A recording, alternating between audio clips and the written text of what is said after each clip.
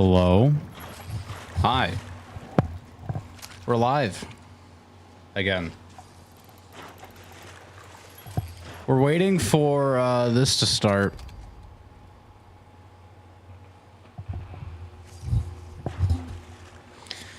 And I'm kind of excited.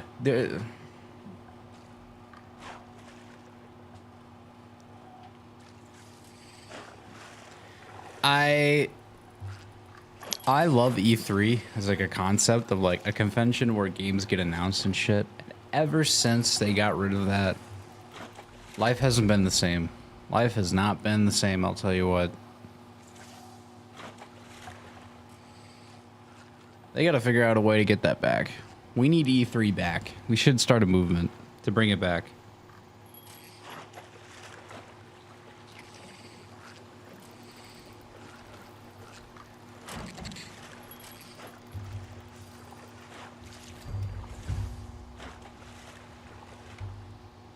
So,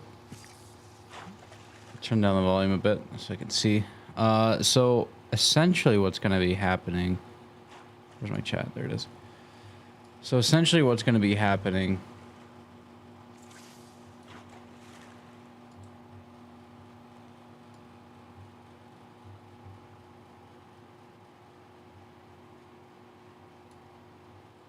There we go.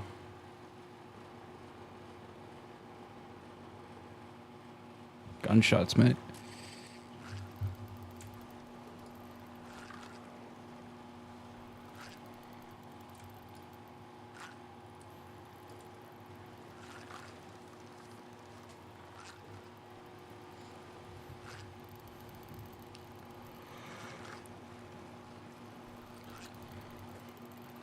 Everybody's saying Persona. I'm just kind of like watching this, but I do have a little list here.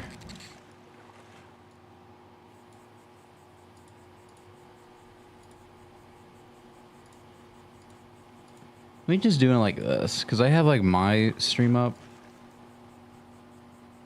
I kind of want to watch my...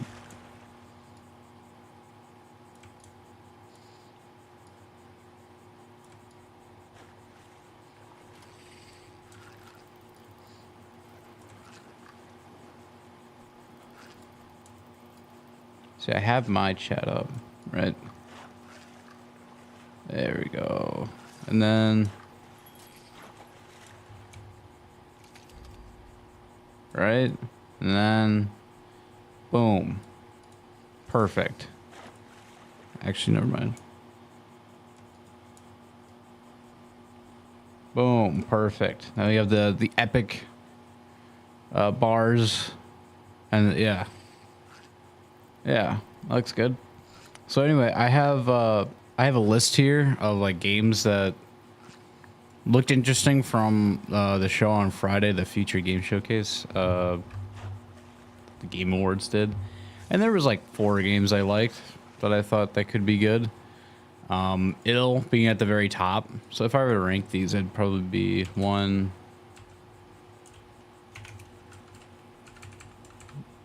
2.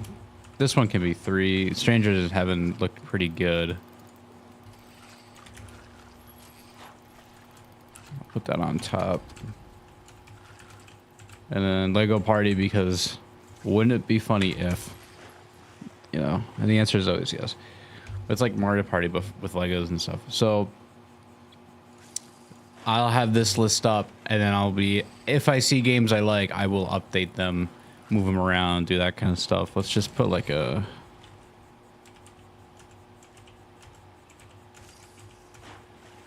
top 10 of games, depending on if there are 10 games to watch. I don't know. The PC game showcase, they're gonna have a lot of they're gonna have a lot of stuff too. Let me check my channel. Subscribe to my channel, by the way, if you haven't already.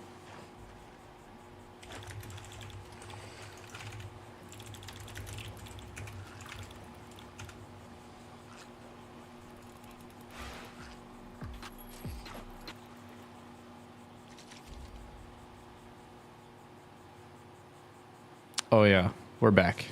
Anyway. We are just under 10 minutes away from watching this stuff. Hold on, let me, can I, there we go. There we go. There we go. Make it a bit bigger for some.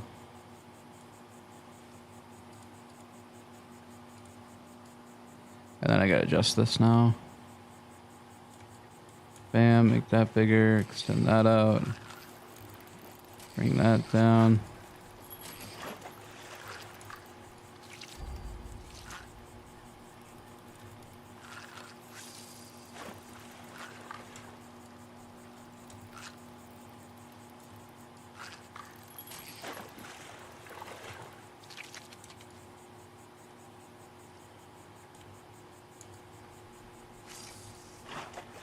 Bam.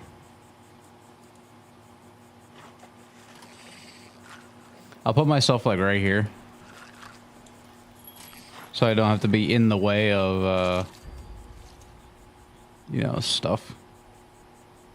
Right there looks good. Yeah.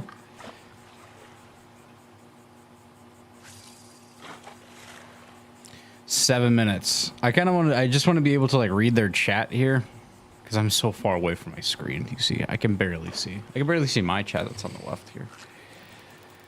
Silk Song 2.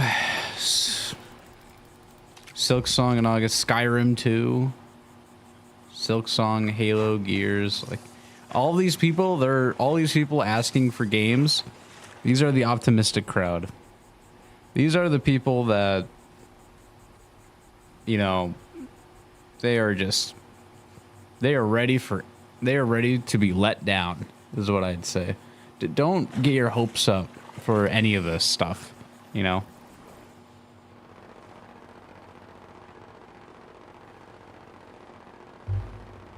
But I like this loading screen of it's just idle things from the game of The Outer Worlds 2, because you're gonna get an hour of games coming out and a showcase of them, and then you're gonna get an hour of seeing The Outer Worlds, and if they can sell me on it, I'll put it on the list. But I don't know.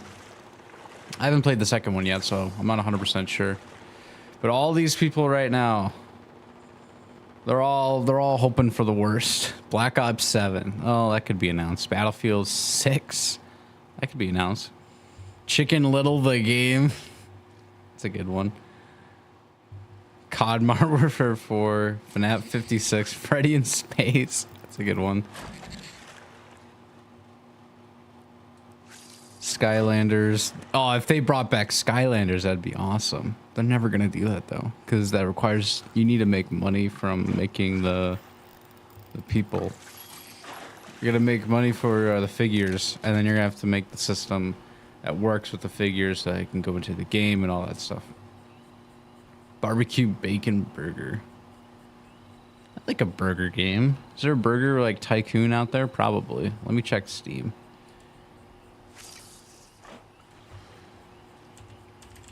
Burger Simulator. Oh, there's a free burger game. Burger Shop.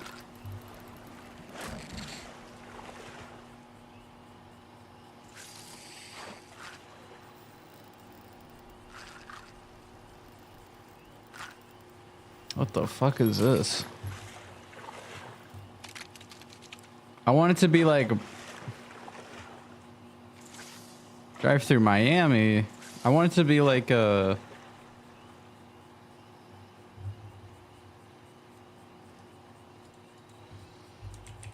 fast food simulator. Yeah, I want it to be like this, where you can walk around and you have to greet the customers, and oh, this looks like pain in the ass to deal with. Do it all by yourself. Oh well. I'll add this to my wish list. This is a game I'd play right there. I like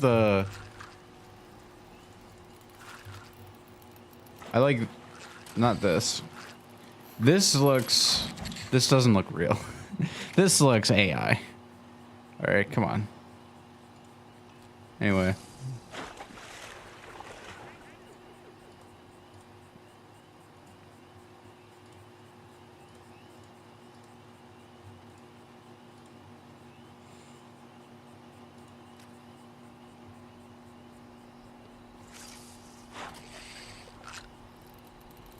4 minutes. Persona 4. Everybody wants Persona 4.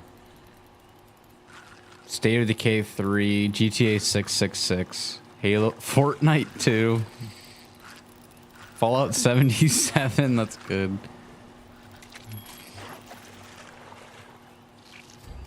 You know how hot it is in my fucking room right now? It is. It's 81 degrees in here. This shit's hot. I am a hot mess. I'll tell you what.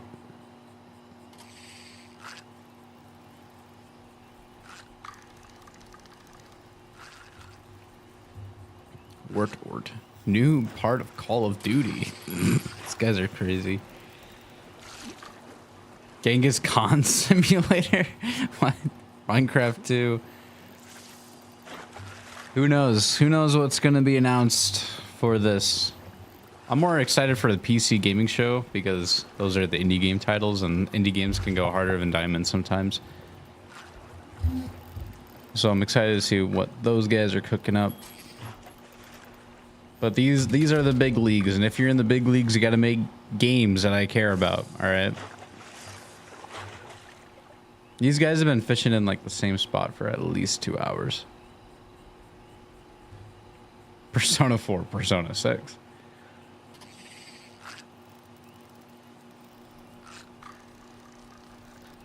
Ready or Not would be pretty good for consoles.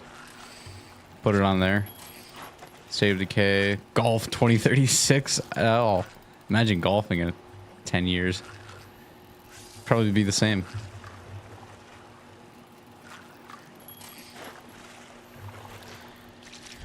All right. 2 minutes. People, 2 minutes.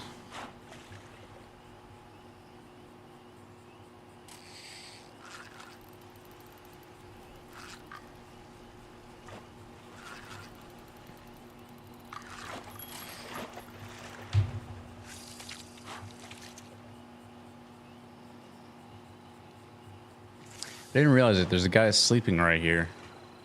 What a fucking loser. Nuka-Cola. Is this like a factory? I had to wake up early. I had to wake up early today. I couldn't fall back to sleep. I was so warm. It's so warm up here. I gotta get my landlord to install the AC. I can only imagine like how much that's gonna be a detriment because it's gonna be right there. So, you know, it's close to my mic. In which case, it's probably close to everything else. All right, minute to go. 1 minute to go. Forza Motorsport 2025. Yeah, but that's what we need, more Forza.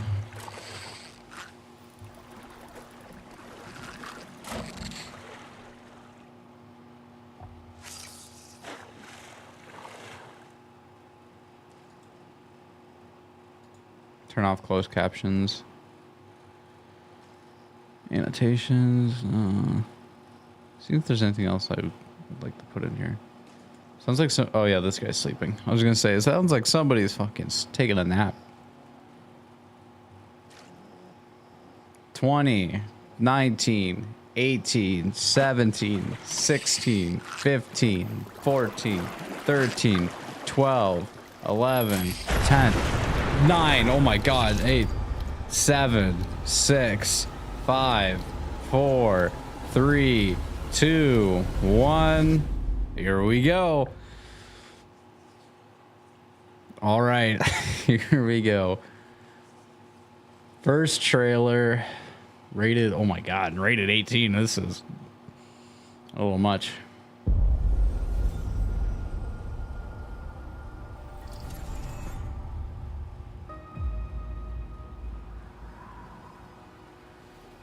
I'm assuming this is the Outer Worlds gameplay.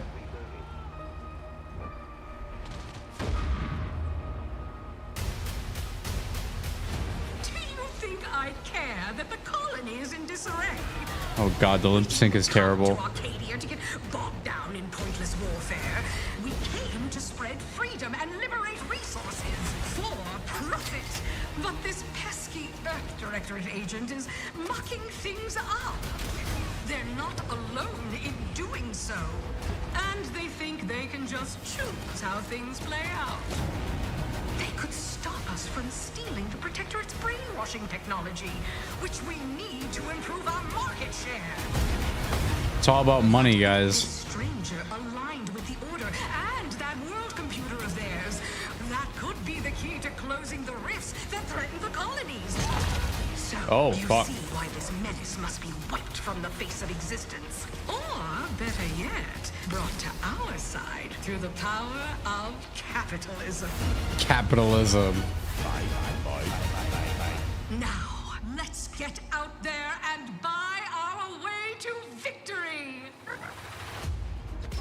Helldivers 3. I'm yearning and yearning for you. My heart and red. So the big evil game, or the big evil in the Outer Worlds, is capitalism. Love it. We gotta. It's weird to say that capitalism is the enemy when Xbox and Microsoft are the people who are behind this.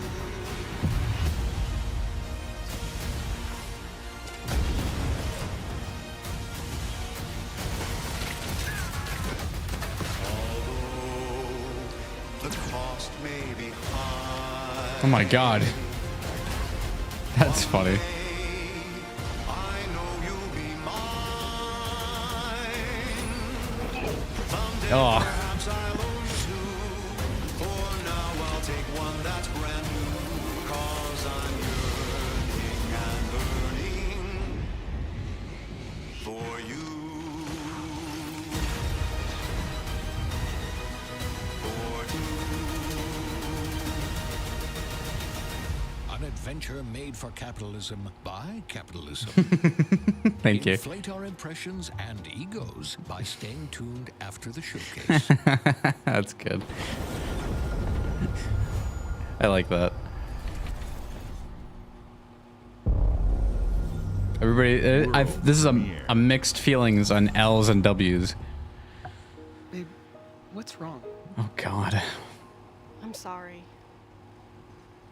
I've just been so depressed lately. Oh, Fix everything. Human's a problem. what the fuck? High on Live 2?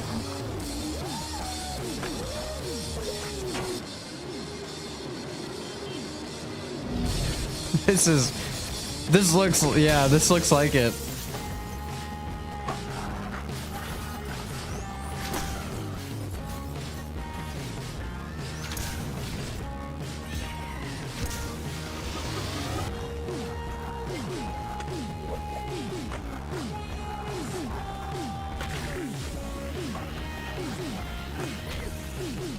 My god, turtle breathes fire. Oh shit. What the fuck is that thing?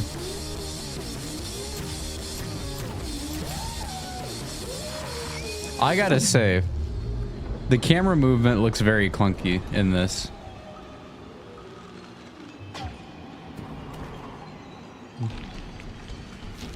Yeah, humans are barely sentient. Scientists have done studies, and their brains are like half the size of ours.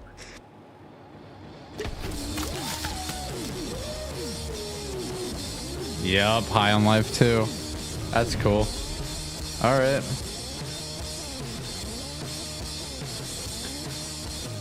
I want to see what they do because I know that guy doesn't do the voices anymore because he got outed.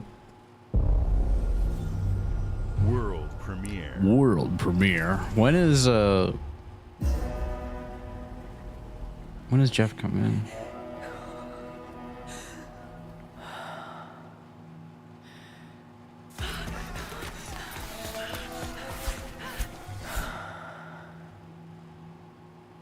Persona 4. Shut up, people.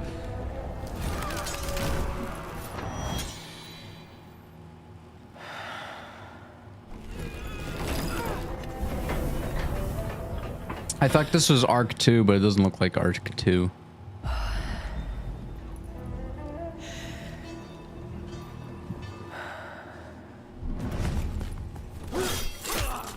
Ooh.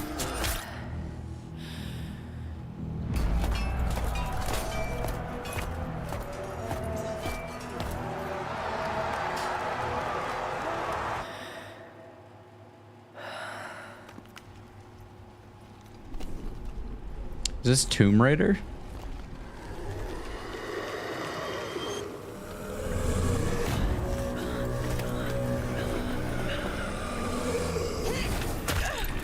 People are saying Rise 2.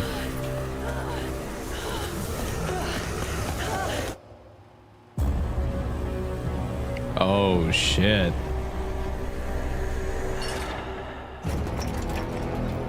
Resonance. Oh, from the Plague Tale series. Okay. That's good.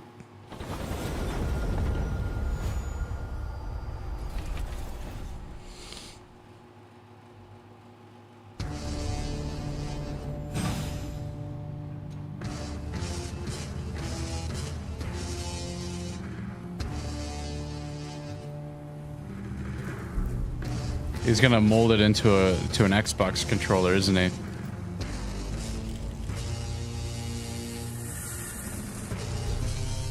Oh. The Switch too? Or is this some...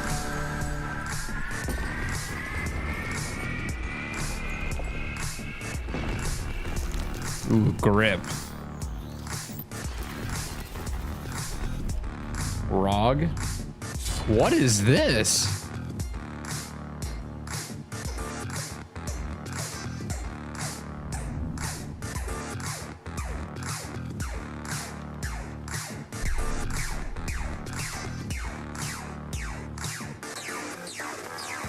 This is 7 billion. Silk Song. Everybody's going crazy for Silk Song.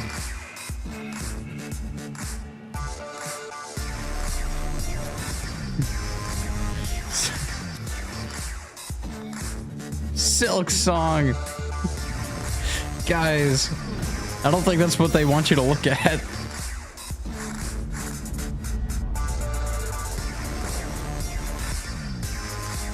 Well, that's definitely something. That's his belt throw on there. And there's a white one too. Thank God there's a white. At Xbox, we strive to put the player first.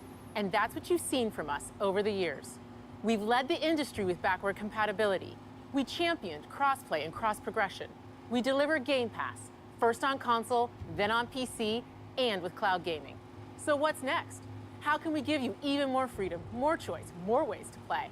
Our next step is to unify your gaming no matter where you buy or play. So we're building an Xbox experience designed for players, not locked within the store or tied to one device. The Xbox Ally is an Xbox you can hold in your hands, bringing together the power of Xbox and the freedom. So then what is this? Can I not hold this in my hands? I'm holding it right now. Including all the Windows PC game stores, from Xbox and Battle.net to Steam, GOG, and Ubisoft Connect. Steam? And the highly anticipated Hollow Knight Silk Song. Yeah, Silk Song. And in Game Pass when the Ally releases later this year. In Okay. fact, every new game you see in today's show will be playable on the Xbox Ally. We have always wanted But can you I to have watch a unique Netflix on experience it? with Xbox on any screen. That's why we're investing in Xbox Play Anywhere. Whether you're playing on console, PC, smart TV, or any Windows handheld like the new Xbox Ally, the Xbox experience roams with you. Your library, progression, friends, and achievements. There are over 1,000 Xbox Play Anywhere games on Xbox. Skate 4. today.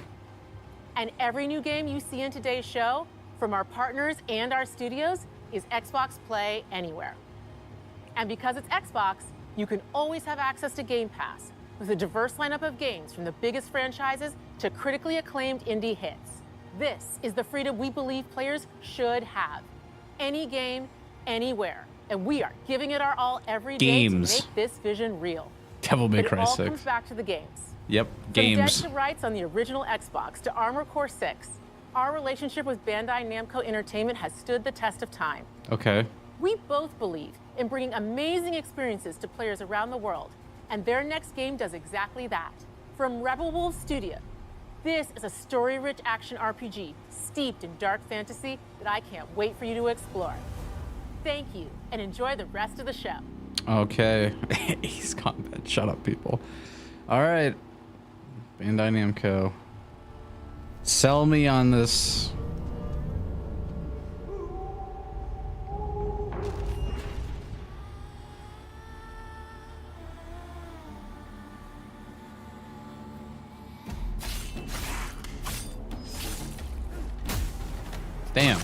Damn.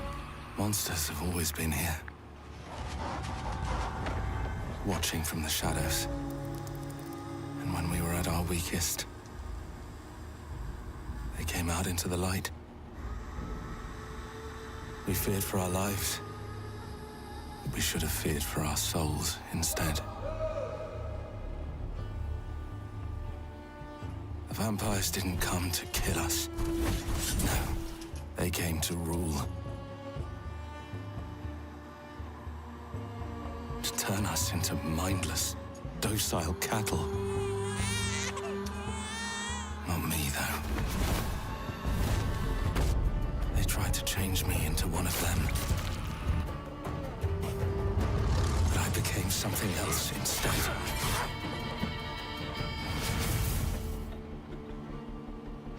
Their worst nightmare.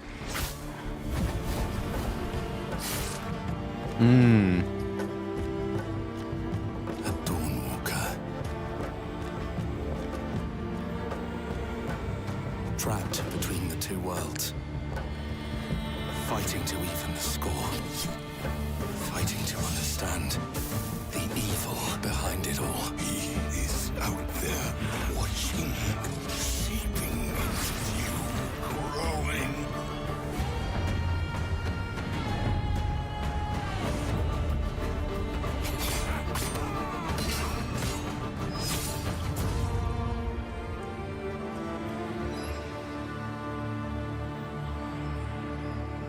Dawnwalker. Okay. All right. Skip button where?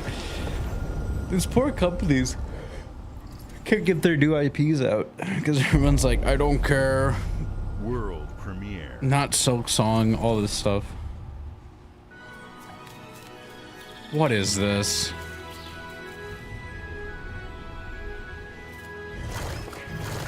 Oh my god, it's Super Mario. Oh my god! Wait a minute!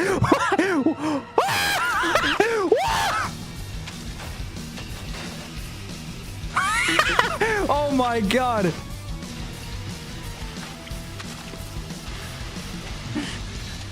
No way they brought him back.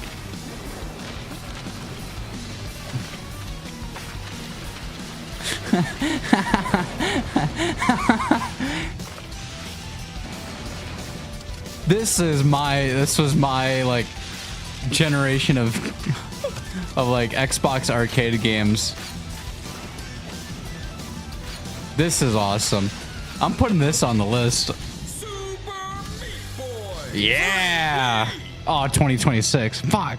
All right, fine. That's awesome.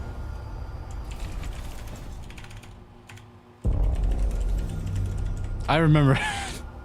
That's awesome. I'm excited for that. Okay, what's next? I put it on the list, by the way. Super Meat Boy is on the list. Watch your back. Okay. You're a wanted criminal now. I'll kill the Dark Dragon myself. It's my mission. My duty as a Raven Ninja. Oh my god, the voice actor is terrible. But the action actually looks really good. Breaking the Dark Dragon free has its consequences. Okay, the lip sync is terrible. But I like the action, it looks good.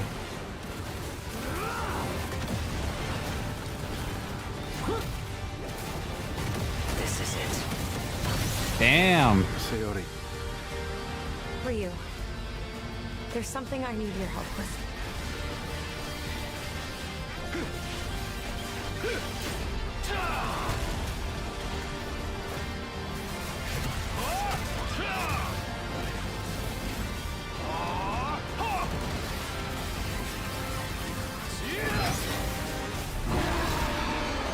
Oh, that looks good. I like the... that's a shark? What the fuck?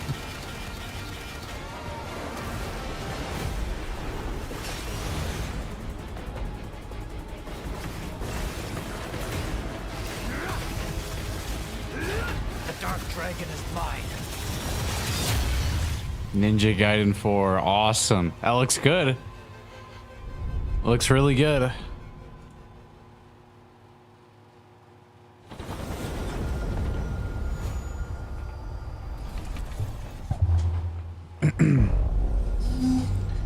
Bethesda? Uh-oh. Here we go. Here's the Fallout. Indiana Jones.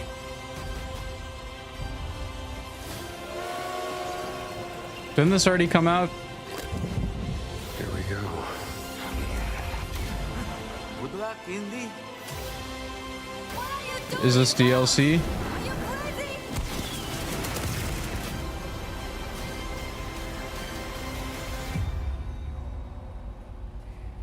A new adventure.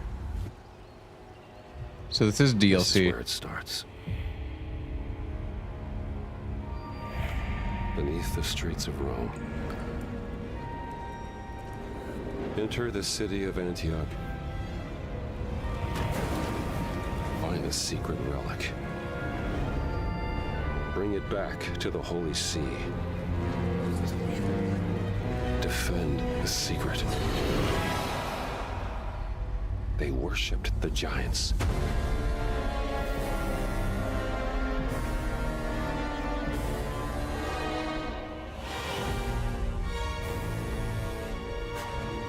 Indiana Jones and the Great Circle and the other subtitle. September. That's soon? That's in like 3 months. That's a lot of words for the title. That's good. DLC. I haven't played it though. World premiere.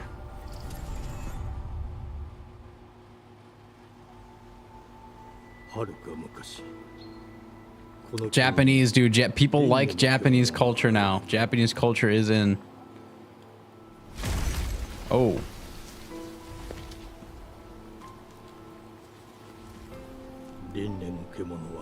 Ooh.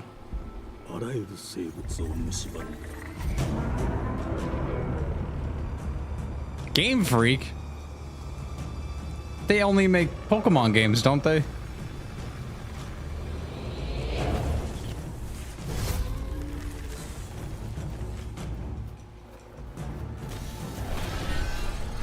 Game Freak. Everybody's freaking out about the Game Freak.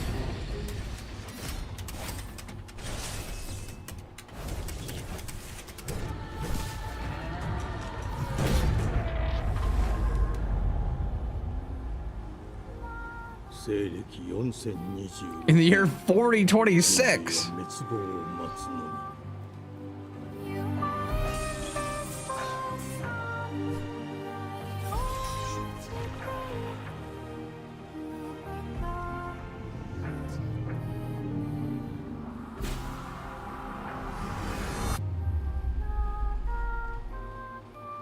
Is that the title? Beast of Reincarnation?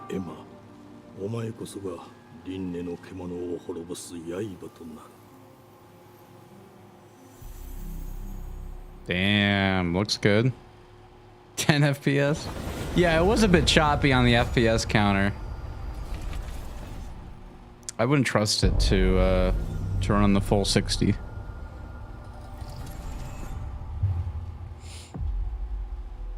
The glittering streets of Avalon sure do shine. Because they sweep their filth down to us. Get your paper in! Who's for a paper?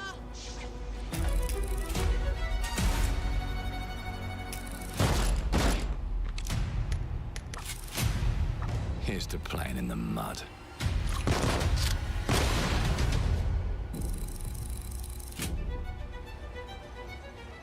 Life here ain't. These are the creators of BioShock. I think I've seen this from last year. It ain't for the spineless. Keep your filthy pickers off me! And it's sure The pissed off ball. That's a clean sweep for one. The knob. There has been a crime! Justice itself has been affronted! I have been burgled! Lord Griswick. Bertolt! Yes, I got that part. Do you know anyone who might wish you ill?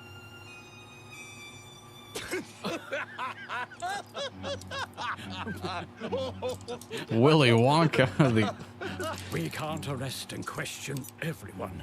Let's see if we can narrow the suspects down a bit. They were, I like the characters in this. tall. Yes, sir. Built rather slim. I like the design of everything. It looks great. Quick, agile. Go on. With a mustache. No, larger. I see. Oh, this is how they make your character. Oh, that's nice. That's very nice. Side this time. Breaking in is the easy part. Your brandy, sir. Getting away with it is the real trick. These candlesticks ain't gold. Worthless and dull, just like you. Nah, I have a customer. How can I help you? I'd rather talk to you, Errol. Sounds like I'll get a better deal. You talk to me first, and him never. Got it? Uncle's a bit touchy, ain't he, Errol? Touchy? I say I'm touchy! Oh, Anything else you'd care to say to Errol? poor lad.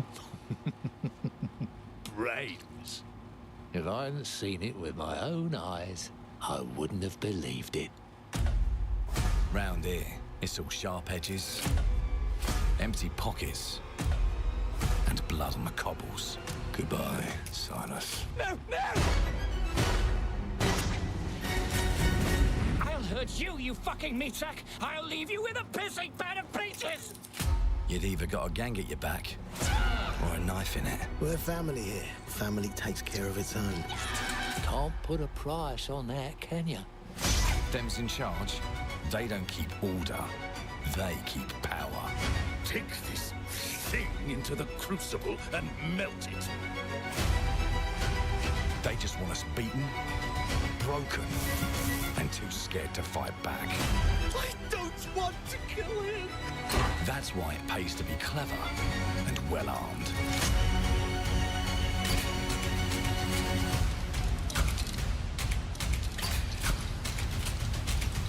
Let's go and end a few arguments.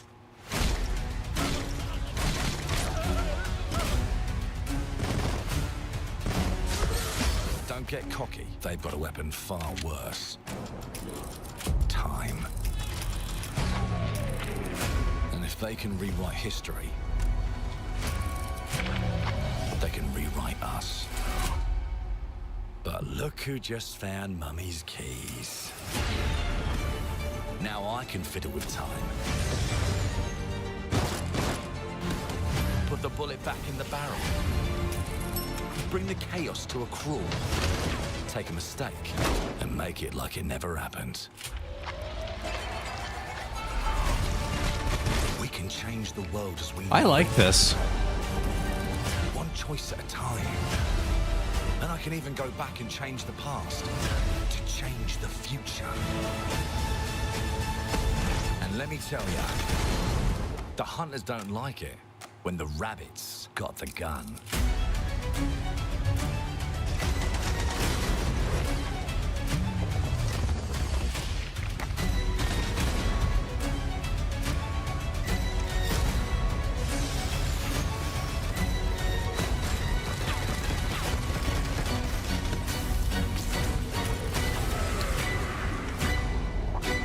Wow. Clockwork Revolution. This looks very good.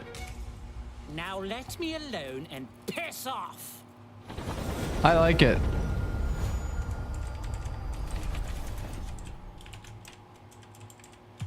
Our creative teams are dedicated to That bringing players booty! It's the booty. record-breaking, It's on the critically list. acclaimed games. I'll put it on Call the of list. Duty, Black Ops 6 from Activision, Doom, Black Ops The Dark 6. Ages from Bethesda, Diablo 4, Vessel of Hatred from Blizzard, and Avowed from Xbox Game Studios. All of our teams across Xbox First Party are shipping their most played games ever, and they're also delivering more content than ever before.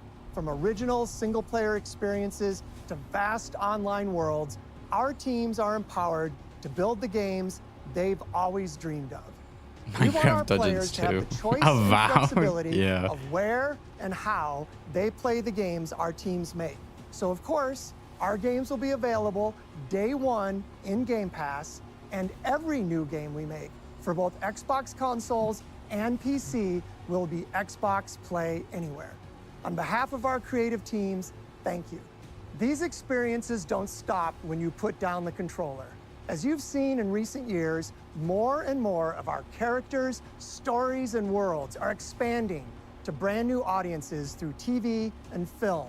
A Minecraft movie and the Fallout God damn TV it. series broke records and God brought damn millions it. of players into the game. We have more projects in the It's- works. people are as gonna start gaming saying it. continues to influence Of film course and they picked the television chicken like jockey never clip. before. Of course When they it pick comes to it. growing Yep. new Yep, here they come. Obsidian is having a year like no other. From launching a blockbuster new game like Avowed to the upcoming release of The Outer Worlds 2 this October. Obsidian is Chicken always Jockey the delivering game. great games, and they have a third game launching this year. You'll get to go deeper on it in our direct, but until then, let's take a look.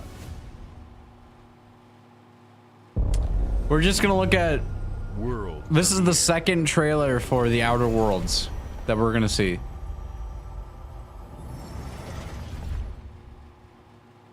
I told you, you can't run from me, you foul beast!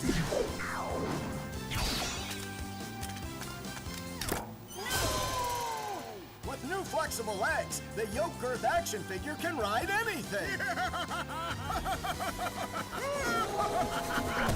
Breaking news. There's been an explosion at Brook Hollow Park. Okay. Chaos descended on a ceremony commemorating the 2-year anniversary of when 4 teenagers were miniaturized against their will and left to fight for their survival in the backyard of a deranged scientist. Formerly evil company Grounded Omnium 2? Practical Technologies was set to dedicate a statue of the 4 teenagers, fast food science robot Burgle, and Dr. Tully when an explosion erupted.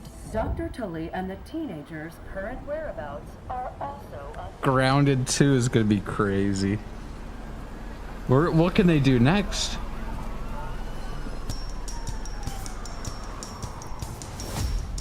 You gotta keep them separated. They have evolved from the backyard to the park.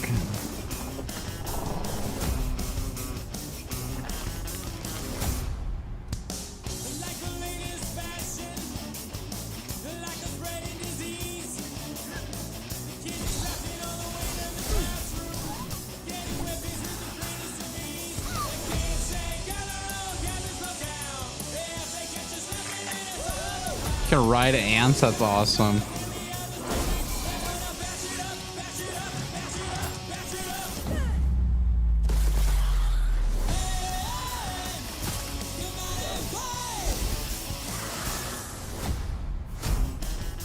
That's good. That's cool. July 29th, that's next month.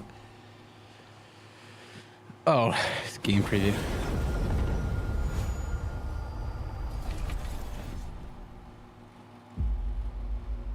The predecessor, ND3500, reached. Accessing predecessor's travel log. Attempting data salvage.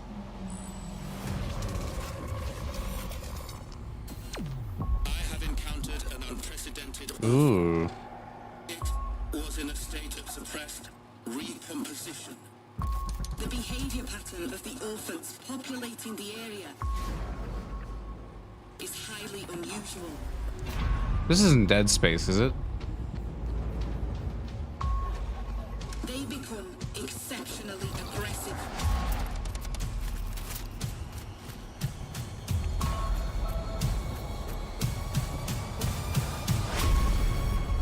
It is highly recommended to proceed with caution.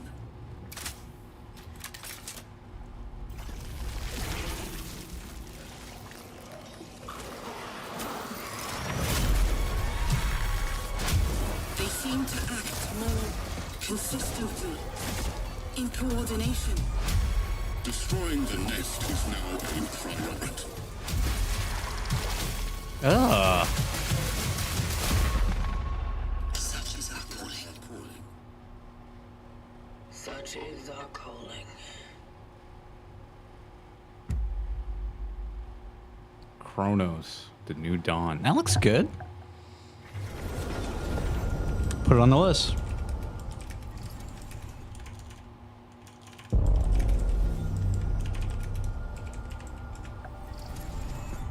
Bethesda.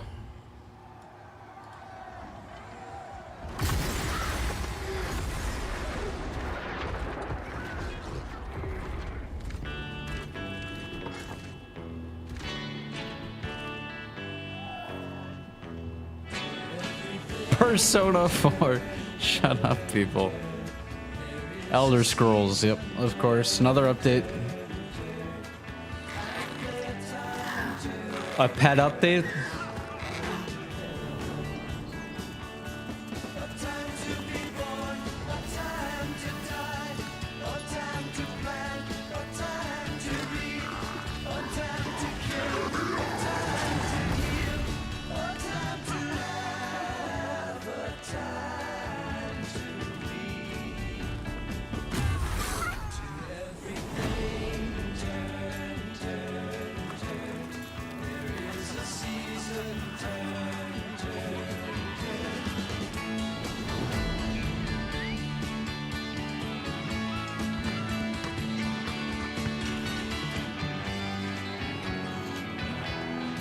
Everybody's saying L.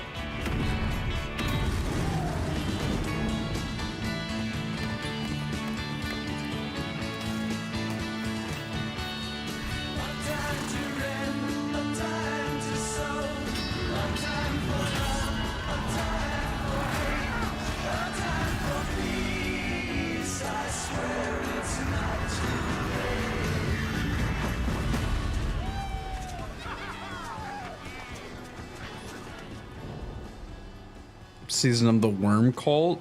Okay. Oh, I don't really play the Elder Scrolls, so. But the people who like it, the people will like it. But there are many people who are saying L in the chat. Premiere. World premiere.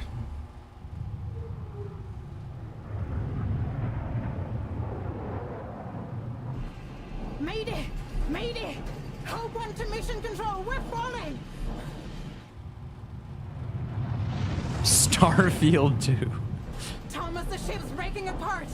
There's no time. Evacuate now. Thomas, come in.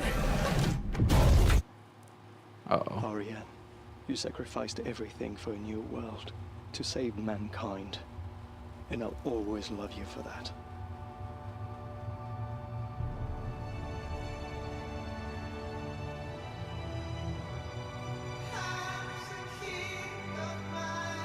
Interstellar.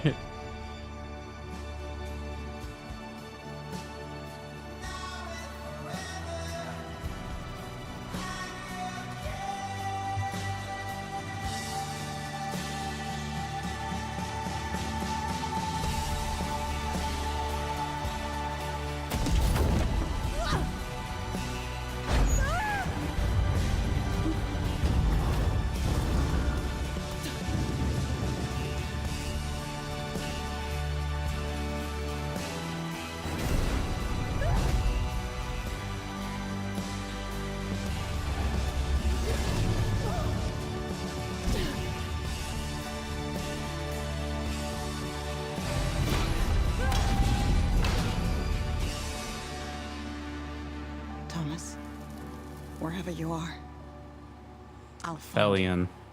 Felion.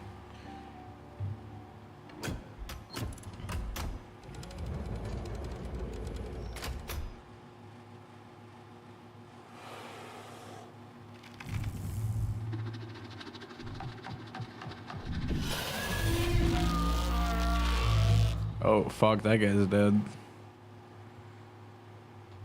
Okay. The European Space Agency. So this is based on real life, so there are aliens out there? That's the only thing I can assume from that. World premiere. World premiere. Welcome to England, Mr. David. I know this must be a shock, having never met your real father, but he left you this hotel in his will. It's been in your family for generations. Okay. Much like the caretaker. He's a little eccentric. You'll see. Let me welcome you to the grand. What is this? Famous across the land. Every room used to be in such high demand. Your wish I'll command here at the grand. A gun? Well, hello there. It looks like you're about to do some renovations. Would you like some help with that?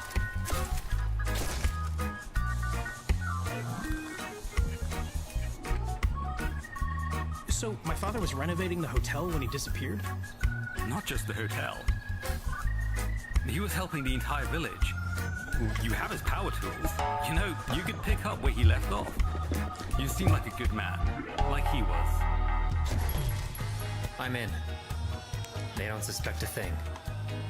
Just make sure the locals don't get wind of what you're really up to.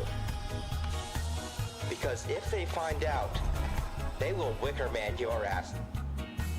You keep looking into things, and things are gonna start looking bad. Don't make the same mistake your father made.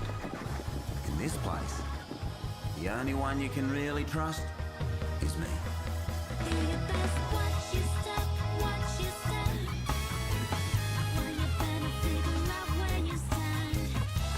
This game looks crazy. But I wouldn't get it.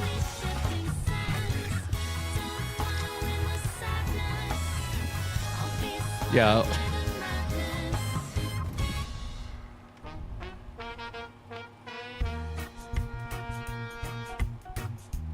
There's no ghost at the Grand. That's the name of the game. Oh boy, not a lot of yeah.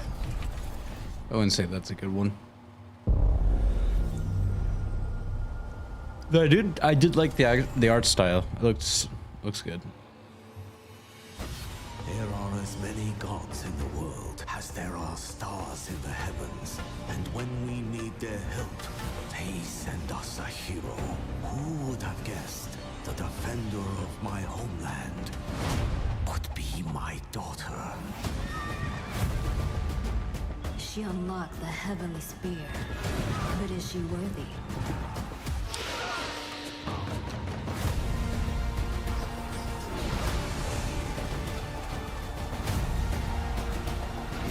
It's Japanese. Japanese games are good. The culture, it's so hip in the big 2025. You have to capitalize on people's interest in Japan.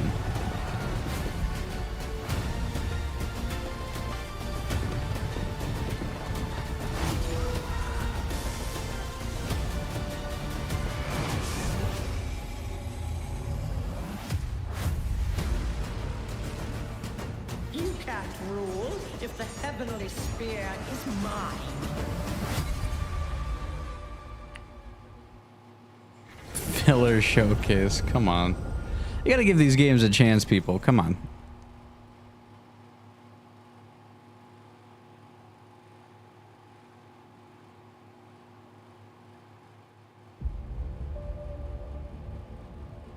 주권 국가의 자주적 결정을 누가 허락하는가? Another Japanese trailer? Yeah. You gotta capitalize on that Japanese market. 패권 국가의 특정 정치 집단의 이익을 저해한다면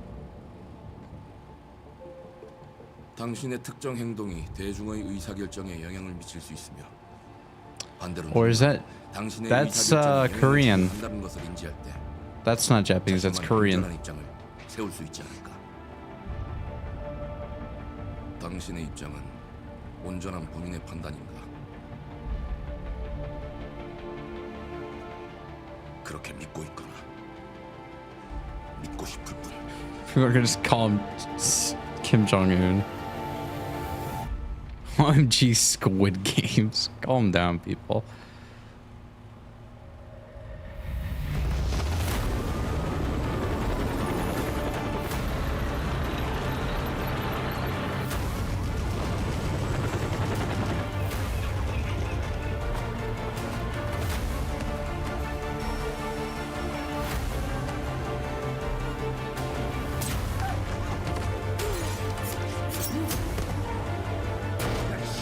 GTA 7. Yakuza Chinatown. Come on, people.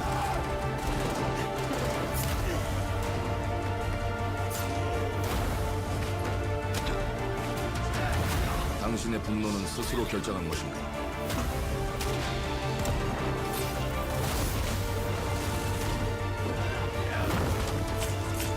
누군가 당신의 분노를 이용한다.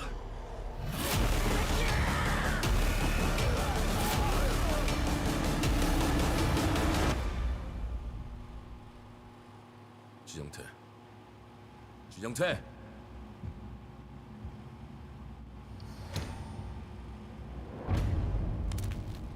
Ooh. Looks fun.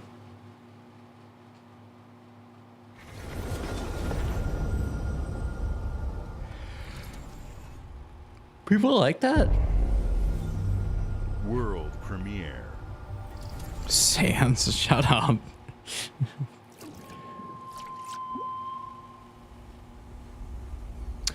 E ora Olaiem lo ite fativi. I love the art style already. Te kemaite mana. Muite onanite waiora. Dia novo tua libemo iwalotaname. Ona otalima di efema. Te onami.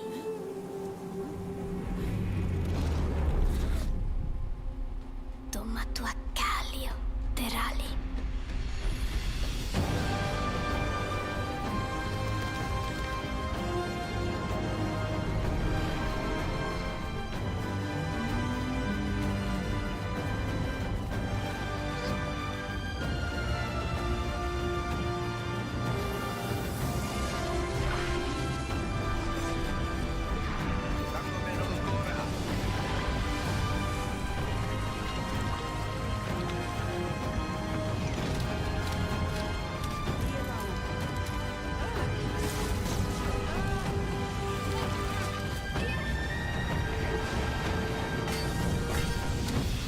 Ooh.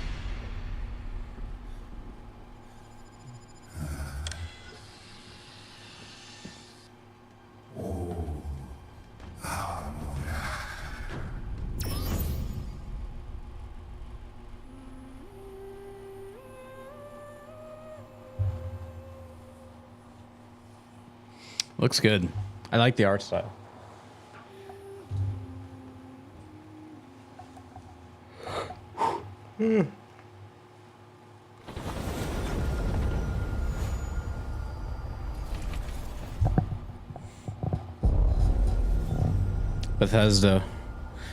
Bethesda game. Oh, here we go. Fallout.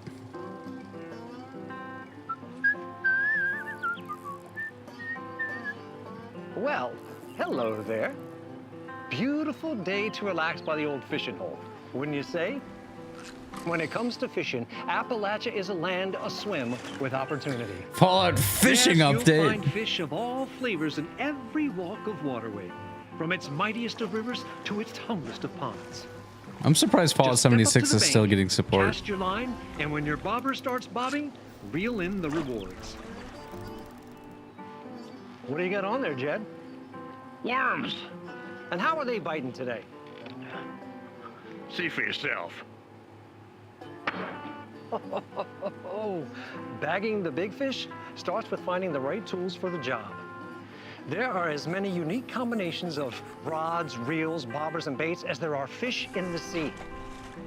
And when you've caught your fill, pop over to the local tackle shop to swap fish tails. Can you smell that? No matter what troubles plague the future wastelands of Appalachia, you can always find comfort in cozy little joys like this. Is it pronounced Appalachia? I've always pronounced it as Appalachian. Vault Life is your ticket to easy living. Design and build your own little slice of paradise. A place to show off all the bits and bobs you collect in your travels. Got a green thumb?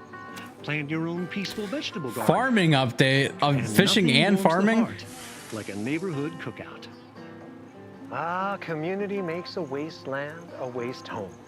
Join today, and tomorrow you'll be kicking back and sharing a meal with friends in beautiful Appalachia. Fallout farming.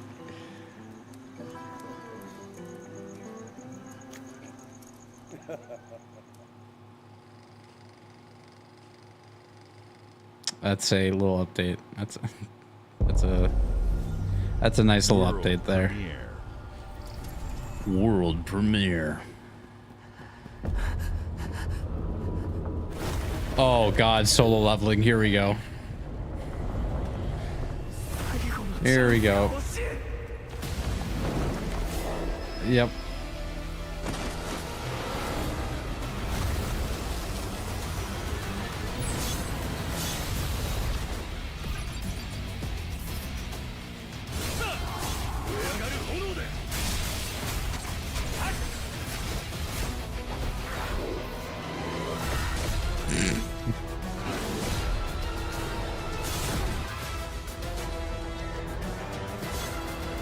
Four-player co-op.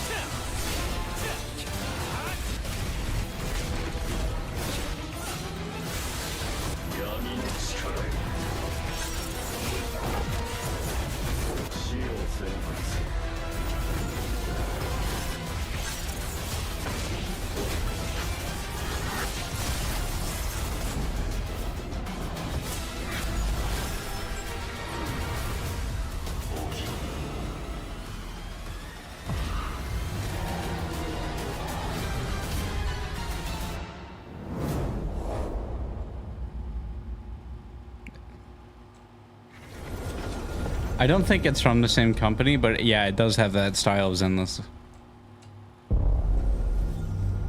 Mid-leveling. Stop. Slop leveling. Oh god. Alright. What the fuck is this?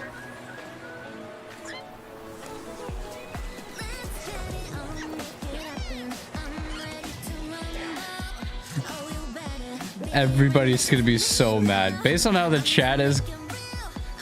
Based on the chat, Pal World? It could be Pal World.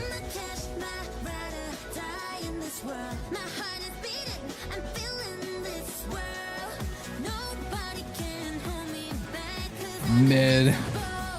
People are calling it mid. They're saying L. This might be Pal World 2. But it's probably not.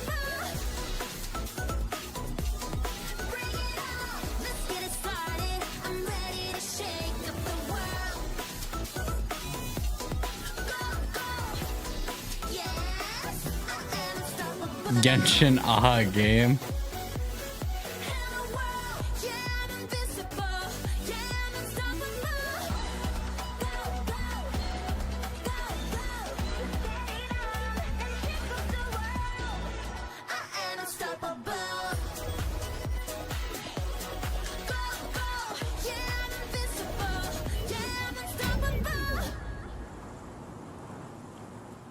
People are gonna think that's just Anemo. I think there's two eyes in that they try to get you with. Hey, what's up, everyone? It's Tony Hawk Pro Skater. I just want to say thanks to everyone for all the love and support we've seen since we announced Tony Hawk's Pro Skater 3 and 4 a few months ago. These games have changed my life. But more than that, I've seen Tony Hawk is here. Appreciation for skating. Oh, he looks so old. And that means everything to me and the team. I can't wait for you all to experience the game. It's been rebuilt with so much care and attention to detail, with some brand new parks, new music, new skaters, and more. And you can enjoy it all with your friends with up to 8 players in multiplayer. Tony Hawk's Pro Skater 3 and 4 officially I gotta find 8 people to be friends with. We have a lot more surprises to come.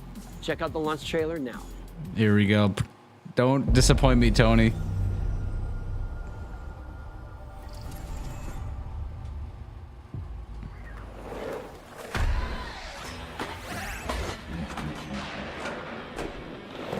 I think it's this and Skate 4 people are waiting on.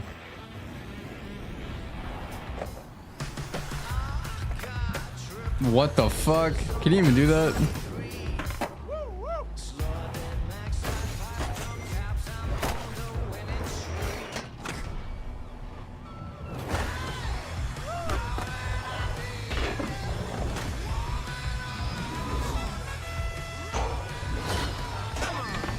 People are saying L on this, really?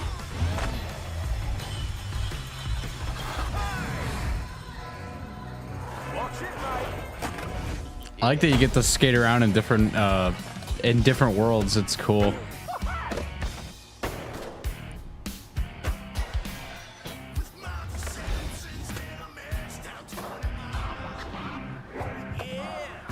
Oh my god, the Teenage Mutant Ninja Turtles. Holy shit.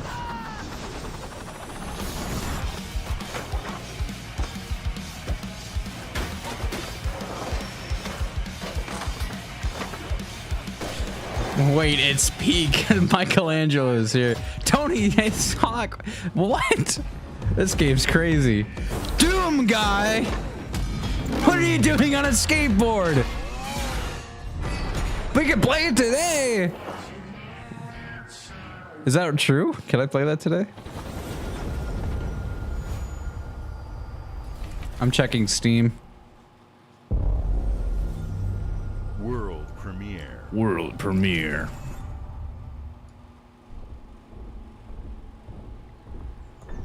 Move.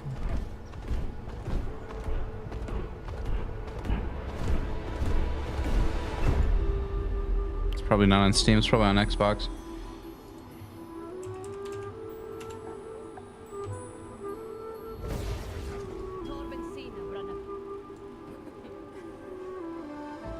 Hug time, sis.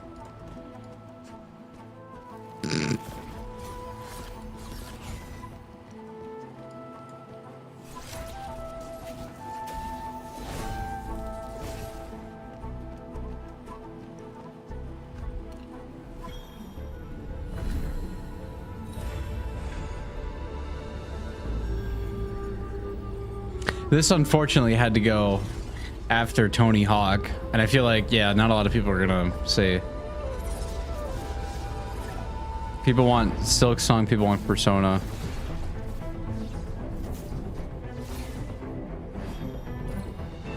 But yeah, I like the animation quality. It looks good. It looks hand-drawn.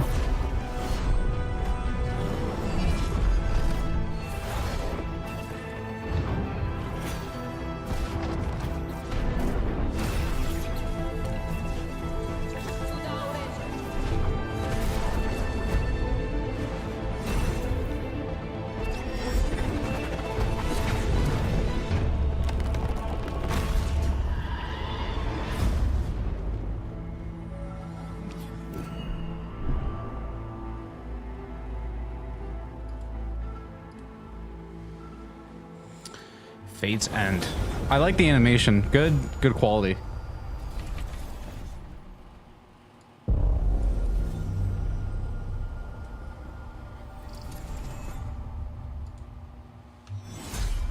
Oh shit. Gears of War.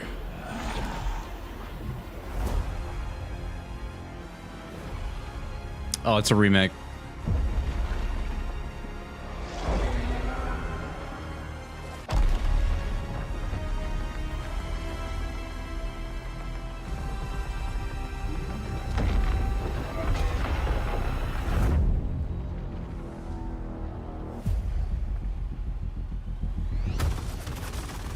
Look who decided to show up.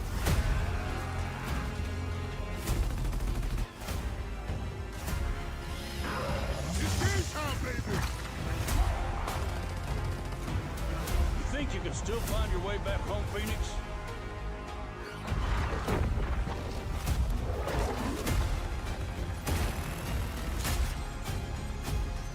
Looks like they upgraded. Ugh. Nausea, baby. Let's do this.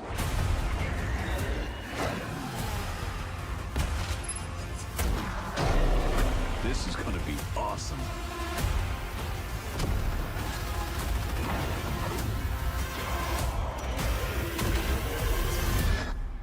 Form up!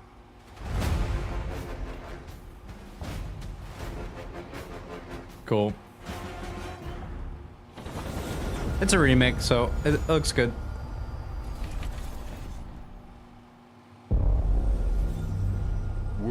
premiere. World premiere.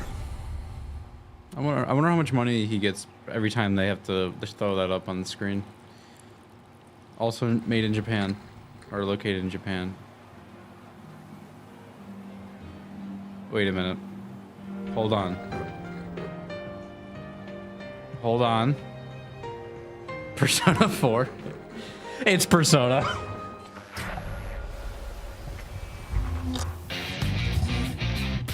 Oh my god.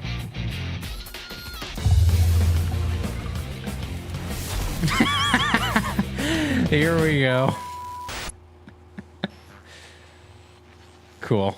You just give us an announcement that, yeah, we're making it. And there goes the chat. Weeb game, yikes. That's harsh. The Smugglers League is always Sea of Thieves update. But you won't see us. You won't hear us. And the only way you'd ever know it is if that's what we wanted. As smugglers, we deal in the goods others are afraid to handle. Guns, explosives. And don't forget the rum. It's a life of danger like no other. So I guess my question is, can you handle that?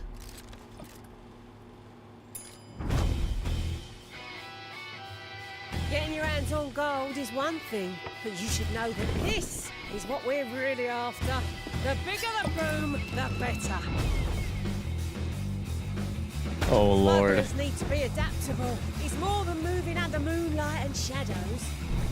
You should be ready to take advantage of others' misfortune. Stealing, of course, is always an option. Just do whatever it takes to get the job done. You are pirates, after all. Sea of Welcome, Mid. my friends, to the Smugglers League.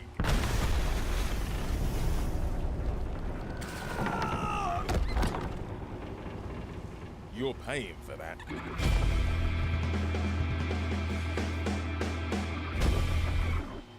New season, August 2025.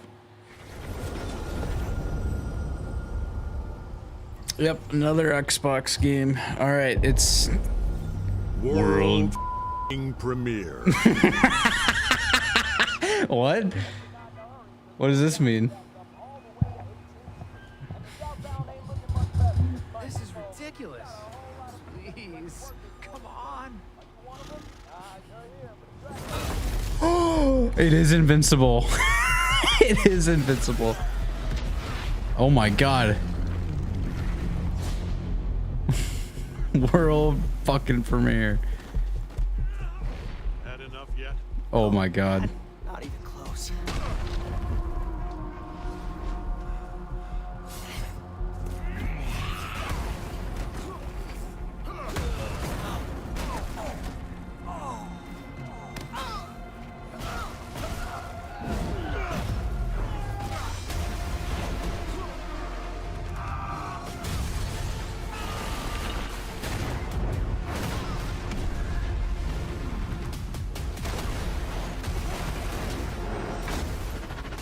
I hoped you'd understand why I had to do this. Accept our rule or die.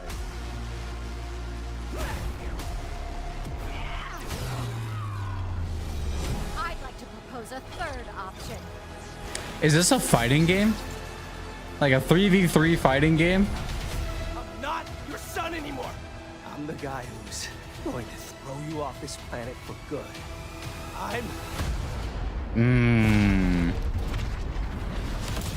I trusted you. Yeah, this is a fighting game.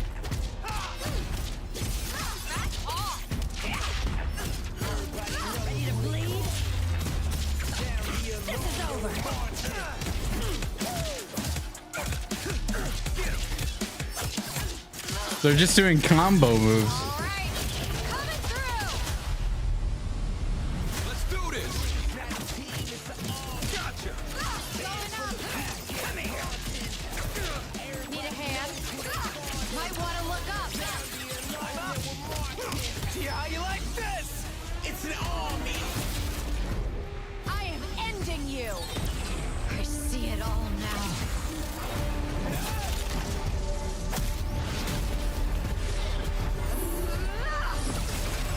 my god.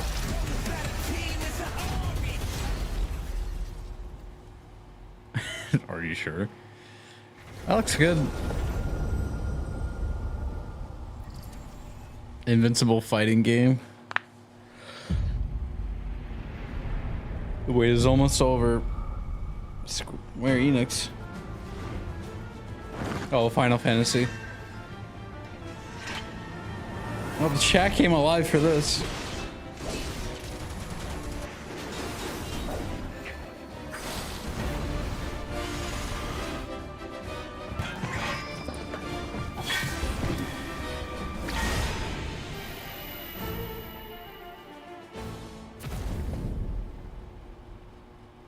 I'm here to even the odds. Any objections? Know your place, little lamb. There's no one to save you now. You will answer for what you've done. The flames are our own, and they burn as one. Come to me, Ifrit!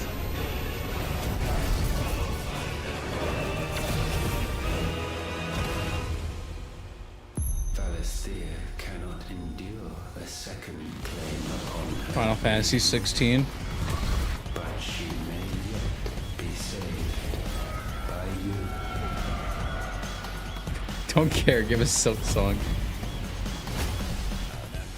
Final Fantasy 16. Available today. Cool.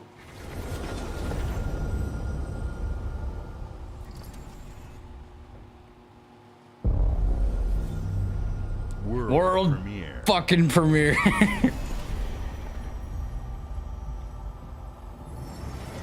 Oh boy, it's Xbox Game Studio.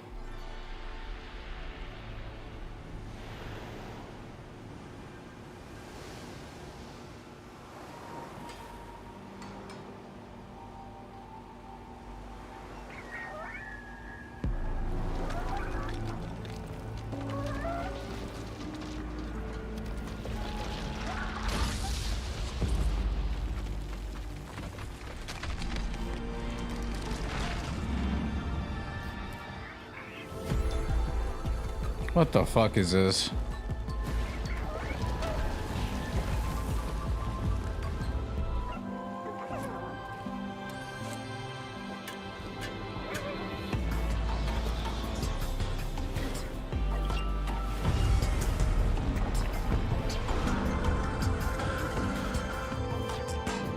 Visually, this looks impressive. I really like.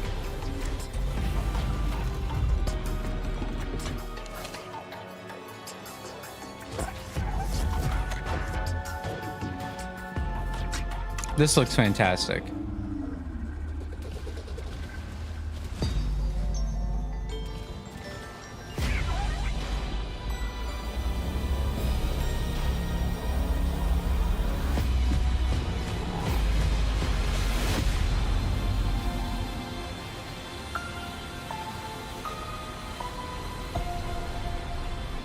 So it's just walking around.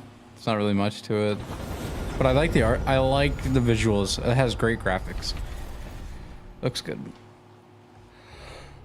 Games like Psychonauts 2 showed how Double Fine excels at creating unique and innovative experiences. Well, it's from the people from and Keeper Psychonauts. is no exception. Oh, it's Phil. Looking ahead, next year He looks marks so skinny. 25 years of Xbox. It's a big milestone for the platform and franchises that you helped He's definitely build worked and make out. popular. We couldn't That's have done Phil this without Spencer. everyone who's been with us on this journey. As we think about bringing a new generation of players to these iconic franchises, I'm excited to share that players will get to He looks celebrate so 25 different. years of Xbox with a new Fable, the next Forza, Gears of War E-Day, and the return of a classic that's been with us since the beginning. Today, you've seen an incredible range of games from creators across the globe. Creators like In Exile, reaching for new heights with Clockwork Revolution. Sluggerfly, making Team Meat's modern classic platformer into 3D. Square Enix, bringing more of the critically acclaimed Final Fantasy franchise. They're to saying our Halo. players. They want Halo. Team Ninja returning to the beloved series. When did the they Halo debuted Infinite come on out? Xbox. Wasn't that 2021? We've also seen the next Xbox hardware release, our Xbox Baldo, Ally handheld, yeah. which lets you bring your Xbox experience and your library with you anywhere. I hope you enjoyed the breadth and depth of the games, updates, and experiences that are coming to Xbox from our partners and our own creative teams. We're seeing more players on our platform and in our games than ever, thanks to all of you. We're proud of the creativity that Obsidian is delivering this year. Immediately after Showcase, our Direct begins, where you'll go inside the studio for an extended look at the Outer Worlds. Is this the 2 end of the- and Grounded 2. Is this the end of the conference? Thanks for joining us today. But before we get into the Direct, we have a final world One premiere. more world premiere. Who is it? All right, here we go. One more. World premiere. Oh, the butterfly is a sign. It has to be a sign. That butterfly.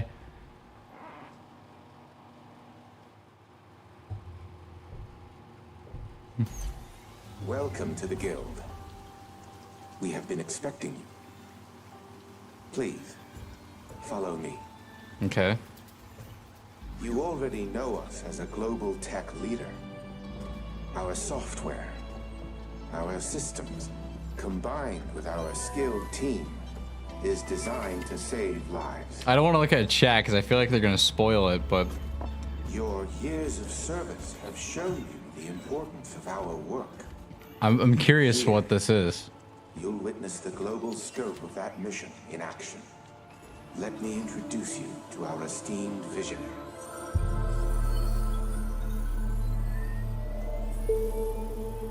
For too long, we have been bound by outdated systems, accepting limitations instead of redefining them. The Guild is safeguarding tomorrow, now.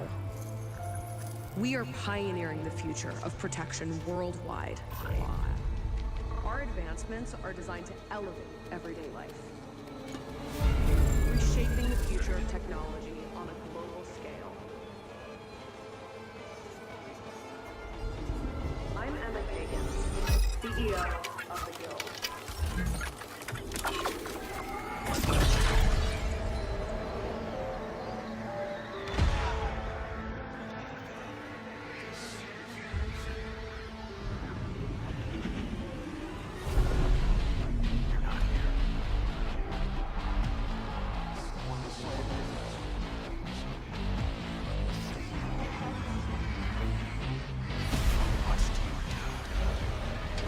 This looks nuts.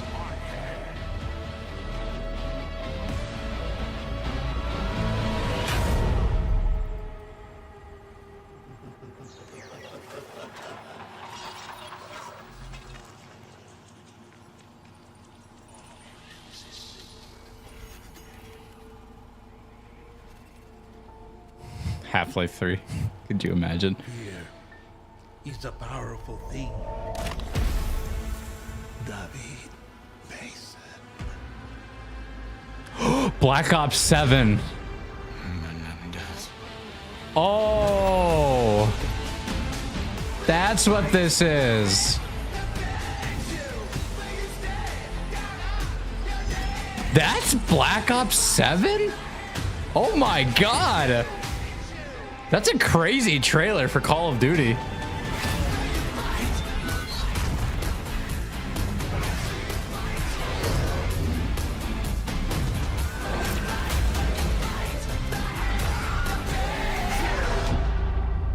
This looks like this is the continuation of Black Ops 2, is what I've been told.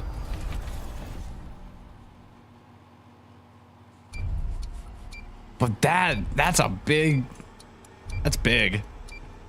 Black Ops 7 got announced.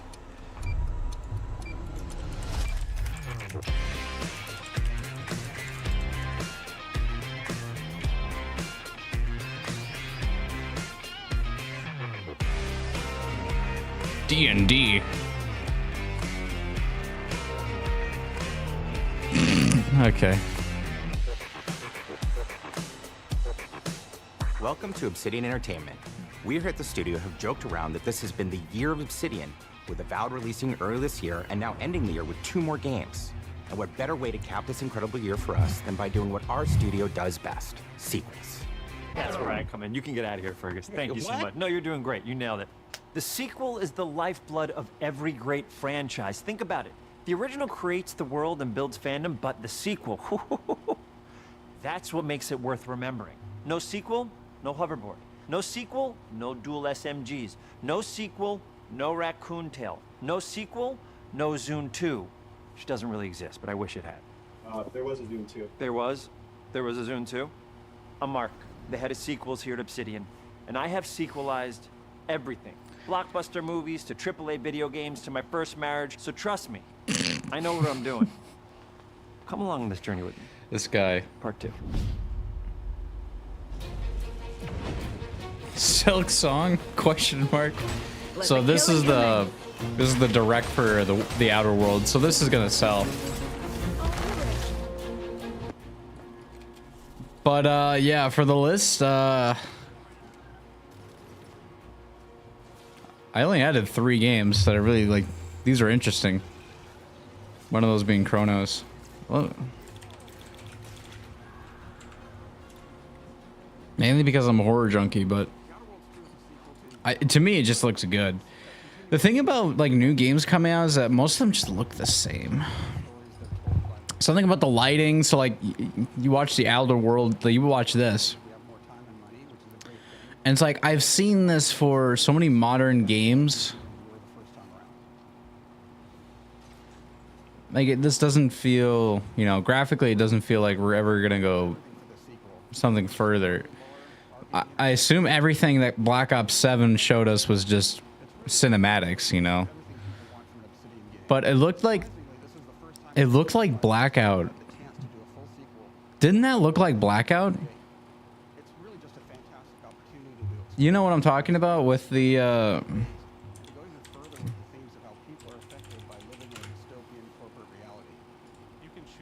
What I mean by that is like it's the battle royale from Black Ops 4. That's what it looked like. Or it had like the same like flying in as Apex, so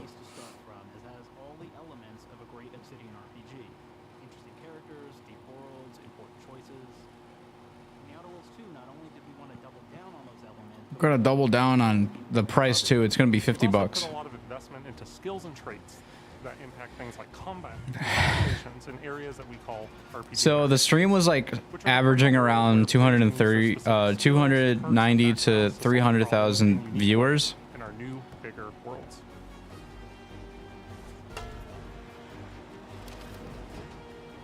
I love a deep RPG experience, and building out that RPG crunchiness for our players was at the forefront. And now the viewers are going down. It's at 166,000. Those deeper RPG options with different character builds and combos so players can express their role-playing power fantasies. We also have different equipment options for different playstyles. What? And different companions with different abilities.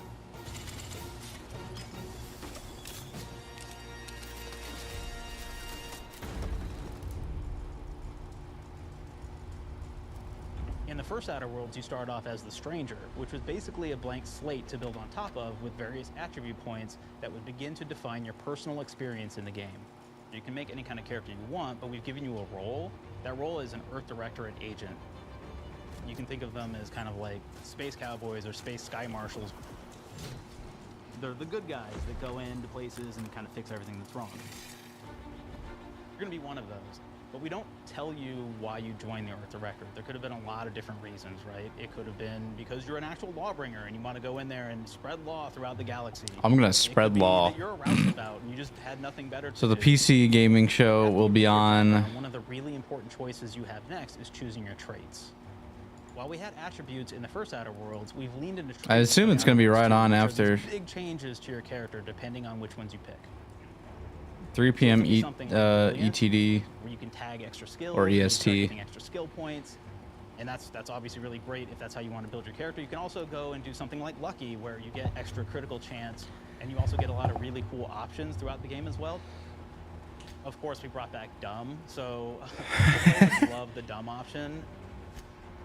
Tell me, do you believe in signs?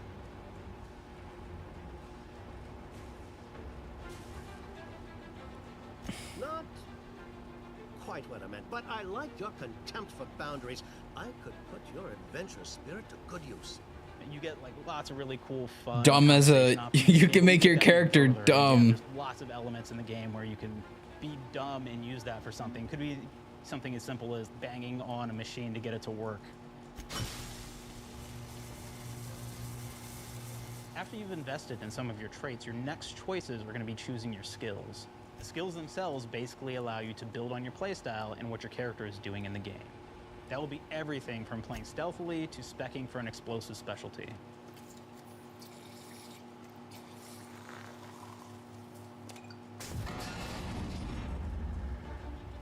Throughout your entire journey, your character continues to change with the Roblox different 2. choices you make.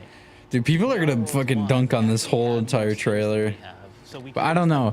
This isn't as what it was last year, because last year they had the Starfield Direct. Much more impactful. So instead of getting small percentage changes, we actually did much larger changes per point that you put into each skill. And again, all these things. Oh no, that was 2023. What was 2024? Can matter quite a bit. You know, just even having one additional skill point in something. Do they have one? A lot more options in the world itself.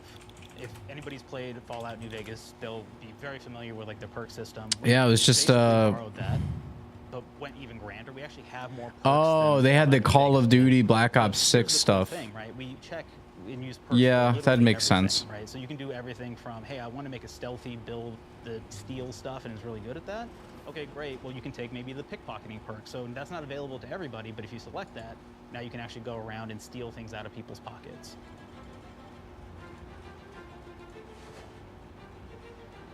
There's another perk called heavy-handed, right? Where say you're a melee person, what this does is now your power attacks that you use actually knock people down. Oh man, I really like the serial killer perk. That guy might be a serial killer. Come on, give us a background check. And essentially you're taking these trophies, you could say, and it's actually giving you a permanent health bonus every time you do it. We have this perk called Assassin. Now this is an early game perk that you can take, which every time you stealth attack an enemy, you're actually gonna get a movement bonus for a certain amount of time.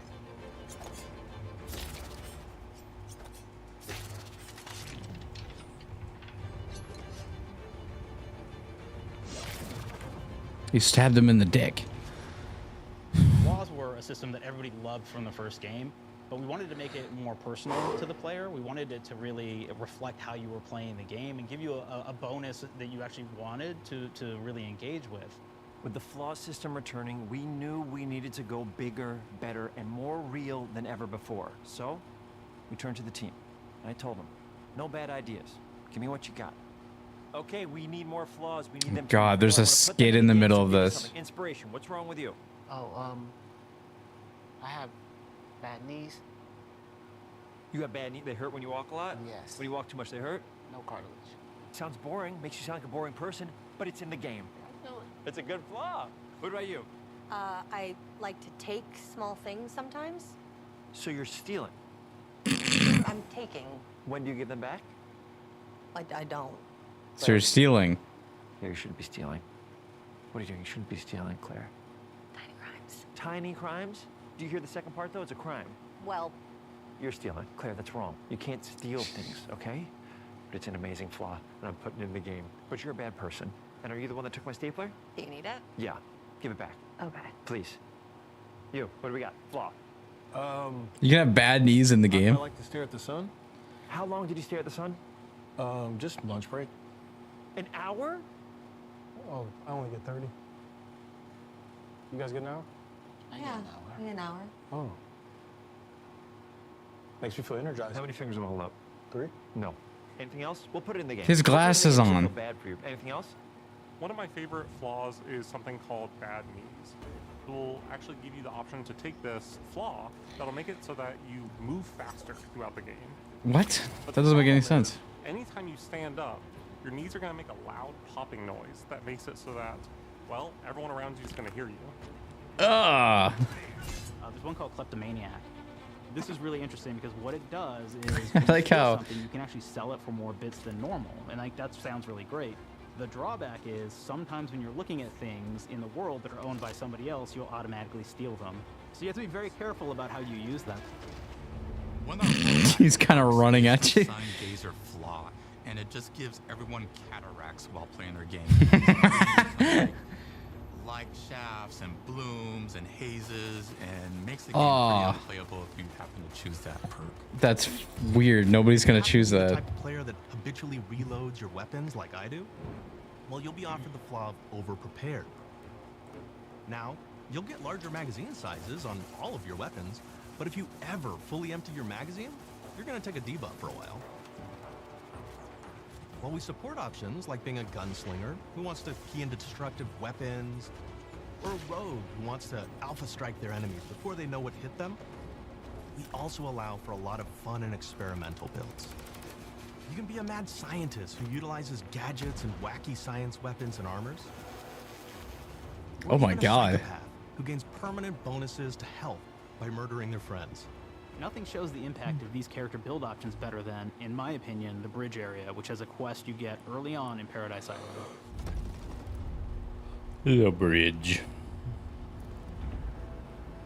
Not only do you kind of encounter this very early, and it's a very core one to the story, but it really expresses our philosophy of allowing. Yeah, no players Todd to Howard solve on the problems show. in a bunch of ways. That's sad. So you may solve it by, speech options. You may talk to them and maybe have to go do a quest for them and really kind of prove that you're a friend of the Protectorate to get by. I may have need of your help, stranger, if you are ready to seize an opportunity to show fealty to the Protectorate. You could go guns blazing and you could just take everyone out inside the POI, lower the bridge itself, and kind of get across.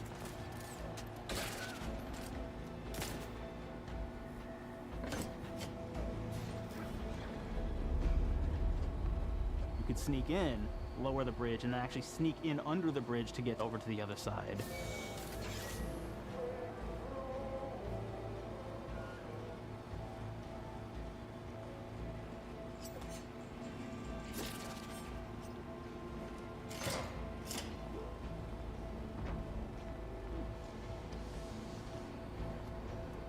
You can bypass the bridge entirely if you found like certain gadgets, like the shield gadget that protects you from poison gas as you go across, or the double jump boots, which kind of allow you to jump across the chasm and get across that way.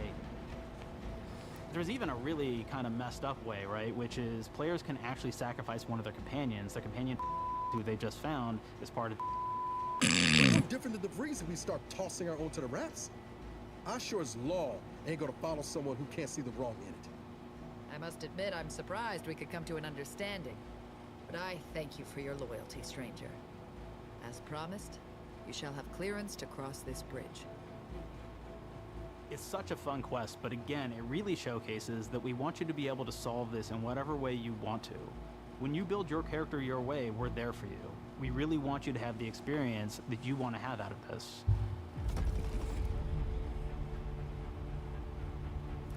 From the very beginning of our discussions about the Outer Worlds, we really knew we wanted every game to take place in a different colony. This lets us expand on all aspects of the universe. Every colony can be its own thing with its own flavor, and we can center them around anything we want. Any ideas or setting we're interested in. Arcadia is an isolated colony with abundant resources, and it's run by an authoritarian faction called the Protectorate. Their dictatorship is thematically based around the question of how much freedom people will give up for security and luxury. For Jump the Protectorate jacks, subjects, hit 'em. unfortunately, that answer is everything. The Protectorate is also incredibly wealthy because it was founded by the inventor of the skip drives, which are the Outer World's faster-than-light engines. But those skip drives are starting to cause rifts in space-time, which are cutting off all the other colonies on Earth from being able to I like trade that with each other. aesthetic. That'd be cool to walk around The Order in. of the Ascendant is an offshoot of the Order of Scientific Inquiry from the original game, and like them are a science-based religion with the same goal of solving the universal equation, which will allow them to predict and alter the future to the benefit of all mankind. They used to be part of the Protectorate, but they split off to focus on solving the equation for the good of everyone, not as a way to simply control the masses. The player's been sent to Arcadia as an Earth Directorate agent to find out how the skip drives are causing the rifts and what can be done to stop them. Each of the factions have their own solutions to the Rift problem and their own goals. Black Ops 7 website's Spectre wants live. to close them to protect their legacy as the inventor of the drives and their wealth. The Order wants to close them not only for the good of everyone, but also because they're complicating the math they're using to solve the universal equation. And Antes just wants to be able to open and close them at will to control all the trade routes between the colonies. In addition to expanding the themes, Treyarch's Raven Software. we're also expanding the humor. Shut up. Black Ops 7, Treyarch, and Raven Software are bringing players the most mind-bending Black Ops ever. I don't know, the last one was pretty mind-bending. Developed as the next evolution of Black Ops, this is the first ever consecutive release within the series, set more than 40 years after the events of Black Ops 6. Oh my god, 40 years. The year is 2035. Wait a minute. The world is on the brink of chaos, ravaged by violent conflict and psychological warfare following the events of Black Ops 2 and Black Ops 6. Wielding cutting-edge technology, David Mason and his team must fight back against a manipulative enemy who weaponizes fear above anything else. Yep.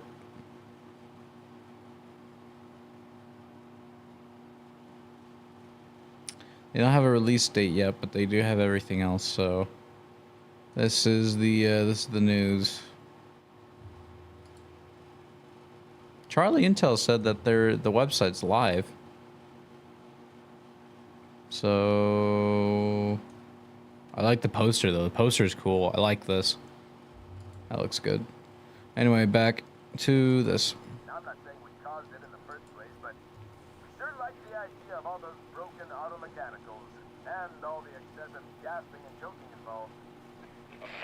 The factions and companions are great examples of how we're going deeper and more complex this time around. They're integrated into the game's storyline much more than we did on the first Outer Worlds, and like with everything else in the game, they have a lot more reactivity. There are 6 companions in the Outer Worlds too. As usual, each has their own quest lines, but this time they are also connected to a different faction and have character arcs that the player can affect through their choices. Your first companion is Niles. He's another Earth Directorate agent like you, and he's looking for your help to decide whether he wants to become an even better agent or to turn his back on the Earth Directorate completely. There's also a somewhat cute Automech support drone that is basically Oh god. helper. Her name is Val. Marisol's part of the Order of the Ascendant, and she's an aging but still deadly assassin. That's right, she's a deadly mathematician who may or may not have some unfinished business to attend to with the player's help. There's also a cultist named Azza who is part of a sub-faction that worships the rifts, and in her case, violence in general. You can choose to either turn her away from overt violence or support her chaotic and dangerous tendencies. At one time, Anti's Choice had a program to graft soldiers with animal parts to make them more formidable. Unfortunately, it didn't quite work and most of them are now dead. There's a combat medic who survived, however, named Inez, and she wants the player to help her fix her graft, among other things. Finally, there's Tristan. He's a protected arbiter who is judge, jury, and executioner all rolled into one heavily armored package. It is your choice to either help him judge wrongdoers or show him what true justice looks like. We definitely have reactivity in the game based on how you've been treating your companions. I won't reveal the end of the game, but let's say if you have not been treating them well, you will find out at the end of the game what that means. Companions are a very, very important part of merchandising, because that's the real beauty of the sequel. We're talking merch, baby. It is the lifeblood. It is what fuels us. Do you want to see some of my ideas? Hop, hop. Check this out. Gen Alpha loves body pillows, especially ones that look like human beings for some reason, right? Who needs a significant other? I don't know. You have a knife-wielding space psycho up in your sheets, huh? What do they do with them when they get them, huh? Maybe a little napping, maybe a little snuggling, maybe a little nut. Oh my god. The visuals of the first Outer A Worlds body depict pillow. frontier colony space. The chat is reacting crazy to this. Choice, which shifts the visuals to be more reminiscent of a World War I-like setting in space. That evolution is seen across all aspects of the game, starting with the factions. How do you militarize everything, including extreme capitalists or math-crazed scientists? In a World War I setting, war comes with propaganda. The Sovereign uses it to maintain control. I don't know. Anti's Choice uses it to help their bottom line. The Order just wants to show how it exists within the grand plan. We want players to feel like Arcadia is a living, breathing place scarred by a long-standing war. Fairfield, one of the first towns you encounter, was once under protectorate control, but has recently... All right, I'm going to talk here for a second. So I remember the Starfield Direct and listening to all that and listening to everything they're saying about the gameplay and the world that they are building, right? All this is fine and dandy, you know, good to have world build, but the average player is not going to care. The average player is not going to care about the details in it. You know? So what you're selling, what you should sell to people is the things that you can do, what you're allowed to do. And seeing that, yeah, there's different factions and giving the player choice is great. You know, you're given the sense of, oh, this could be Fallout New Vegas. But at the same time, like this, you shouldn't be having like the world building shouldn't be your selling point. I feel like that's just me. A lot of like when people see games are like, all right, what is the graphics gonna look like? What are we gonna do? And what are all the unique things that we can do in it to I think those are like top 3 things that people look at when they view a game. Also, if it's from the same franchise, it's also another pretty big one. But here we go. This is what people are more interested in. Everything in the Outer Worlds 2 better from top to bottom. The RPG elements were the start. That's touched our story, our art, and especially our gameplay. A good sequel is true to the original. That's first and foremost, right? Like, we all want to add in a bunch of things as you're making a sequel, right? We want to make it bigger and better in every way. That's what we were trying to do here. And I thought we did not need this consultant. We've made enough sequels. We understand how to do this. And I will say, I don't think it's been entirely successful. I am very proud of the combat improvements we have made. He's tanking his own game. Patented combat system. You may be thinking to yourself, it can't be that good. Shush, what are you even talking about? You haven't seen it yet. Watch this. Put a helmet on, because I'm about to blow all of your minds with my COMBAT system, combat system. I don't like skits in this shit. I don't like this. You're thinking, what's C for? C, capitalize the fact that the people loved the first game. We're going to take those people, we're going to Did people like the first game? Sequel, giving out pounds. Quick, ha, ha. Not you, Dad. Here we go. What comes after C? 93% say they liked it. It's 9 out of 10 in Steam. All right. I am terrified of online gamers. Okay, I want to make them happy. So let's. You're not gonna make anybody happy. Mobilize the players so they're ready for that sweet pre-order. This is just, we want your money. You don't have rhythm, Brandon. We want money. Sweet pre-order. This is what they're saying. They want money. And here we go. B, burglarize. What is this? It's basically just finding new ways to loot dead bodies. You know what I mean? Right, Otis? Okay, well, it's a big part of the game. A, you gotta agonize about how many people are gonna be angry that we have just put so much combat into this thing and almost no romance. They haven't showed any combat. Look at ourselves. What is wrong with us? Huh? We can't have one love story in this? How many people have been in love? Raise your hands. Raise your hand if you're in love. Okay, are you lying? I have a wife. Poor guy. Trois. In French, that means 2. Sequel. I think that means 3. Okay, you're getting ahead of yourself. Come on, Claire. We're on 2. And how do we end it? Anything is possible. And we've established that we're the best there is, and there's no sequel better than us. And if I could just say one more thing, thank you very much. I know I've kind of changed the world of video games today. For the Outer Worlds, This guy needs to shut the fuck up. we focused on improving the feel of each weapon, the way a weapon snaps into ADS, the way recoil feels when firing, and how impactful our sound effects really sell the weapon's fantasy, to things like how unique reload animation can add a lot of character to each weapon. We've increased the variety of weapons by including new weapon types, but also through a host of fun and unique weaponry. We have things like the Bourse Blaster that fires out tumors that can explode like grenades. Or oh my god, by the player for additional health. What? We have a weapon called Rookie's Reward that will actually level up the more you use it throughout the game. That's good. That's gonna be the most OP weapon. Fun fanfare where it's like shooting out confetti and it's got a fun little setup. We have a really fun weapon called the pop-up gun. It fires out ad drones that will distract your enemies with corporate ads, slogans, and jingles. No When way. enemies are distracted, You can focus fire on them or explode these drones for additional That's funny. New to the Outer Worlds 2 are throwables. So you can use frag grenades to flush out enemies, smoke grenades to camouflage and escape, distraction devices to bait enemies into a stealth attack.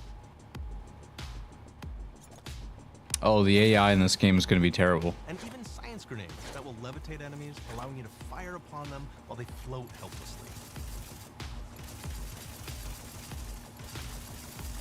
It's not doing a lot of damage. Science weapons are back. We have returning favorites, like the Shrink Ray. This time it's been upgraded, so you can shrink your enemy down to the size of a sprat and run over them, exploding them into bits. Run them over. Ray. That was probably my favorite one from the first game, so we brought it into the second game. But we improved it though, so instead of shrinking your enemies for a short period of time and having them re-expand, this time they stay shrunk, and we actually added in the ability to step on them and kind of squish them and kick them, because we knew that that was the player fantasy. We knew that's what everybody wanted to do. They wanted to step on the enemies, they wanted to kick them, so we made sure to double down on that stuff. So, so they still hurt you, but Favorites, we also have some really fun and unique new science weapons. One of them is called the Armageddon. This one's really cool because it actually shoots out these masses that are like these little arms that will stick to people or all kinds of different things, and they will continue to just hit them until they get destroyed.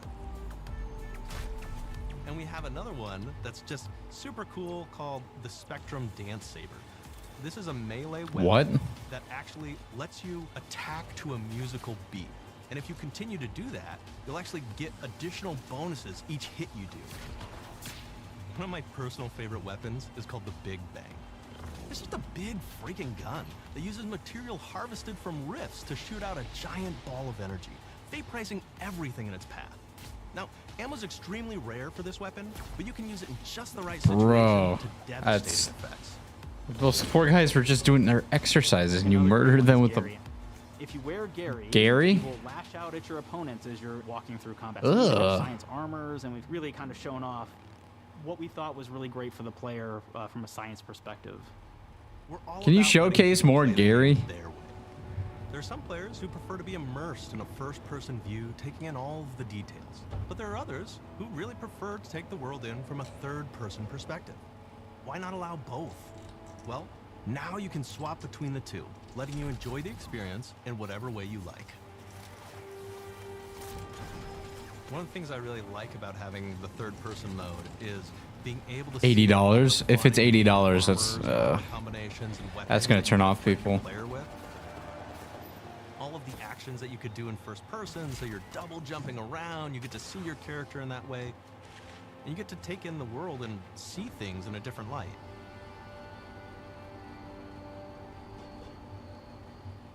The Outer Worlds 2 is really the biggest game we've ever made. Bigger choices, more reactivity, more weapons, more things to Is that just a find pile and of the shit? worlds players can visit. They had a- The team has done incredible work bringing the Outer Worlds 2 to life. Is the guy pissing? Wait for you to play it. What? Even though we've always been a multi-project studio, this is going to be the first time we've ever released 3 games in 1 year. It feels amazing to do. We're so excited for more people to be playing our games.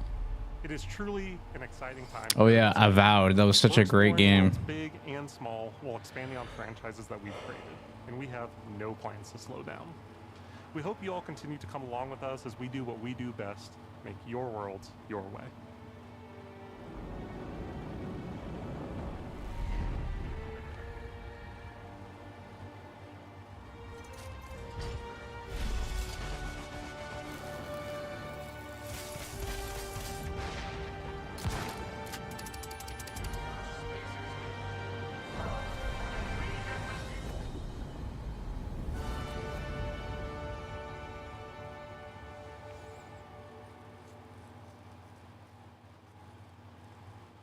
With the Outer Worlds 2, we're all about the Hold on. best place to play, which is also the promise of Xbox. You can play the Outer Worlds 2 on this Xbox, but it may be hard to play it when you're staring at all these beautiful holes. Let's cut that. You can play the Outer Worlds 2 on this Xbox. Oh yeah, now that's Microsoft. Or you can take a phone call on this Xbox, then play the Outer Worlds 2 right after. Excuse me, I'm getting a call. Hello? What am I doing? I'm playing the Outer Worlds. Hello? Yeah, this is Mark. I didn't know I had jury duty today. You could play the Outer Worlds 2 on this Xbox, but it takes 2 people to lug around safely. We're gonna go up to my apartment, okay? And this is an Xbox you actually wear that also plays the Outer Worlds 2. What do you think, Claire? This is amazing. Are you playing? I think so. Fantastic. So now this is actually not an Xbox, so you cannot play the Outer Worlds 2 on it. Can't play anything on this. I guess Bread. You ever play Bread where you take it out of one slot, put it in the other? I don't have friends. If you pre-order the premium edition now, you'll get early access, which is like a prequel to the sequel, or is launch the sequel to the pre-order, or like, why are any of us alive in... I want this guy off my screen. Doesn't matter. Either way, my job here is done. It's time for the Grounded 2 portion of the Direct, which is sort of like... Grounded 2? We're getting a Direct for Grounded? 2 portion of the Direct, which I absolutely just hit a home run with. You know, it's really nice. If he is in that, I swear to God. Other games. Take it away, team. Hey, fucking get him off the screen. He's so annoying.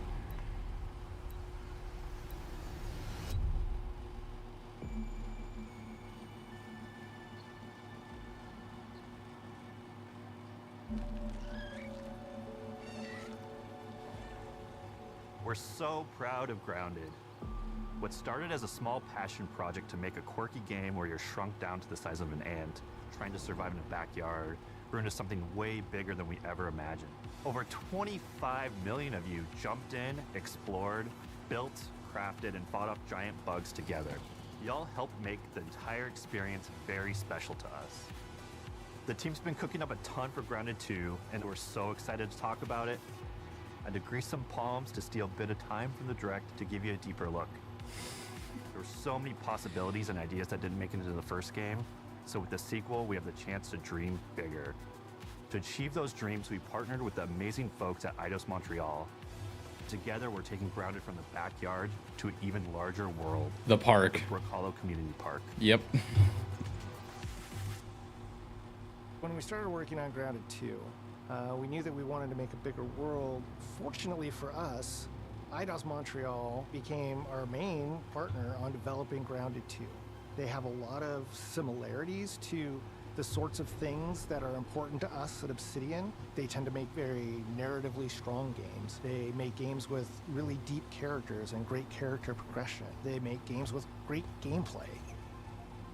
They make games. Montreal is thrilled and honored to be working with Obsidian Entertainment. Our two studios share a lot of DNA. The same things that are important to Obsidian Entertainment are important to us. Choice and consequences, player communities, and doing justice to great IPs and great franchises. The fact that we're the first partners that they're working with to make a sequel to their franchise feels like we're an important part of their history. The events of Grounded 2 take place 2 years after the first game. The same 4 teenagers are returning. So there's Max, Hoops, Willow, and Pete. They're a couple years older, which means they've gone through a bit more high school, a bit more mature. It's 1992. The world's a little bit The different. 90s. But we're still in that fun, nostalgic era of the early 1990s. In Grounded 2, we're moving the action out of the backyard and into the Brook Hollow Community Park. Okay. Not only is it bigger, it allows us to tell a lot more stories and expand the world of Grounded by exploring what the community of Brook Hollow has been up to and what they've been through. The park overall is about 3 times the size of the backyard, and our initial starting area is actually the same size as the entire backyard from the first Grounded. The reason we wanted to move into a park wasn't just to create a bigger world, but was to give us the opportunity to explore the community of Brook Hollow and what secrets have they been hiding. What we love and what we're excited about in terms of the park is the opportunity to create environments and landmarks that are mundane at normal size, but are colossal wonders when you're the size of an ant. Everything from a Colossal wonders, like the trash to a can. picnic table or a snack bar. All of these areas come to life in a brand new way. Part of the fun in Grounded 2 is that the park was evacuated really quickly right before our teens were shrunk. And that means that the park has been sort of turned upside down and is in a topsy-turvy state. And that leads to really fun environmental storytelling, but it also leads into the creation of amazing biomes for our characters. to People are explore. saying that there Like should be, favorite they should examples of stop this yapping and get is back to the Ice premieres, but they don't realize like the premieres are done. Like they showed all the games that they were going to show. It's not a lot Over, and its contents have spilled out into the ground. And what this means for our because they don't have a lot of adventurers studios is that make people games to for them anymore. explore They shut them this down. Frozen cave of interesting challenges and colorful Lovecraftian horror. We have one anthill that's actually somebody decided to bury a bunch of toxic stuff in the park, and so there's all these toxic chemicals underground. The environment looks very cool and very spooky with all of these sort of chemical pools, and of course nothing can live down there except for one type of insect, the cockroach. We are oftentimes reinventing environments, and in future updates you're going to see a ton of new stuff. You do a lot of fighting against insects of all shapes and sizes. We didn't just want it to look better, we also knew we wanted to add a new layer of strategy. The changes that we've made aren't limited to tuning animations or adjusting attack or defense numbers or making characters or insects move faster or slower. But we did all that too, but there's also an entire sort of rock, paper, scissors strategy involving light attacks, heavy attacks, and blocking.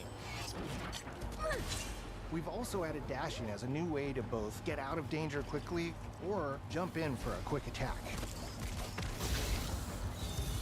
And almost all the insects in the game will have these abilities now too.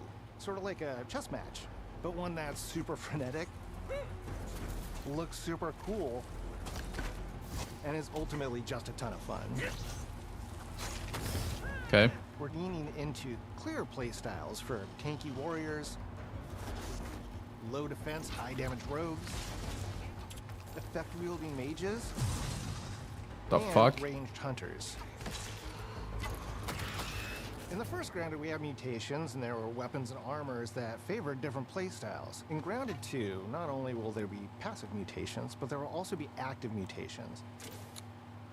And a lot of those mutations support these archetypes. My favorite way to play pretty much any game is chasing after those game-breaking builds. And that's why I'm so excited for what we're doing with archetypes in Grounded 2. I'm all in on the rogue. Now, you can even dual-wield daggers. I've been dialing in this glass cannon build that stacks ambush, assassin, and cardio fan mutations with the Wolfbane daggers and the Wolf Spider armor. It lets me open up combat with massive backstab damage that also inflicts venom. Then, I can use the extra stamina to reposition and try to dodge, rinse, and repeat. It's high risk, high reward, and absolute chaos in all the best way. I'm looking forward to seeing what wild combos the community comes up with and what they inevitably break once they get their hands on the archetype system. Yep. It's going to be awesome watching it evolve with player feedback and watching us try to keep up with all of your game-breaking builds. One of the great things about Grounded is the variety of players it attracts, from builders to crafters and everything in between. If you've ever watched me on Casually Grounded livestream, you'd know that I'm neither. I am a murderer of insects. Personally, I prefer the term harvester. I love going out, hitting things, and bringing the materials like insect body parts back to my friend's seeds. This way, we keep progressing and playing together. We're also trying to make sure that armor and equipment are easily understood by the player, especially when they're playing co-op with their friends.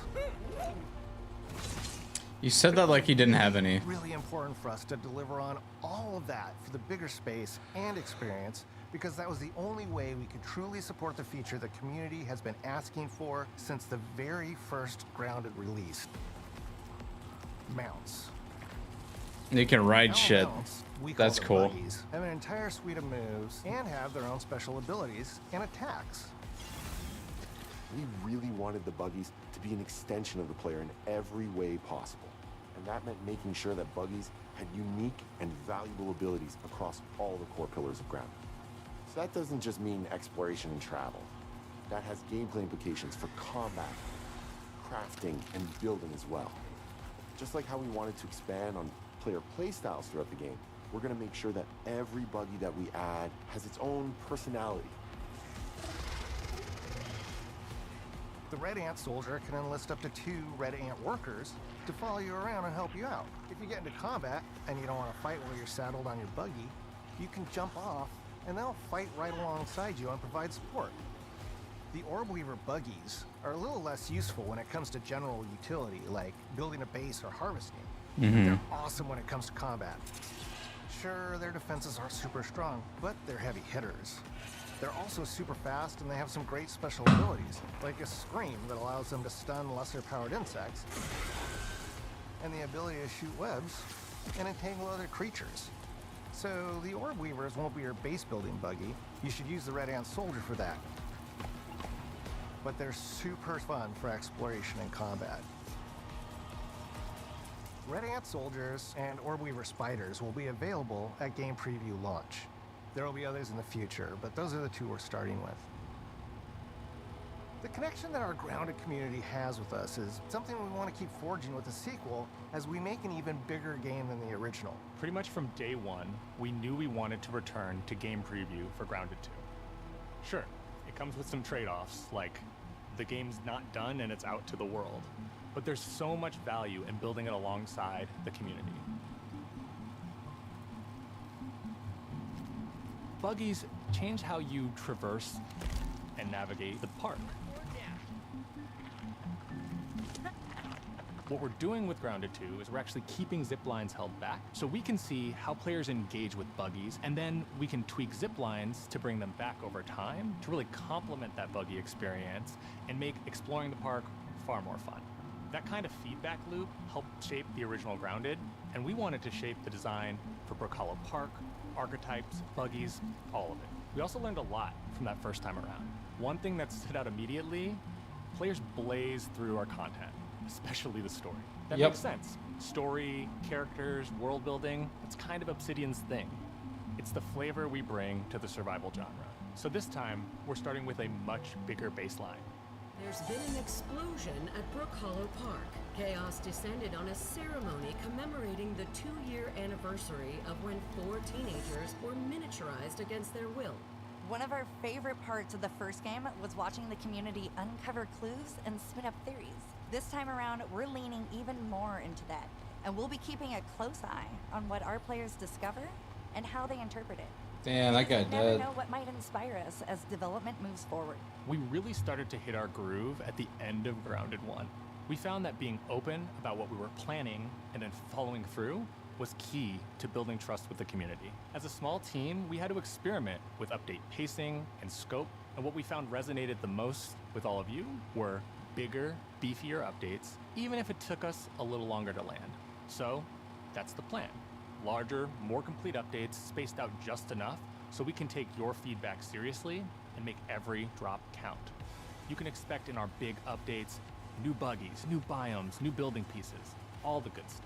And we're launching with a public roadmap so everyone knows what to be excited about in the future. Oh God. All of us at Obsidian Entertainment and IDOS Montreal are super excited about how close we are to letting all of you players get shrunk a second time and explore the all-new park on buggies in Grounded 2. If you're a returning Grounded player, we're really looking forward to you experiencing all the improvements. If this is your first time getting Tiny, then all I can tell you is that a world with an entirely new perspective and an entirely new feel awaits you in Brook Hollow Park. It's time to ride together and survive together.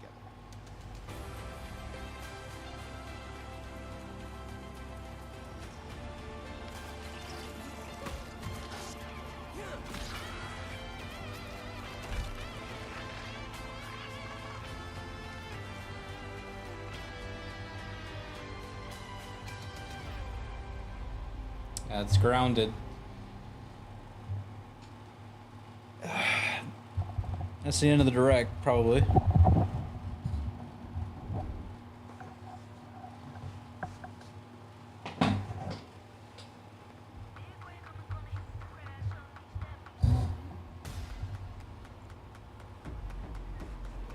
We have been expecting you. Mm-hmm. This is where it starts. We can change the world as we know it. Can you handle that? Let's do this. to even the odds. Any objections? Here's to playing in the mud. And when we need their help, they send us a hero. Here we go. Please, follow me.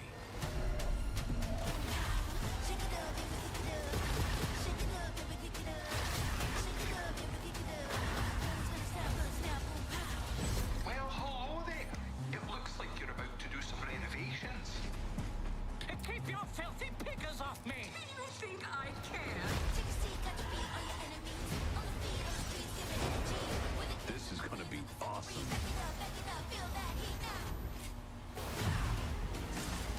Mayday! Mayday! Code 1 to mission control, we're falling!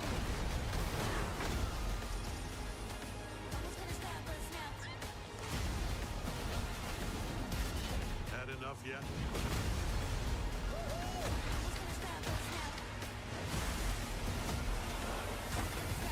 Form up! It's game time, baby!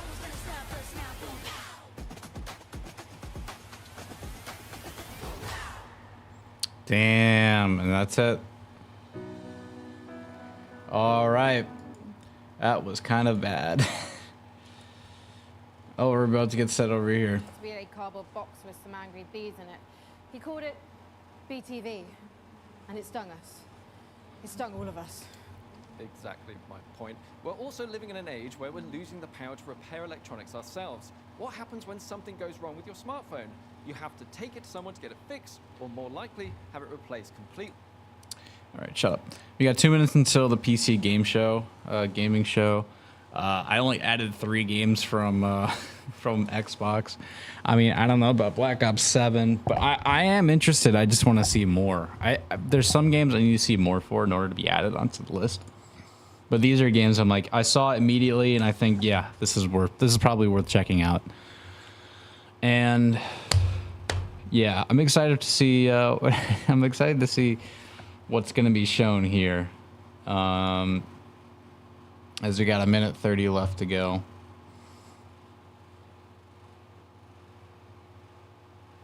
There's a capybara game. All right, love to see it. But yeah, so we'll see what gets added onto the list after we're done here, and then I think I'm gonna call it from there. How long was this one?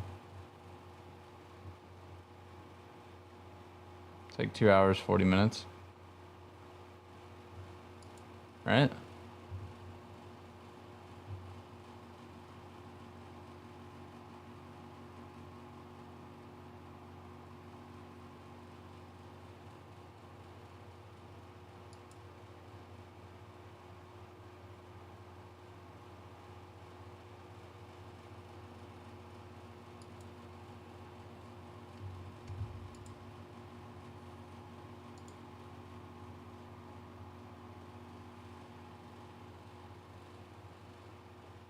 Most wanted.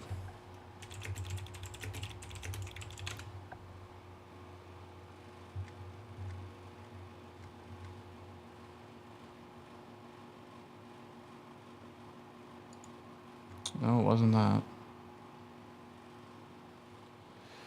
All right, well, it doesn't matter. It's starting 5, 4, 3, 2, 1.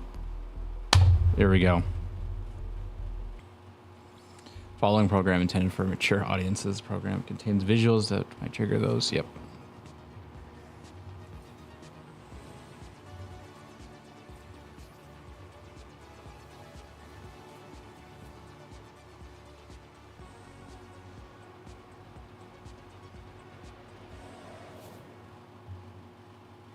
PC Gaming Show 2025. We are back. Hello and welcome to the PC Gaming Show 2025. My name is Sean Day9 Plot, and once again, I am thrilled to be here with you, showing you the latest game trailers, previews, and world-exclusive first looks at what's ahead in the world of PC gaming. But more importantly, I'm delighted to be joined again by the co-host with the most, Mika Burton. Thank you, Sean. It is great to be back on the PC Gaming Show, especially since we're cooking up something extra special this year.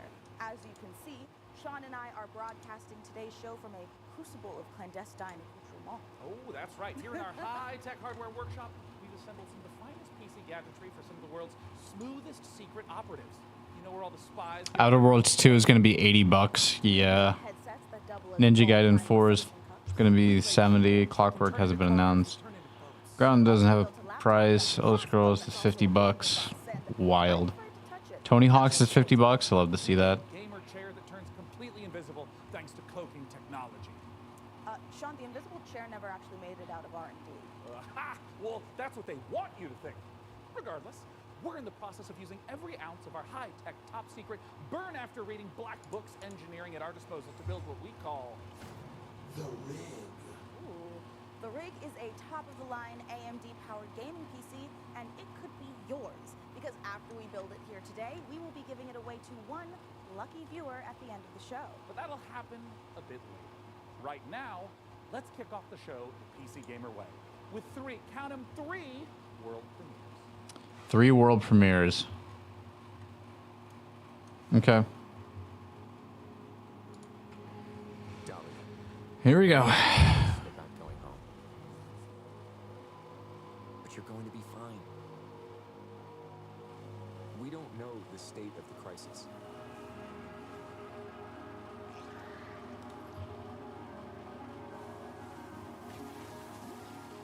A job's a job, right?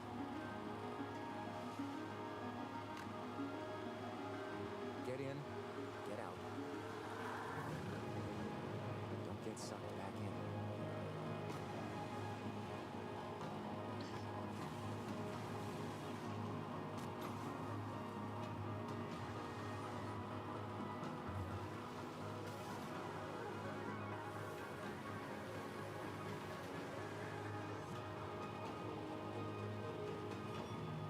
Remember, D, it's just a job.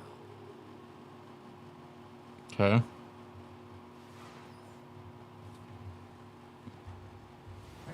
Looks like a cleanup kind of game.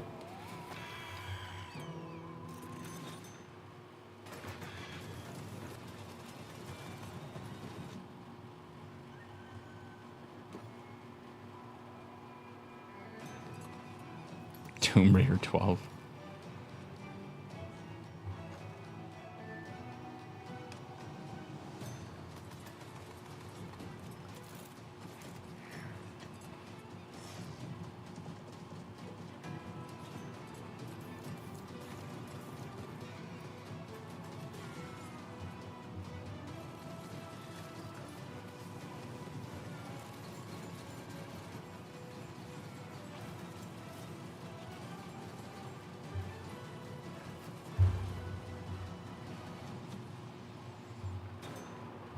Far, far west.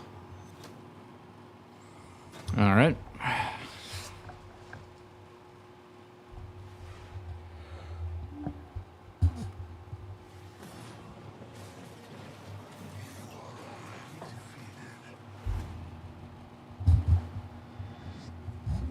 A Dungeons and Dragons game. Oh, this looks like a remake.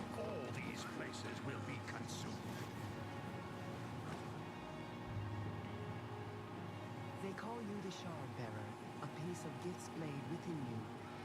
The only one who can help us defeating the King of Shadows. Bring in the accused. Did you really think you could keep such relics of my people?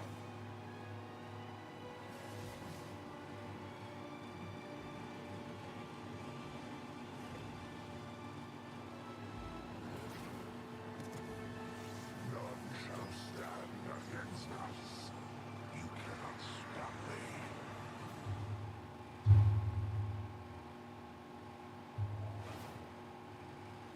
Obsidian's 2006 classic RPG, but it's all new and shiny again. Honestly, I'm calling in sick today at launches. Ooh, me too. I think the excuse will be food poisoning. I was gonna go with regular poisoning. Interesting. Go on. Well, I already have so many sworn enemies and even more unlabeled bottles in my kitchen, so it's entirely believable. You know what? You do you, my guy. In the meantime, let's check in with Frankie and Jacob about Thanks, Mika. I'm here with PC Gamer's managing editor of hardware Software, Jacob Ridley, and during today's show, we're going to be building an awesome custom PC. Even better, everyone watching will have a chance to win it for themselves. This PC will be a gaming powerhouse with an AMD Ryzen 9 9950 X3D, a Gigabyte Radeon RX 9070 XT, plus 32 gigabytes of Corsair Dominator Titanium DDR5 RAM. We're also throwing in a Corsair K70 Pro keyboard, Asus ROG Swift OLED monitor, and a Corsair Nightsword RGB mouse, all handpicked by Jacob. We didn't forget a thing. We're even including a mousepad. That's where your mouse lives, sleeps, and entertains other mice. Let's get to work. Hey there, PC gaming show. Oh my god. It's the replacer. How do you stop that which never ends? In the endless, no two journeys unfold the same way. Come, remain by the fire, and hear the tale of Norwind's greatest champion. Oh, it's a musical adventure.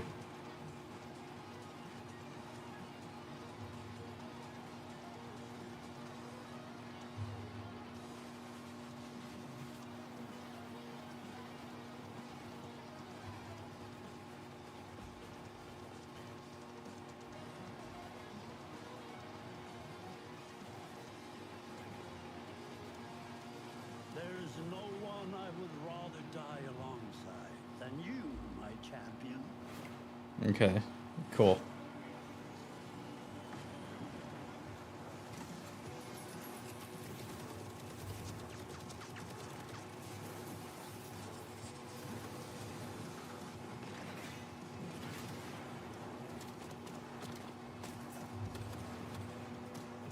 It's a good cinematic, but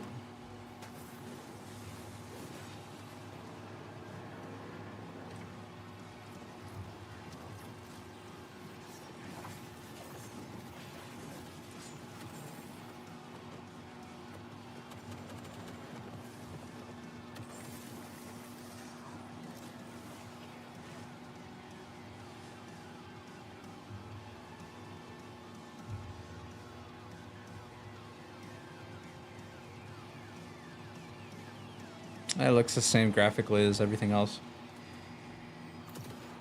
Ooh.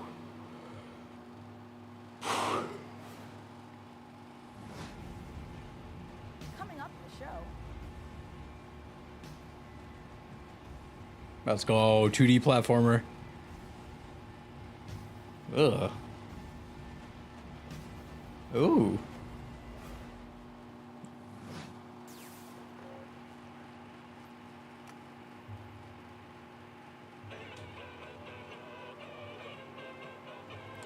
What the fuck is this?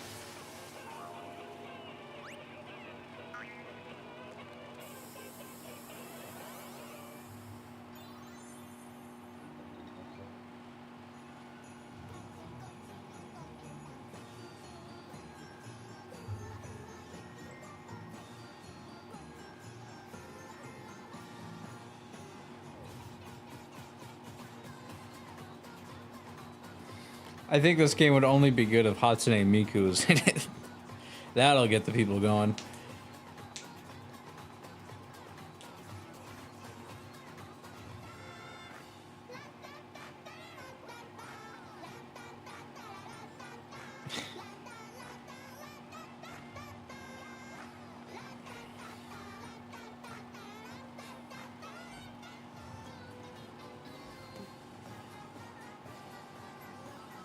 Somebody got paid to make these songs, by the way.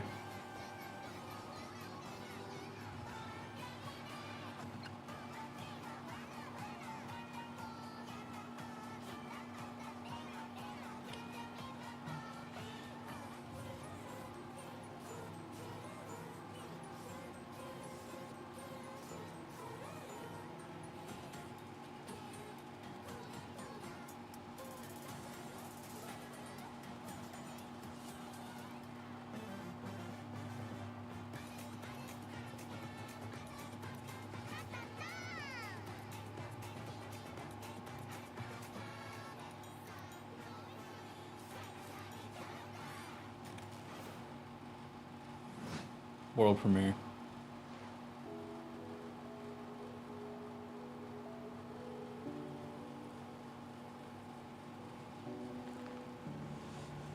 July? Yeah, next month.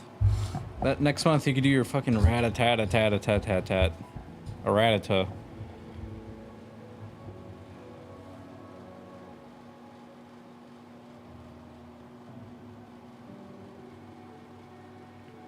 Visually it looks really good.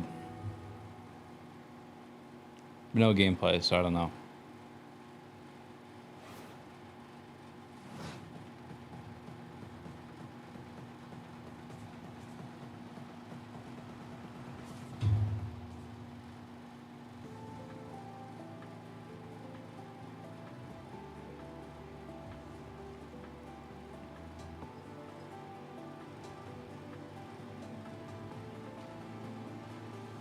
New Blood Interactive is just taking over the chat.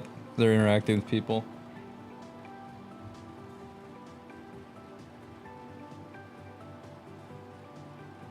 Where's League of Legends remake? What are you talking about?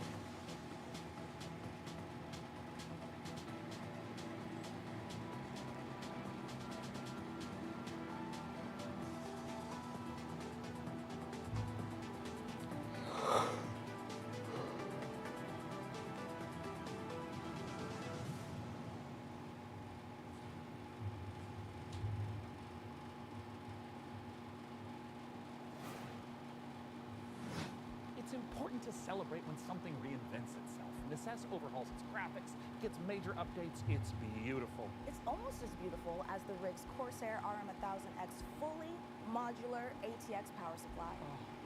Poetry. In fact, the only thing more poetic is a perfectly executed heist set in a dystopian techno future. Yes! When we heard the makers of Payday and GTFO had a new co-op heist FPS in the works, you know we had to find out more. So we infiltrated 10 chambers and interrogated the makers of Payday. Wolves. Here's all the info we dredged from their genius minds. We were prepped and ready for the heist. We had stolen Tier 7 passkeys, acquired the building schematics, and rerouted the security comms. The package was as good as ours.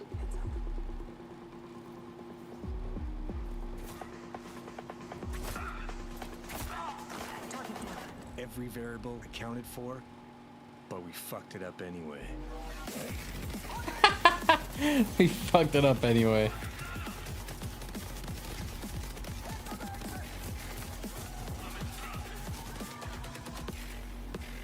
Next time, we gotta be even more prepared.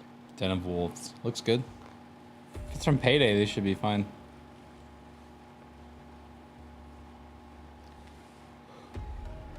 Ugh.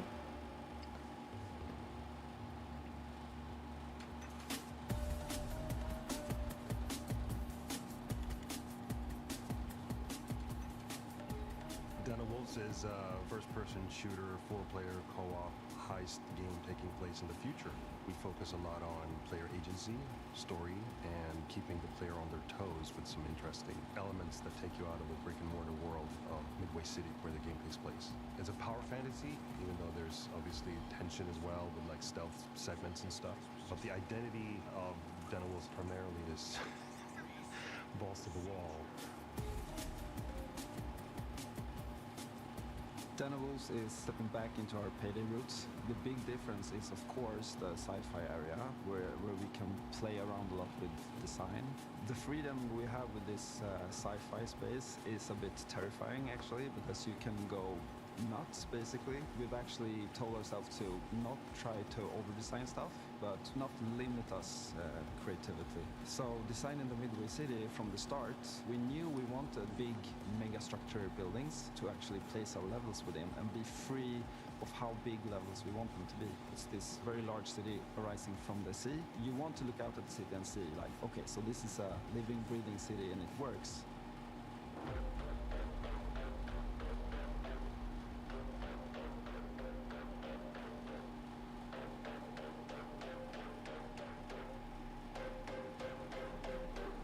Coming back to the heist genre is sort of a, I don't know, after Payday 2, I felt like I had so much more things to do in my head that what I wanted that game to be. A contemporary setting limits you in so many ways. Everything you do to enhance the game breaks the theme.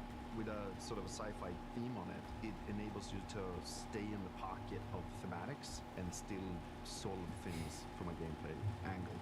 When making a game concept or a world, you have to think about what tools it gives you to solve problems in the future. And the sci-fi thriller theme gives us a lot of tools to play with. Midway is just a corporate haven. There's no rules, there's nothing. It's divided up into districts. There's even like district wars and this kind of thing within the city. So it's a very classical in a way, dystopian take. Kind of like a classic role-playing game, saying like, oh, this is the backdrop, and I'm gonna hand you a new adventure and have a bit of fun.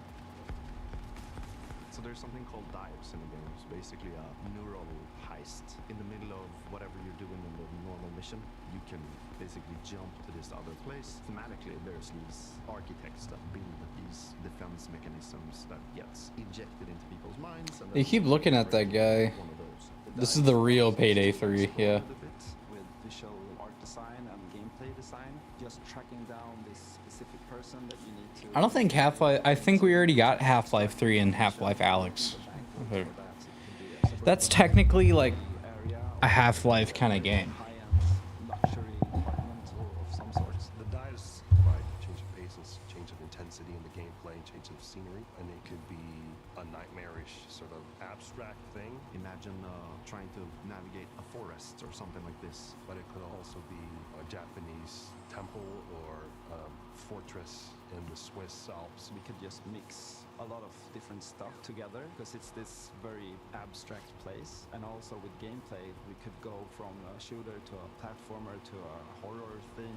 Or we can have sort of parkour experimentation where you can run on walls. We make rules for what the dives are, what they can be. The heist fantasy in general maps really well to game psychology. I'm a psychology-driven game designer to a large extent because we want to motivate you to keep playing and also like PC sleepy indie show. the economy of the game. And I'm not talking about getting people to. I mean, it looks good. It's what's the drive? If you're into like these heist games, things or crafting things, or if you're ever into area. A good example would be like this thing we did for Payday, where you would yeah, like heist games, I guess Payday, yeah, we're going back to and that series. I don't know if you ever played like Ready or Not, or that's kind of the vibe I'm getting with this. right? I'm like, really? Yeah, maybe it is. But we wanted to make something different. Like we didn't want to go fully masculine, maybe doing you know these big skull masks. Like we don't want to limit us to not do it, but with the mask we have now, we actually wanted to bring some feminine, some sexiness. So one of the inspirations we actually had was the Keira Knightley pout that she has, and there's also like these Japanese theater demon masks with Hannibal Lecter type of style. So as in the dives, we could basically make anything. The masks are this expression to allow them to expand the world inside of themselves. So finding designs where they don't really know where to put it, in what categories, we try to hit kind of a sweet spot there. This is gonna be a high-paced, intense, and a very fun collaborative game. Playing together with friends is a beautiful thing, right? Especially when we have these situations where shit hits the fan, we panic together and try to solve it. So if you put 4 people in a room and they play, and you start to hear the voices go up, and they start to be loud in the room, then yeah, it's something, If you want to find out more about Den of Wolves, head to our Steam page and make sure to wishlist now. Yeah, it doesn't look bad, Looks good. People want Ultra Kill. I don't think Ultra Kill is gonna be on there. Oh shit. Different style.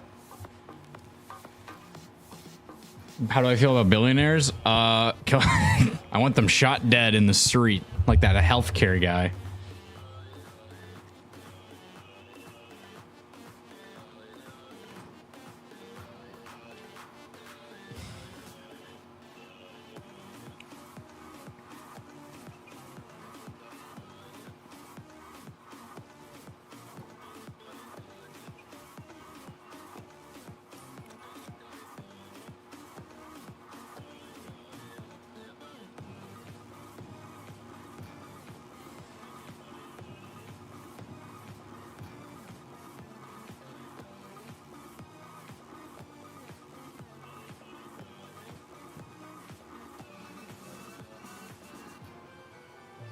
Does this cell shaded game gets frame rates? That got deleted.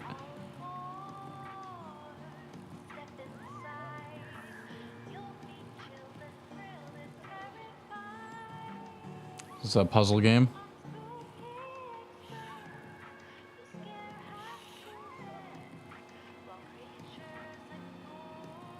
A railroad puzzle game. Looks like it.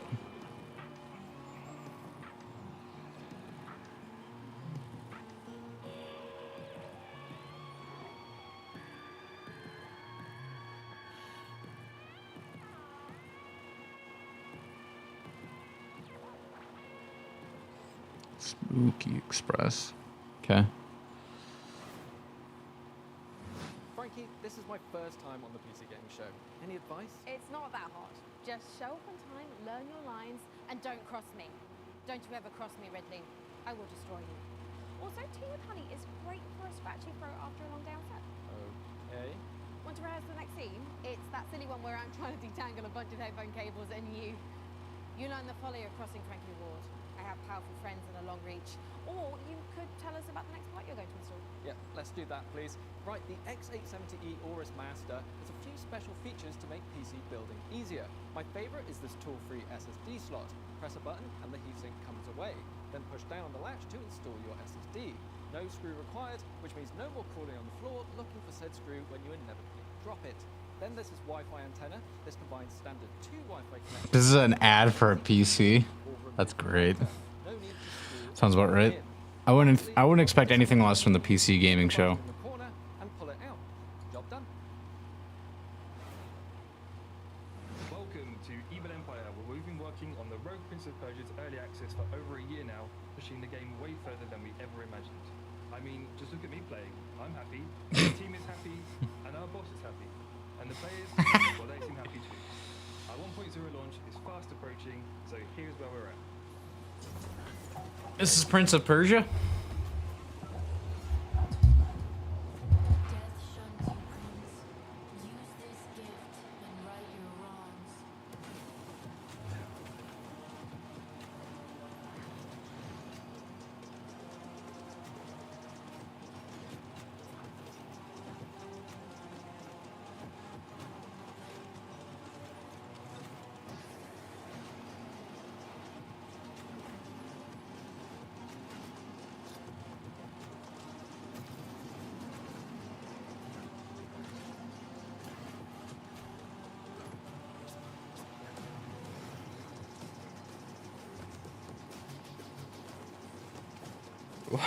What the fuck?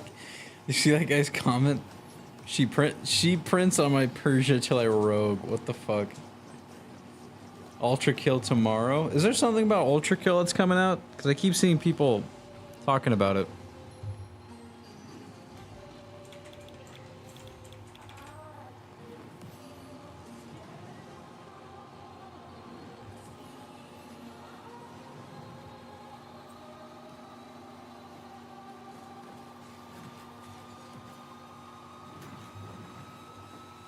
Doesn't look like it. You have the opportunity to save your kingdom as the worthy Prince of Persia.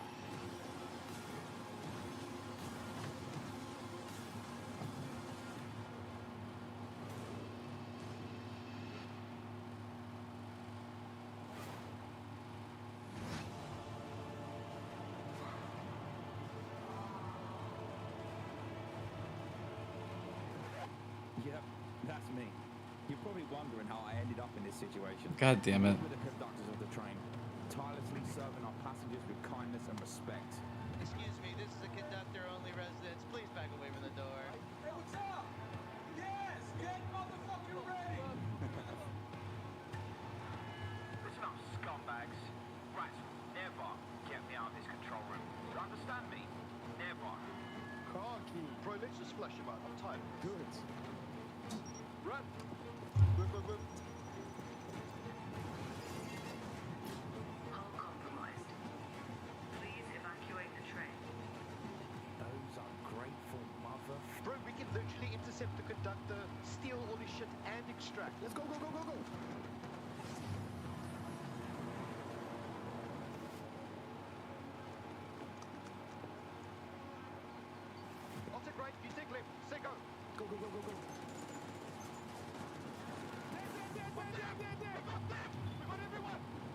Engine fall in 10, 9, 8.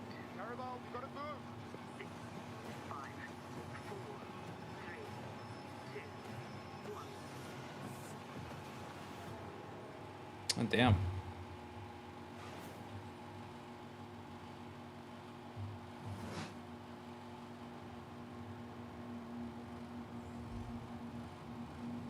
eFrontiers Founder Access is the first public step in creating a visionary sci-fi survival experience. You start your journey alone, a tiny blip in a seemingly endless universe. As you struggle to gain a foothold in this hostile world, you can build rudimentary structures, improved ships, components, and more. You'll begin to discover details about the universe and the ancient civilizations whose remnants still roam the skies. Everything requires fuel to operate, and good resource management is crucial to survival. The most potent source of fuel, crude, is necessary to build formidable ships, advanced structures, Is that a space building sim? reconnecting the vast universe. Smart structures are a highly It's very gray. the possibility for emergent gameplay only bound by your creativity. Founders have already created custom tournaments, specialized trading hubs, advanced security systems, and more. Are you What? ready to lose yourself on the frontier? 11th of June, that's like tomorrow. Wow, I knew space was dark, but that was dark. CCP really knows how to make the destruction of the universe look kind of beautiful. I'm honestly looking forward to being ambushed in the depths of space in Frontier.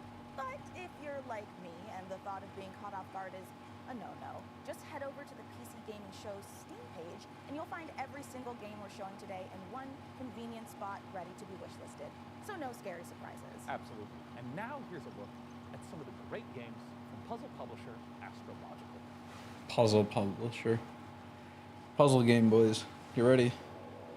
Oh no? I'd say the days are blurring together. But what days? As for the isolation, I'm an introvert. Suits me. The contracts just keep on coming. 2 more rings to construct. That will put me short in power. Gonna need more hydrogen generators. Good news is I've managed to synthesize 334 liters of water in the last 24 hours. Now they want 200 liters of ammonium hydroxide. Rewards are good though. On completion, we'll finally acquire an electrolytic producer. And with all that methane at level 2, that means methanol. After that, despite the fact no one really knows what's down there, I push on and keep going deeper.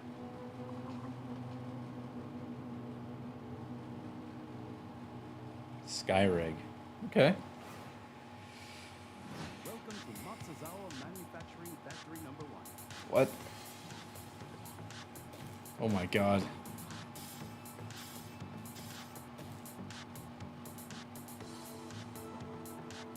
You get to build sushi?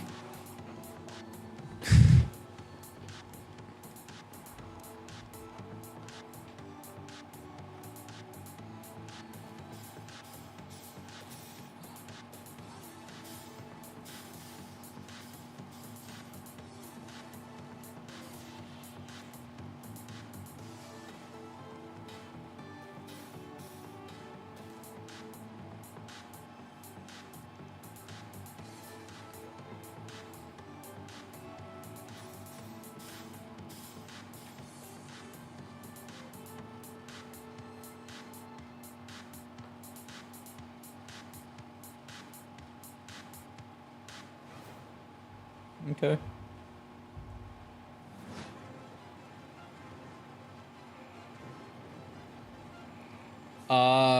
Teardown?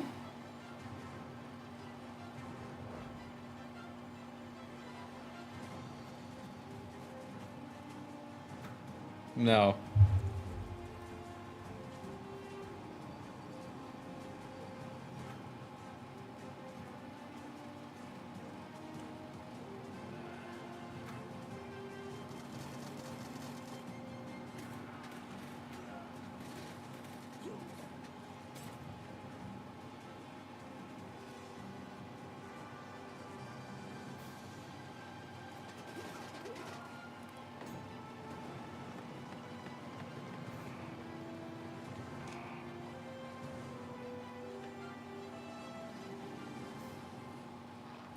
Dawn apart.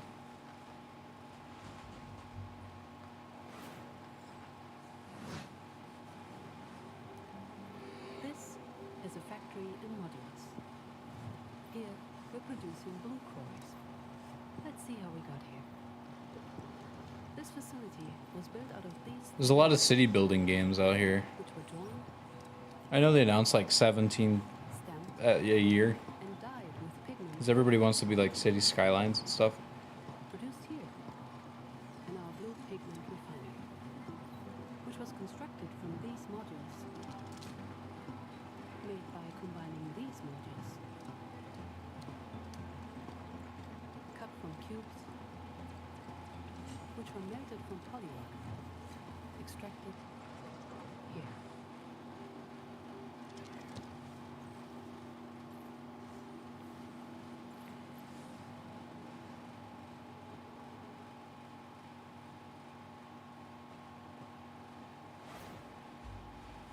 So, Jacob, have you got any quick PC building tips you can share with our audience? Here's one. You know when you accidentally drop a tiny little screw into your PC case and it just disappears? Oh, yeah, I hate that. Do you have some cool hack for quickly finding it? Nope. My tip is that screw is gone forever and you should pretend it never existed. Forget I asked about tips. What can you tell me about the Radeon RX 9070 XT you're installing? The Radeon RX 9070 XT is a hot ticket item right now, and for good reason. This is AMD's graphics division putting its best foot forward with an RDNA 4 chip that can go toe-to-toe with NVIDIA's GeForce Oh my god, I do not care. If you're worried about running out of VRAM, don't be. This comes with 16 gigabytes of GDDR6. That's plenty for gaming at 4K. Plus it supports FSR4, the latest version of AMD's upscaling technology, to help your frame rate. But what I like about it most is how easy it is to undervolt. This lets you run it with less power and still get top performance.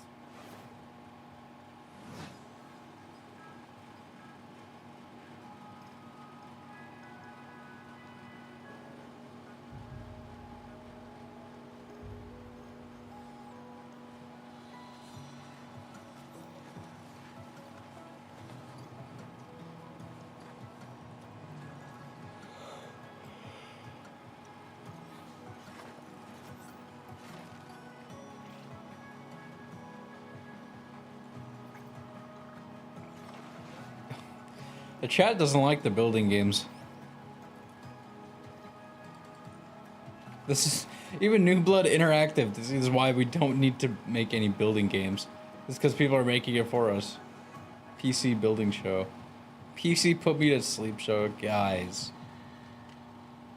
Relax.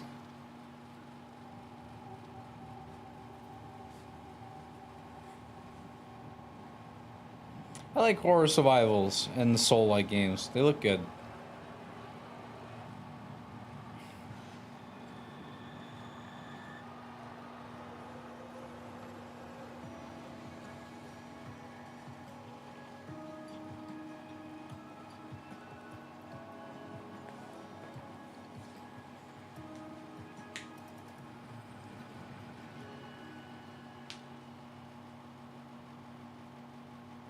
Generation of 8. Exile.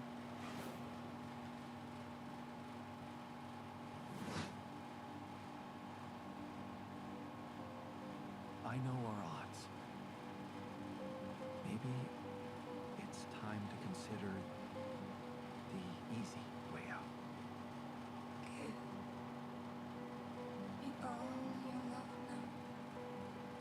'Cause for all we know, we might be dead by tomorrow. I can't go on wasting my time, adding scars to my heart. 'Cause all I hear is I'm not ready now.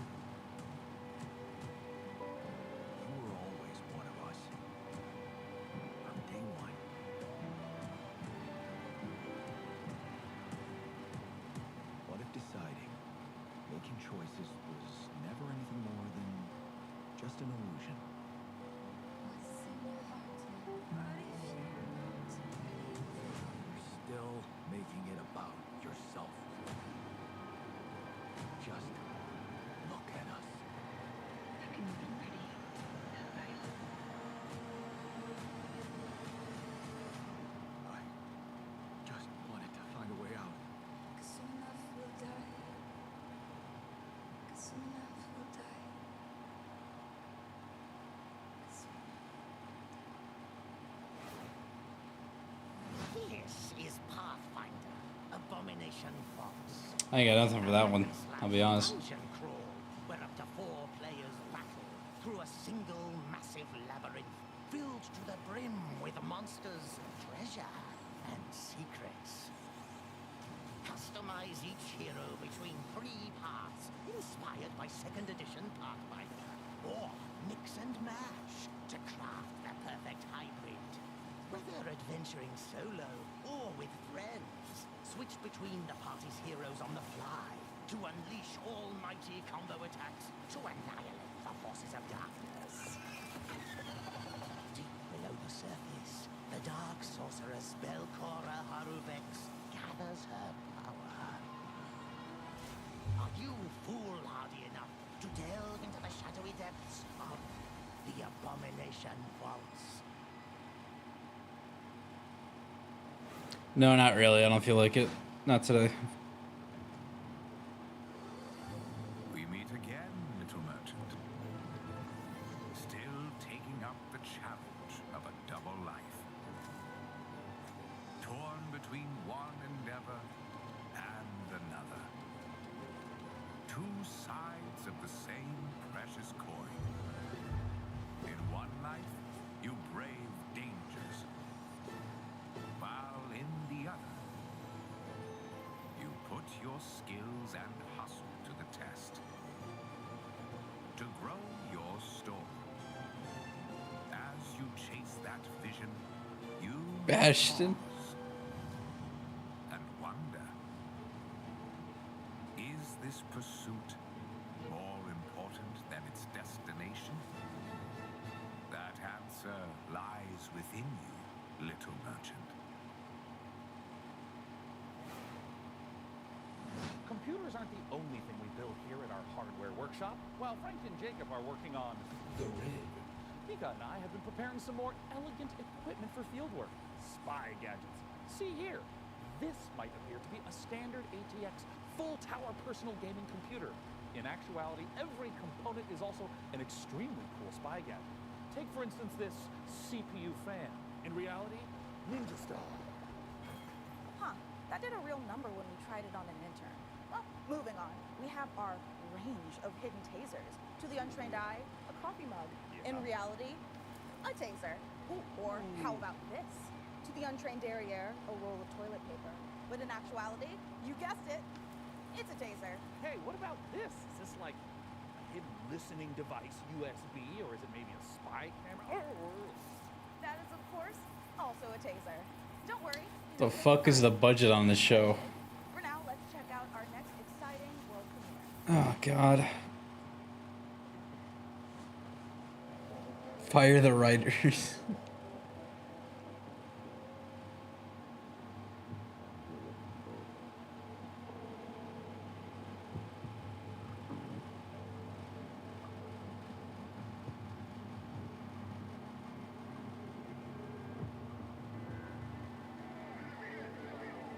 What is this?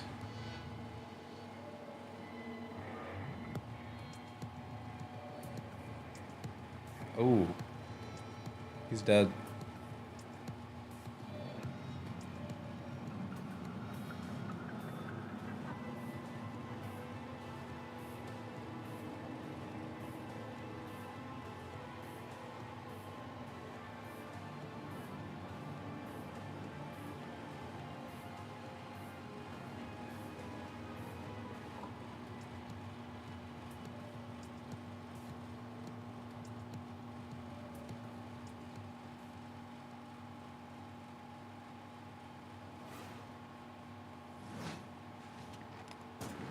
What the fuck? She just killed herself.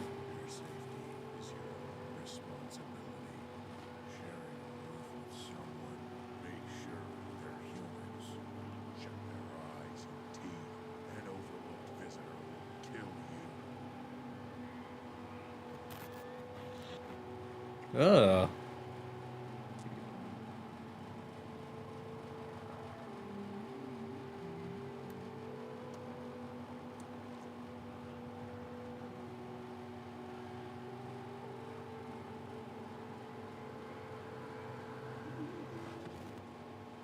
That looks terrifying. I like that. And then we got Wipeout. Hi, I'm Oscar, a solo developer, and this is my game, Botsu. It's an online multiplayer game where you control a ragdoll robot and compete in some very silly physics-based competitions. I started making this game in my spare time, and now you can play the free demo on Steam. You'll start off in a lobby area called Bot Central, where you can meet up with your friends and mess around with the sandbox while they arrive. When you're ready, mind the gap and hop on the matchmaking train to your Botsu tournament. Your team will compete in bonkers boxball matches, steal boxes and drag your team to victory in Stockpile, and try to be the last bot standing in Sumo. It's even got physics-based power-ups, like sticky bombs, balloons that work on anything, and grappling hooks to swing the match in your favor. You can play both online and split screen at the same time. This looks fun. You can create crazy custom matches in the Steam demo right now. I hope you have fun. They used that meme. That's great. Fall Guys, but good. Yeah, that looked fun.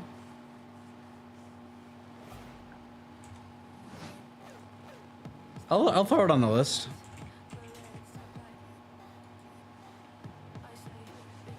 This is an ad for AMD. God damn it, man.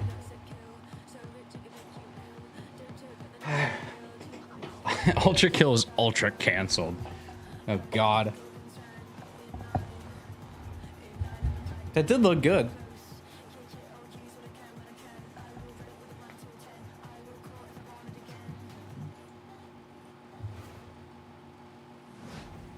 Coming up in the show,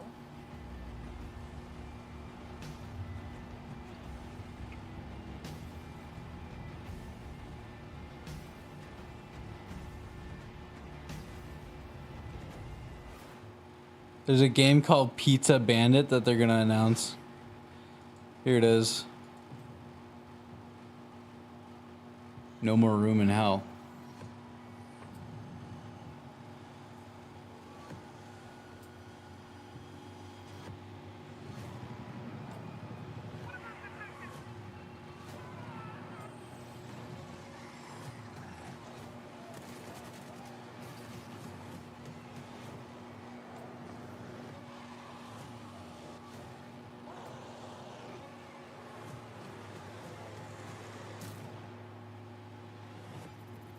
Okay.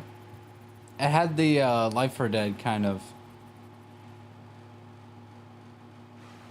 It had the Life 4 Death kind of vibe to it.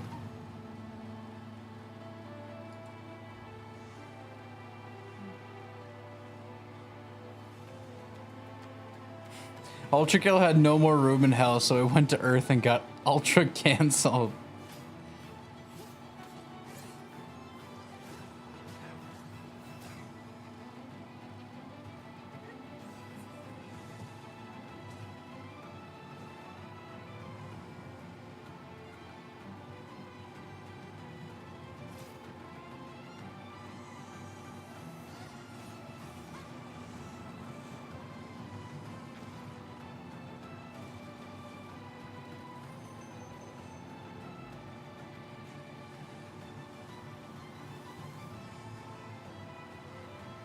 We have Genshin Impact at home.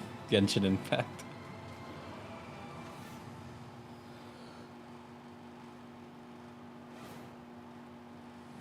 What an amazing collection of games we've already seen. Mika, we are really turning up the heat this year. we sure are. Mika, what is that? Oh, it's thermal-based. Oh, wait, let me guess. It doubles as like a plastic explosive. Or maybe it's a potent tranquilizing gas. Or is that just like another taser? No, it's literally just thermal-based. You know, it transfers the heat from your CPU to your heat sinks to avoid overheating. Oh. Plus, it is an amazing cookie filler. It's like forbidden icing. Mika, you can't eat thermal paste. Of course you can. Especially not with milk. Okay. Let's check in on that build again. Can we put it in the computer? Absolutely not, but I'm certainly going to try. Before we get ahead of ourselves, what kind of CPU is this puppy working with? It's with no small amount of envy that I say this. We're equipping the rig with an AMD Ryzen 9 9950 X3D processor. Put simply, this is the fastest 16-core consumer CPU money can buy. It combines the best parts of every processor ever made. The power of a 16-core monster for tough jobs, check. The gaming chops of second-gen AMD 3D V-Cache tech, check. This beast can work as hard as it plays, and it plays in a completely different league. It's the best processor in the world for gamers and creators, for gaming and for everything else. It's a beauty. If I wasn't putting it in the rig, I'd be tempted to walk out here with it myself. Phenomenal. Peak PC gaming, courtesy of PC Gamer and Peak PC gaming, yeah, right. So, Plasma Globe? Plasma Globe. Looks like things are coming along perfectly with the rig. Can we get back to like the announcements? Come on. Perfect, because right now we've got another exciting world premiere to show you from our friends at Fail Better Games. Okay.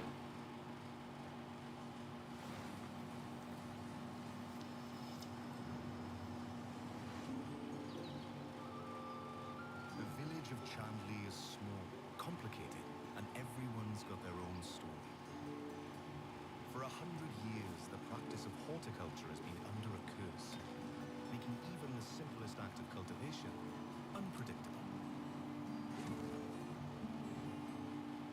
But you come from a It's long called The line Horrifying Creature. steeped in the green and growing arts. Your family's old lodge has been empty for a long time, so don't expect airs and graces. Chandley may be small, but it's thick with secrets and set in its ways. Is it ready for the return of a mandrake?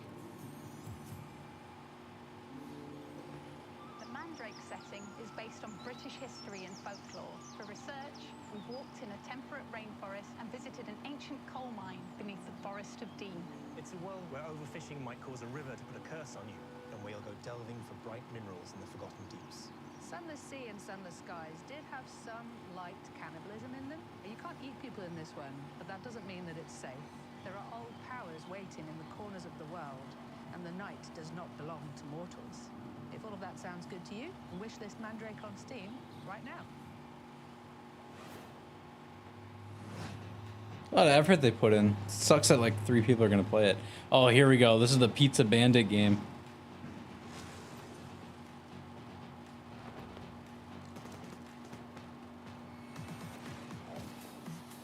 This has the stupidity enough to catch on to some people.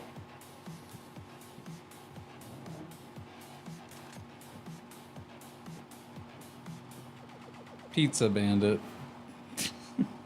Mobile game ad. Student under a minute, starting now. Monday, catch up on the news. Get a new assignment. Fight some guys using tactics. Check your diary. Tuesday, investigate a spooky classroom. Gain a rival. Fight some more guys. Find a dog. Wednesday, romance your friends. Kick an egg. Fight those guys. Thursday, follow some blood. Track down a missing sandwich. Pull a new friend out of nowhere. There's guys. You fight it. Friday, find a cursed dog. Learn a terrible secret. Fight a really big guy. The weekend, sing karaoke, race Beatles, rent some tapes, and generally just relax. That's 1 week down, many to go. Wishlist Demon School, an RPG with tactical battles right now. Where's yesterday's loss and today's sauce? Brother. I don't know if that one's worth it. Congratulations on your assignment. You have been selected to oversee a caretaker deployment in Sector 43A. This video will introduce you to your unit and its sacred directive, the preservation and propagation of the human species. After global hydrosaturation, Earth became uninhabitable. Humanity moved to orbit, but reproduction in space proved impossible.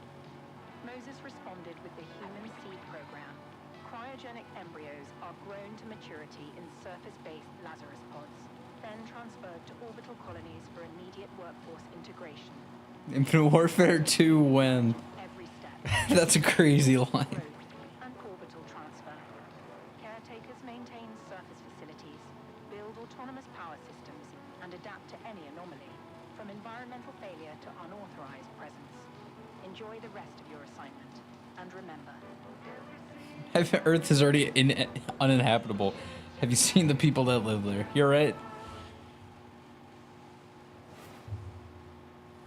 You're the only one who can safeguard the future of humanity in The Last Caretaker. So, you know, no pressure or anything. Hey, Sean, what was that? I'm so sorry. I may have eaten a light snack that just didn't really agree with me. Wait a second. Did you get into my thermal paste stash again? I prefer the term computer hummus. No, that's definitely a train, which means we are right on track for our next world premiere. Sean, no!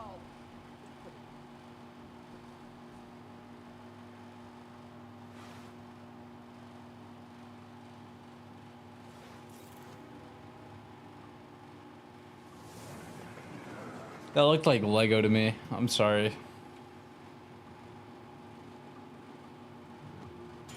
Is this a train building?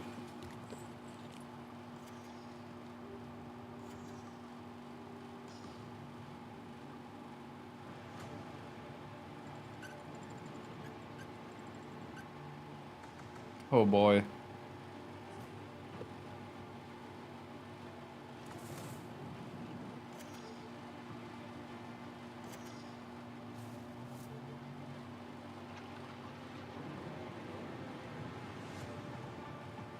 '30th building game today. No Man's Train. Bag Piggies 3.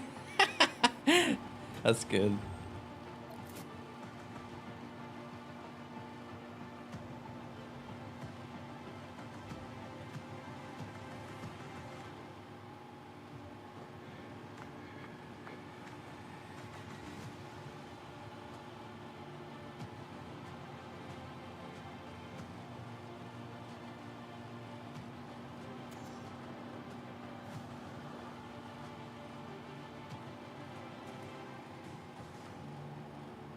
Railborn.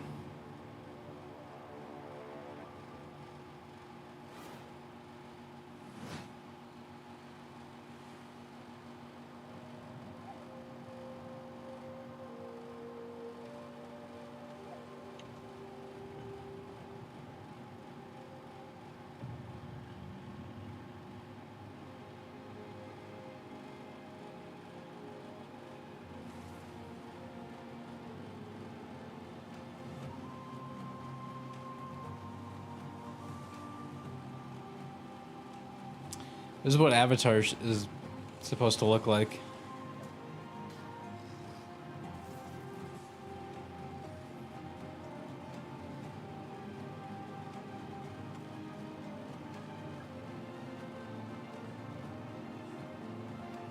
Another Genshin Impact. I don't think this is Genshin. Voyagers of Nira.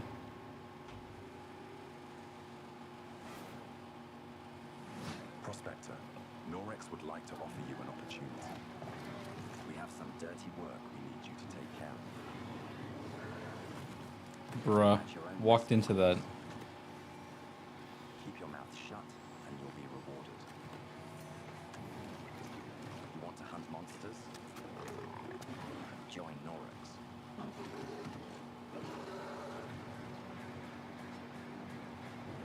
And don't ask questions. That was good. I wish you saw more of it. There's only like a 15-second trailer.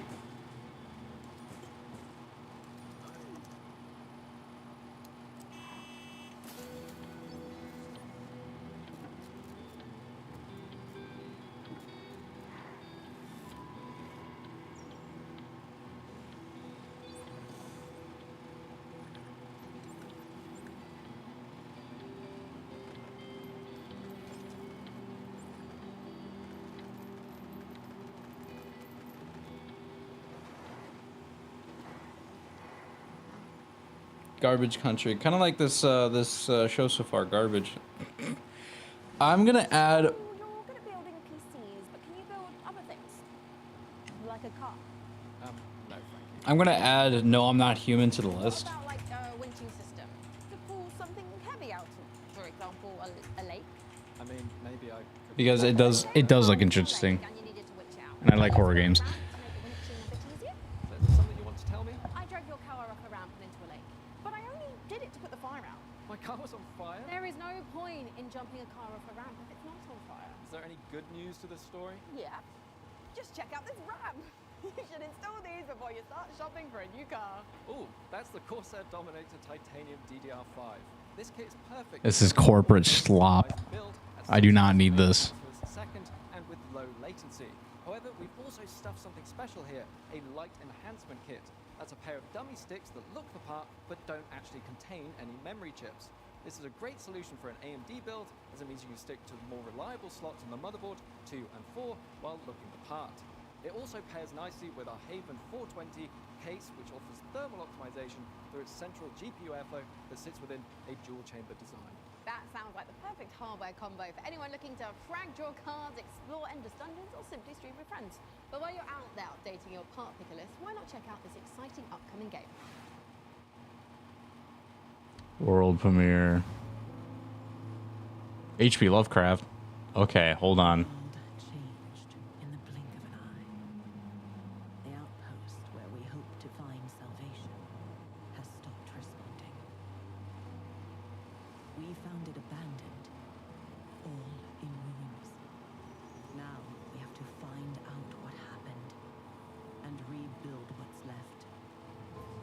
Oh yeah, guys. We're all the way HD, right? Yeah.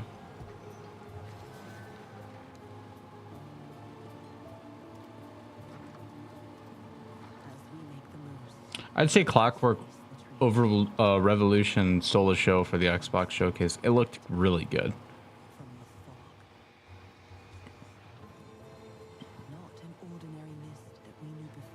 More is this another city builder?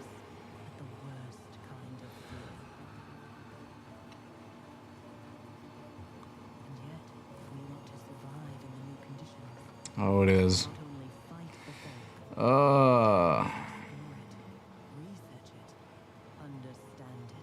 Spooky Frostpunk. No. It's just a world builder. And all before fear consumes us all.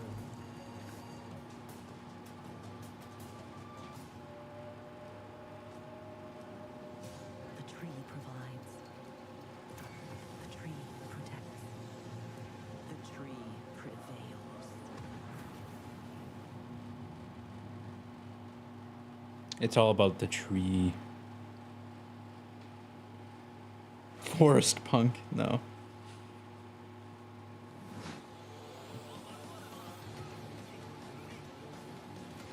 I don't like how blurry some of the action is. The quality looks pretty low, like it doesn't look polished.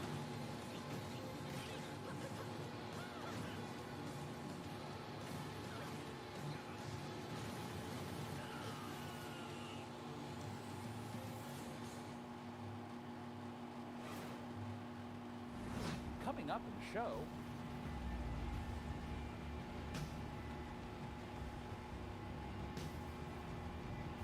What the fuck is that? Oh, that's Ultra Kill. Hold on.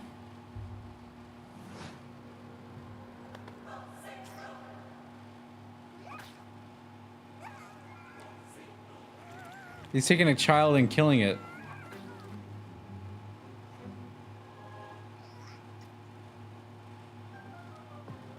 Your cult is waiting for prophets to lead them.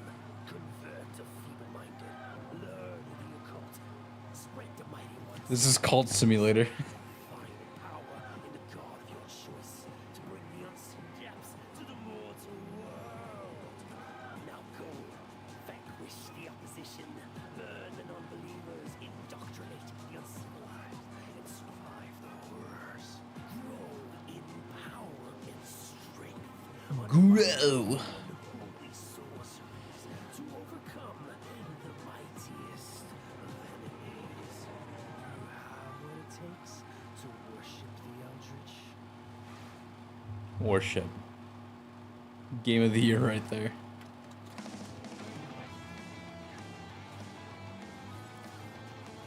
What is this?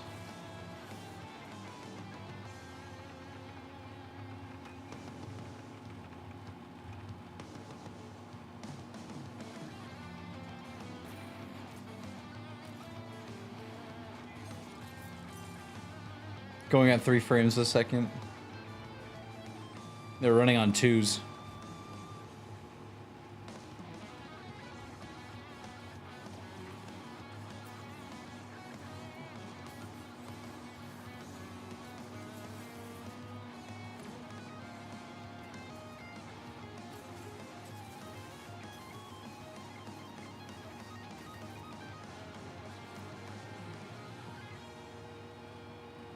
Stars of Icarus. Okay.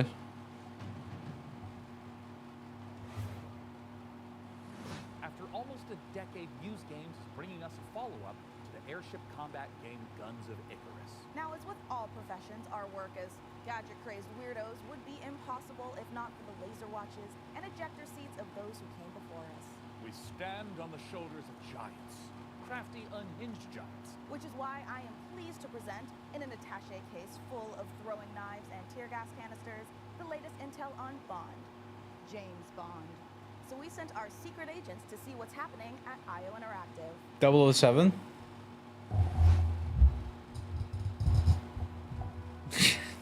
Oh my god, another 007 game. We are back.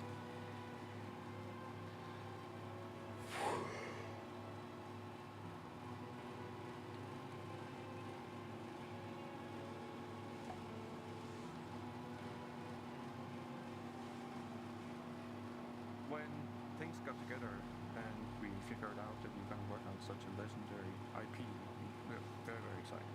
It's a huge opportunity, and also the fact that it hasn't been a game for 14 years just adds to the excitement of the comeback of this game in gaming. The colleagues that we have here are phenomenal, and I think taking all of their experience from the sort of agent fantasy that they've been building for all these years and applying it to the Bond franchise has been incredible to see and to be a part of. We're making a standalone James Bond game, but there are characters and locations that I think are going to make the fans of the novels and the fans of the movies and the cinematic history really smile. In any kind of IP where there's some known aspects of the character, you can initially view these as constraints, but really they're strengths because we get to work with all these amazing partners. Aston Martin and Land Rover, collaborations with Omega, and all of these things lends itself a sense of credibility to the player that this is a real James Bond experience. This is a James Bond experience. Crafting this character has been both exciting and extremely challenging because it's a balance between being very true to Ian Fleming's novels on the character, yet bringing some part of IO into that. The most special thing about our version of Bond is that it's an IO reimagination of the origin of Bond itself, and it allows us to really dive in and learn about what it takes to enter this world of espionage. It was very important to us from early on that we didn't want to synthesize Bond. We didn't want to go in and cherry pick qualities from different aspects of stories or whatever. We wanted to make something that was fully original. So he's young. He's someone who doesn't yet know all the things we know about James Bond. He has all the core qualities. So he is irreverent. He is inherently charming. He's funny, but he's not yet cold. He's not callous. He's a more energetic. He has that impatience of youth built into him. Somewhere in between a naive, not yet worn down, principled young man, and then that journey onto this hard-hitting, colder guy that we might recognize. That space there was really inspiring to us. He is very true to his North Star and his values. And the story is very much about when you read the harsh, political, dangerous world out there, how does a young man fare while still retaining his values? Not only will we get to experience the character changes and the lessons he needs to learn, but also how he gets his famed gear. The world is a big part of how you solve the problems as you get to them. Using the environment and weapons and charm, and obviously gadgets is a huge part of that. We have a lot of the gadget you'd expect, and then quite a few you wouldn't. So our long-time fans from the Hitman franchise can expect could recognize some of these core elements from my interactive in our James Bond game. A really core aspect of this game is what we call creative approach. And it has to do with standing outside a lavish location. We're going to give you an objective in here. You absolutely need to be able to do that in a bunch of different ways. But I think the biggest difference is that you need a lot of patience to play Hitman. You need to be sitting there, seeing the patrol. He goes over there, and he likes wine. So this is a Hitman kind of game, like Hitman. Through the front door. I'm actually just going to go talk to them. I'm just going to go punch them right back. If you're a James Bond that wants to crouch along, you know, the covers and be careful and all that stuff, that's your Bond, and that's fine. But we've crafted a game that has a lot more forward momentum. Spycraft is part of what I learned. However, in terms of Bond, there are two key differences. The agent we were working with before, he is an empty shell, right? He's a chameleon, whereas James Bond is very much a personality. A big part of the fun of playing the game is to see what he'll say, because he always has something great to say that you wouldn't have thought of. His quick wit and talking your way into and out of trouble is a big part of the core loop as well. If Hitman is Put Bayonetta in 007? No. the bad guy of the game, Bond is the hero. And that means that we are much more focused on his journey as a character, and we are much more focused on saving the world. I think it's safe to say that we're dialing the action to 12 on this one. We wanted a physical Bond. We wanted fighting to be visceral and brutal and violent and super fun and exciting. So we spent a great amount of energy on making a system of free flow combat where you're fighting multiple opponents at once. You can grab them and punch them and throw them into each other, use the environment. We really did strides and upping the dynamics and the kinetic feel of the combat, be that ability combat and shooting and be seamless in and out between that. It's very, very exciting. We as a studio and as a team have evolved a lot to do top class action, spectacle moments and spectacle situations, all interactive. The situations you get into are absolutely wild. It's because that's the 360 experience that our fans deserve and expect from a Bond experience. And we've really pushed our engine to sort of bring on this higher level of spectacle and fidelity to the game. This production has pushed our internal tech beyond, like miles ahead of what we were able to do before. Depicting these beautiful different cities and locations, exotic types of vehicles, not just normal vehicles. So we take everything we know, but also evolving with technology to deliver an experience that is more advanced than we've ever done before. This has to be a larger-than-life action-adventure story, and that's what we've delivered. But it's always with character at its center. There's never action for action's sake. It's because it leads to the next thing. It's because he needs and has to do this in order to succeed.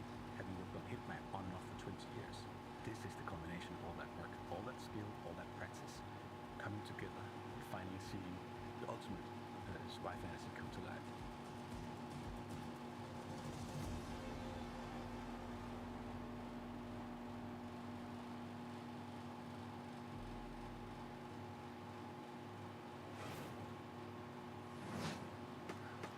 Oh yeah.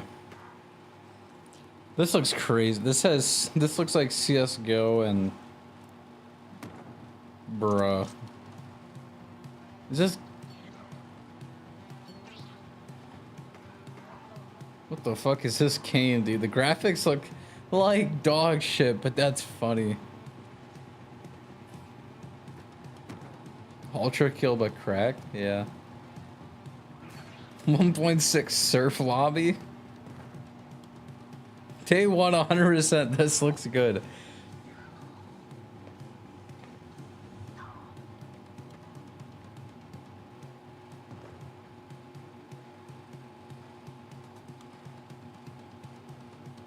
Surf game but make it Gen Z brain rot. Goblin America. That's funny. Okay.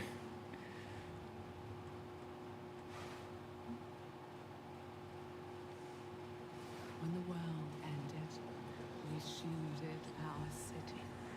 Safe but trapped, we endured. Until now, until you, time traveler. League of Legends. Shatter our chains. Guide our armies, defend our kingdom, repel the evil hordes. Rebuild what the enemy shattered, and restore the might of our city. The lands of Bastion still whisper secrets, relics of power reaching. When are they gonna show a video game? They've been doing that all stream. Yeah, this is a MOBA. Unraveler shall halt your advance. Your strength will never cease to grow. Once banished, you will break us free.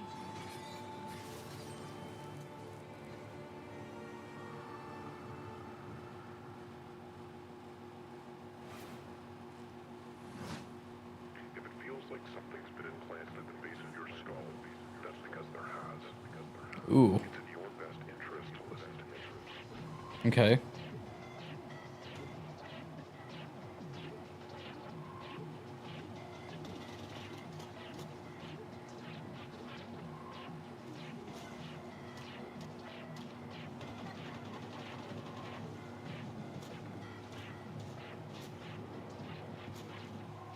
What is this?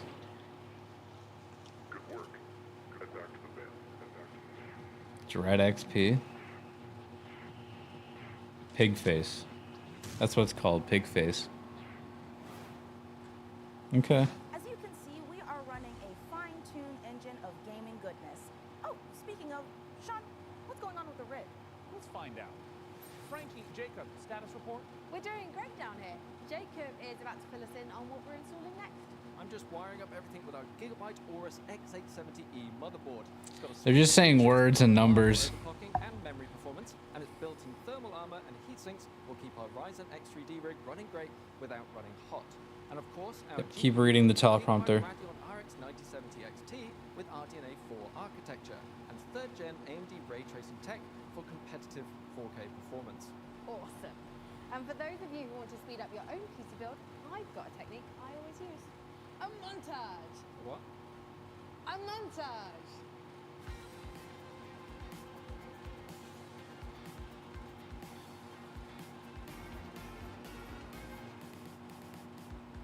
Oh, a montage. Right. Great idea, Frankie. Freeze frame high five? Freeze frame what? Not gonna lie, I'm starting to get a little bit worried about the rig looting, but oh, perfect. In the meantime, here's some new tech for you, or should I say, some new Terra tech. Oh, she just stood in place like that for like ever. Alright, cool.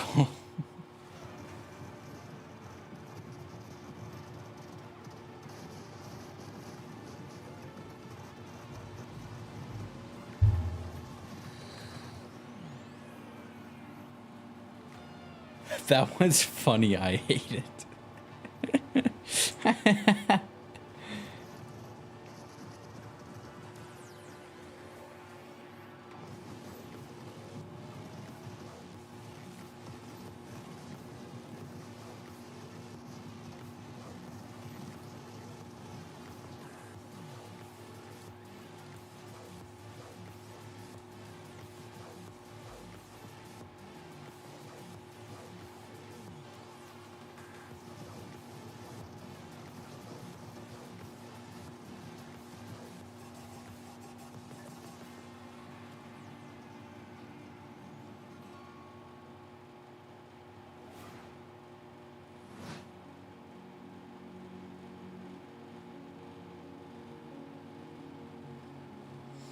What is this? Is this a Sims-like game? Looks like it.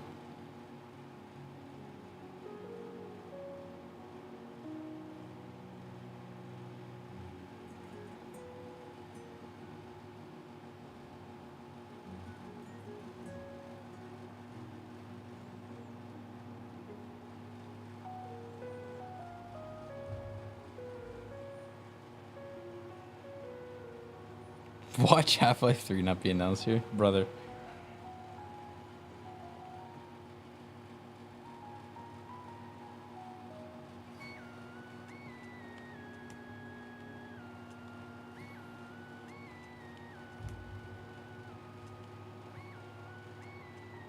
Oh my god, you can have real like arguments with a wife? Oh, that's so good. That's realistic.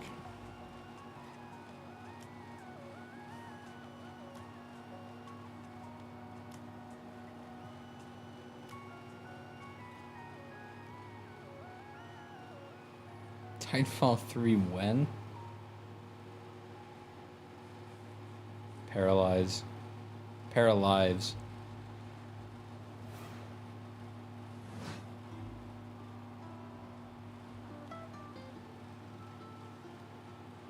Ark survival type game. Every game is just like something that we've already seen before. Yeah.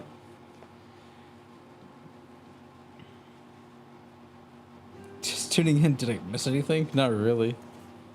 I mean, if you wanted to see like the developers talking about Den of Thieves and 007.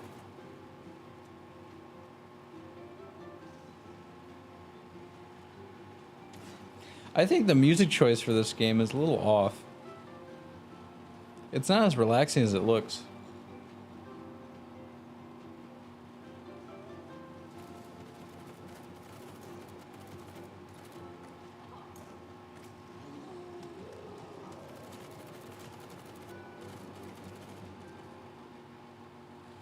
Lost Rift.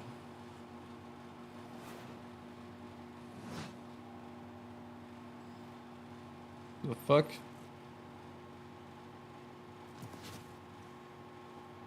Oh, I didn't see you there.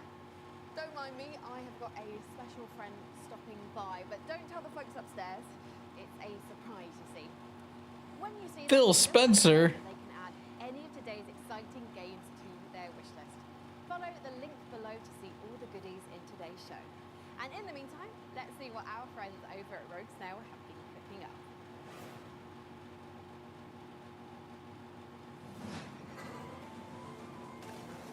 Here we go, Hades. We're back. Perdoe essa pobre coitada. Que de joelhos rezou um bocado, pedindo pra chuva cair sem parar.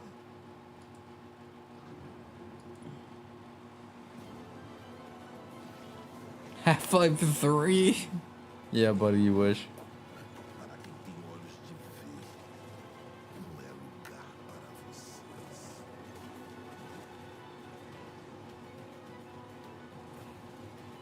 Uma pessoa pode lavrar um chão que nem mesmo cactos consegue brotar.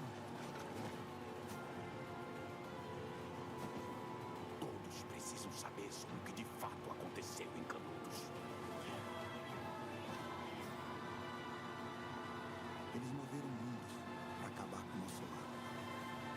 Perdemos, mas resistimos, como Mandacaru no meio da grande seca.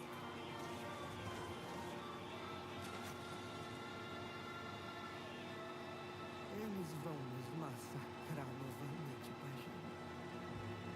Eles vão nos massacrar. Um a um.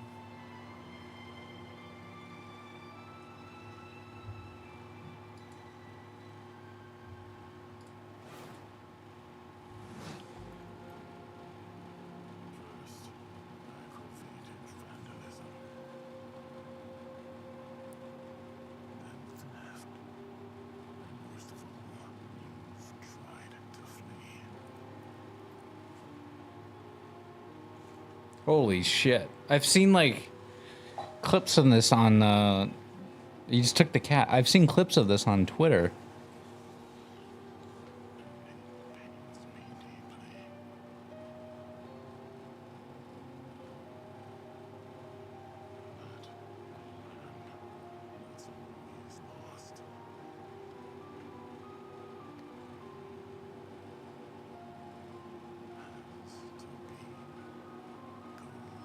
Ugh.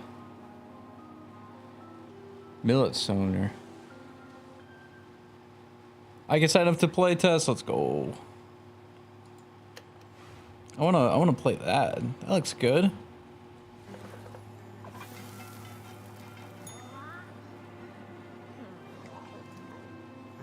Chef, open a Your own restaurant may feel Yeah, restaurant game, Burger Simulator. Where does Burger Simulator coming in? line up at the door. Elder gods are summoned. All of this can really burn your biscuits, but you will be forged in the fires of the kitchen. Sharpen your knives and master the magic of food. For an ancient hunger has awoken. I found it. To a demon's heart is through its stomach. We'll add that one to the list. Hey, let's check in on how things are progressing with the rig. And make sure there aren't any saboteurs in the mix. Hey, Mika, how are the kids looking down there? It's not looking great. They're hooking up a. Oh my God, they're hooking up a PC to a printer. No, printer, it's too dangerous. I I know. told them the rig is way too valuable to be anywhere near a printer. I know. We have to stop them. No. It's too late because they're downloading a driver. Oh, wait. God, why? Maybe it's an okay. Jacob looks like he's laughing. Oh, no, he's sobbing. And now he's cursing God. Yeah. Oof. Why, you maniacs? Why? Damn you, printers. Haven't you taken enough from us? I am going to go to the bathroom. Damn you. Fuck. I want to like.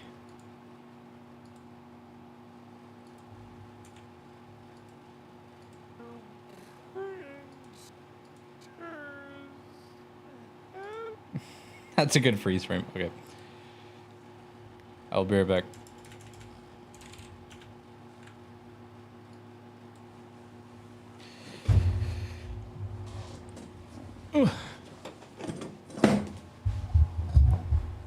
That way we can skip whenever they do these stupid skits so we can just get to the trailers.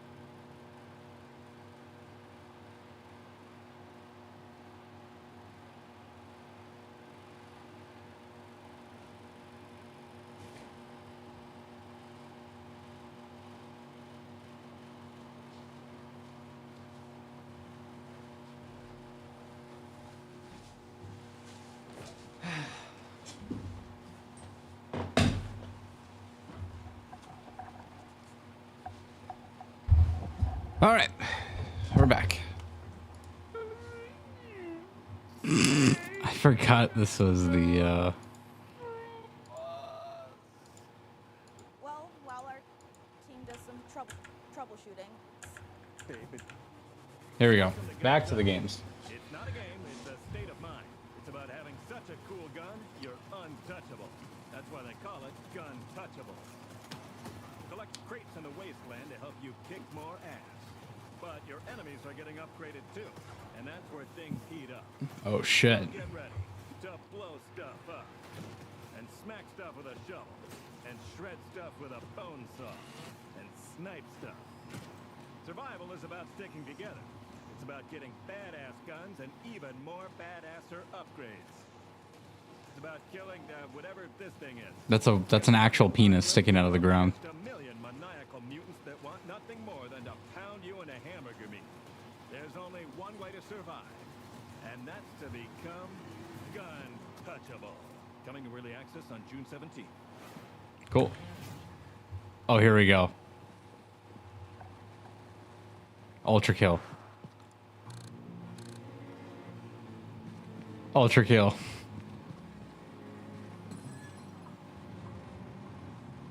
Whoa. Is this like the Inception update? It's just endless, that's what it is. Holy fuck.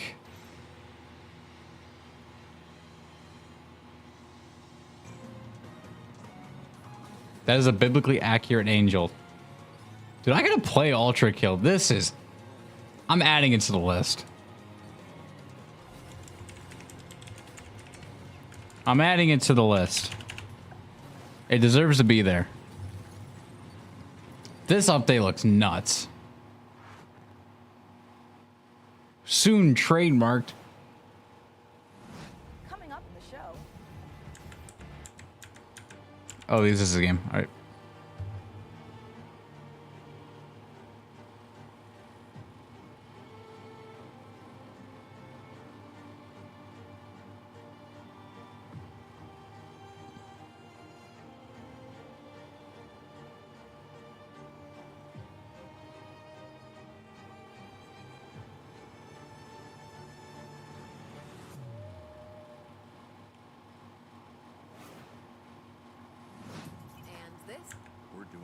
Oh, this is a game.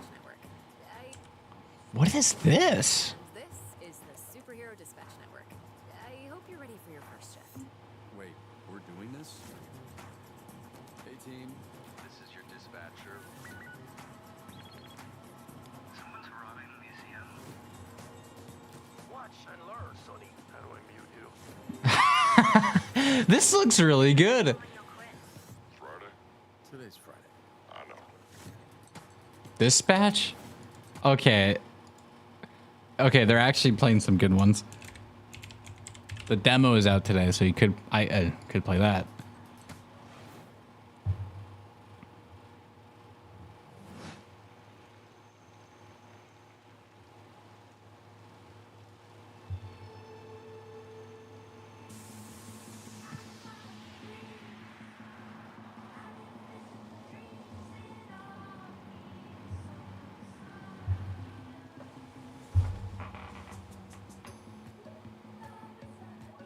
What the fuck was that? You can ride a hot dog?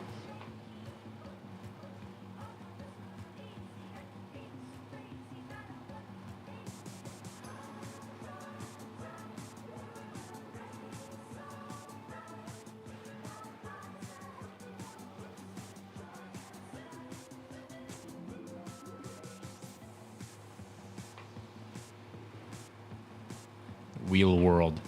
Okay.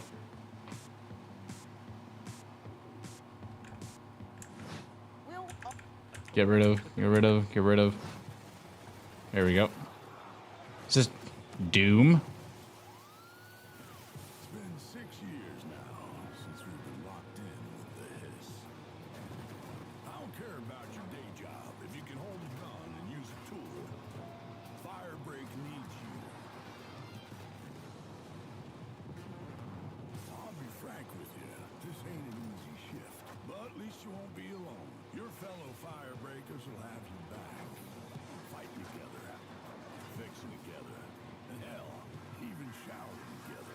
Hell yeah. Okay, this game's for me. And stick together. It'll be more than enough to survive.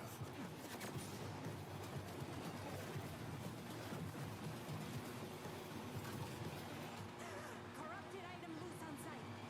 On my way.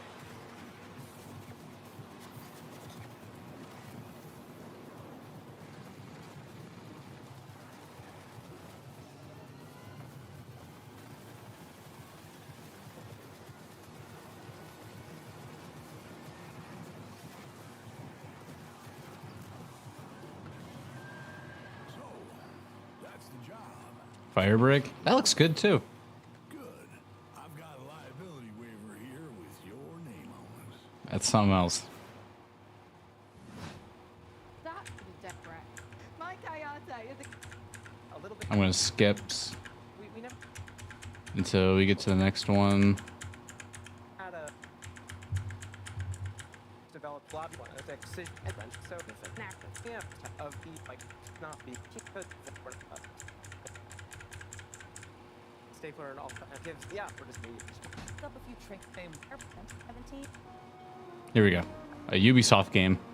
If you want to be immortalized in ornateness, here's a little lesson in greatness. If governing is your vocation, it's all about location, location, location. Another building game in Rome.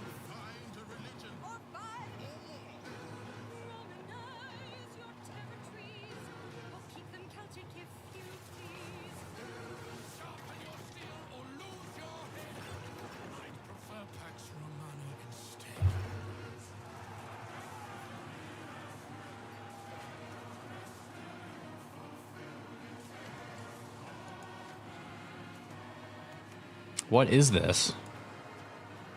Just like Roman Empire.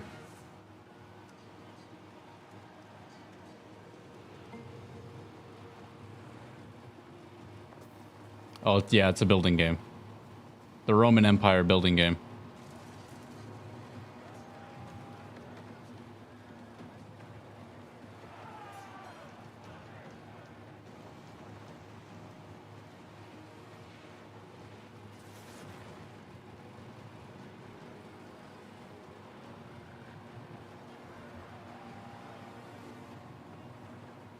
Anno 117. Okay. Going up after all. Yeah, no, I'm Nate, and I'm in, I was gonna... I thought I told you there's nothing up there. What's up there, though? Nothing. There's a tower. Yeah, that's it. When you get to the top of the tower, what's there? There's like a top of a tower. What the fuck is this?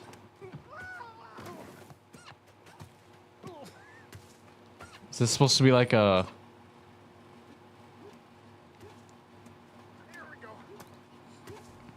You gotta figure out how to like walk?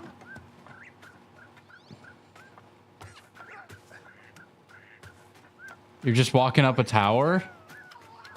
This was supposed to be like one of those rage games, like pushing a boulder up.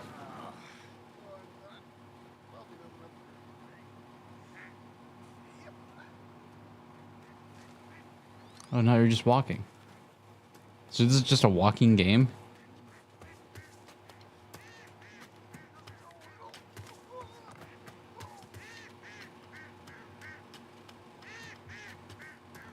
What the fuck? What was that?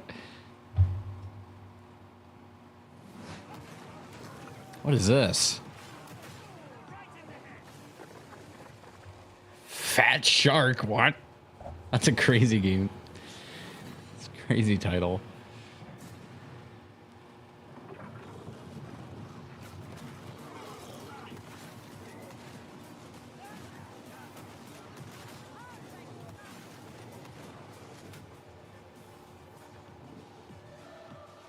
Archetype.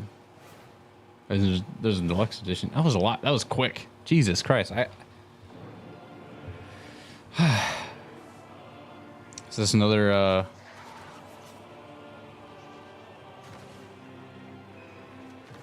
League of Legends type. MOBA. It's also a building game, so it's a building game and a MOBA at the same time.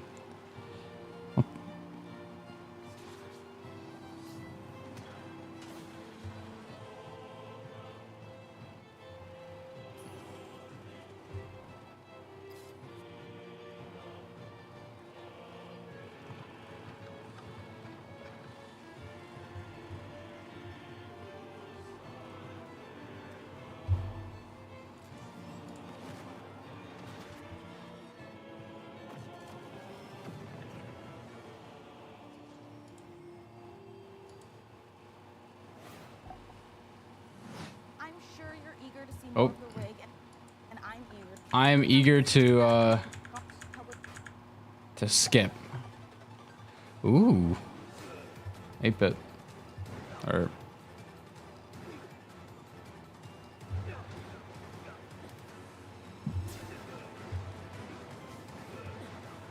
this looks nuts.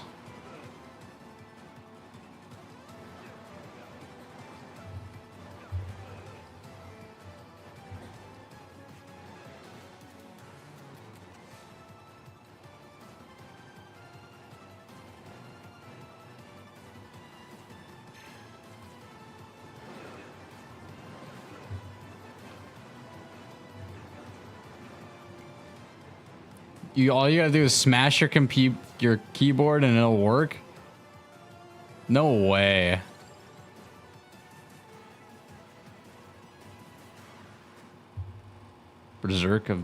Berserk or die. That's cool. Okay. I'm gonna put that one on the list.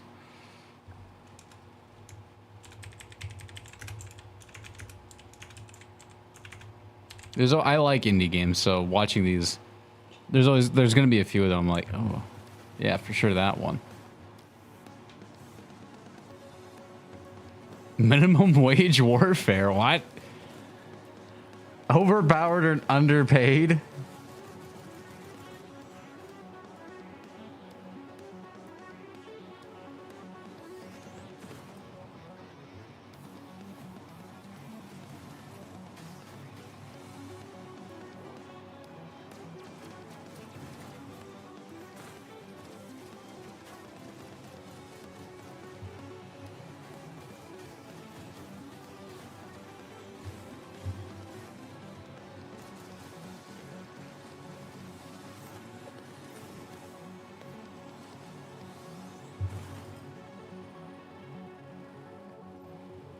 Mycopunk.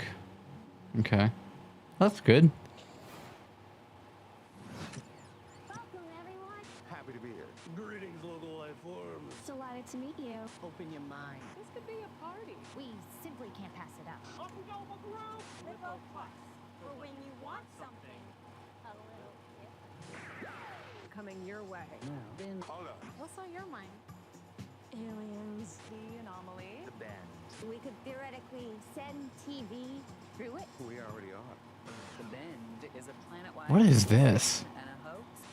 Everybody seems so anxious to say something that they don't get their facts straight first. Consider the Bend as a source of signal intrusions and dangerous interference. The Bend is the future. It's our future.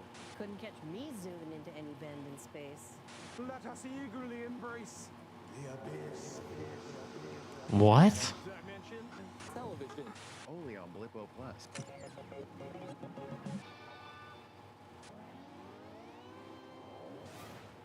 What was that? All those games have looked Skip. Light hack and slash.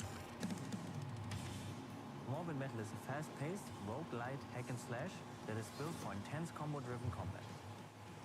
You play as an advanced AI, trapped inside a deadly simulation. Your mission? Explore its beautiful and brutal iterations, grow stronger, and prove your worth to your creator. You'll configure Okay. combo with Echo's special attack. Enemies, powerful, reward. Meantime, Skip. What is this?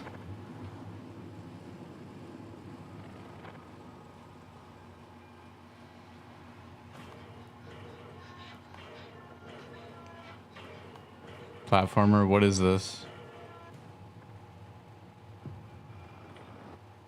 What?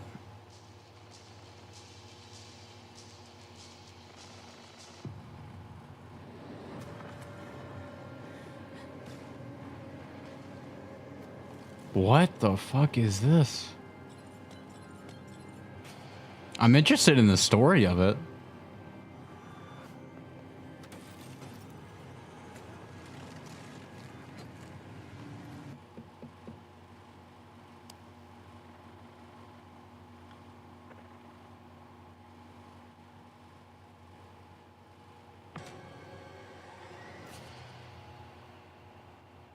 What the fuck? Love Eternal? I'm interested in the story. But then it's just another platformer. Peggy 3. Oh boy.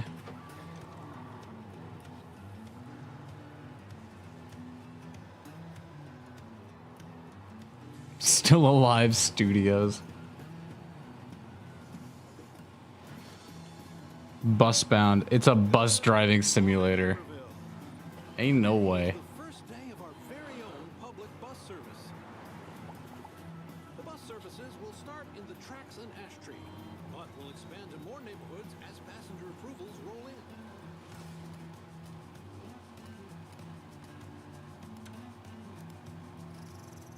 The city council says this will be the test to see if more public infrastructure is worth improving. So get out there, ride the bus, and let your voices be heard.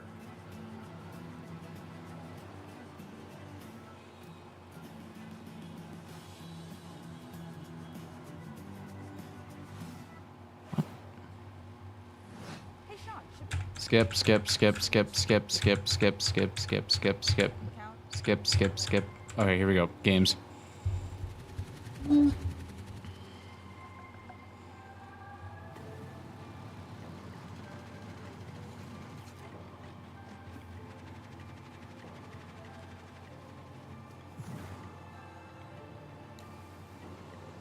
This is... Oh, what fucking game is it? I'm blanking on it. But it looks... what the fuck is it called? I don't remember. Atmos 4. Well, I know that... Okay, so that's the name of that game, but it looks like it's based off of something else. Or there's another game just like it. I'm blanking on the name. What is this?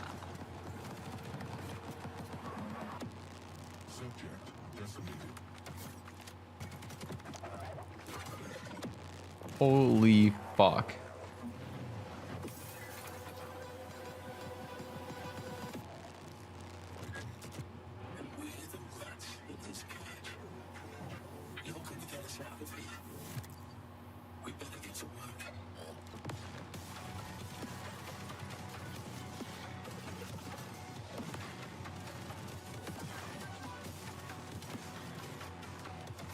That's the Twitch, the Twitch cube. He just broke it. What the holy shit?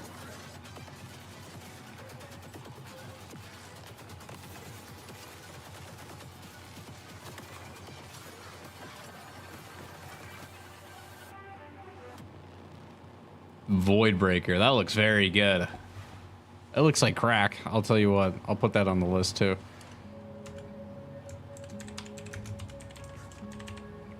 Is it called Voidbreaker or is it called something else? Farming.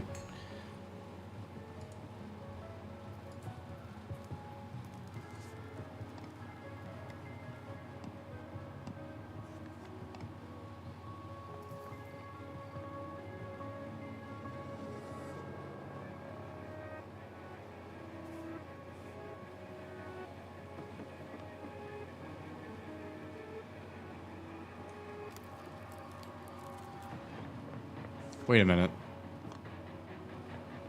This is a bit more than farming.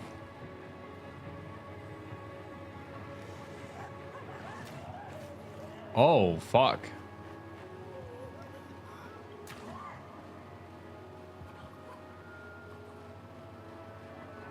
Oh, poor lad. What the fuck? Okay, okay. Time someone made a cozy life.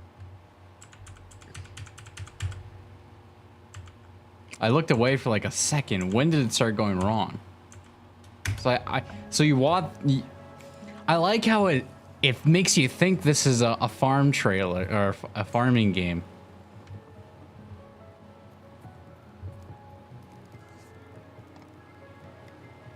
That's the women you meet at the party there. Here's the turn.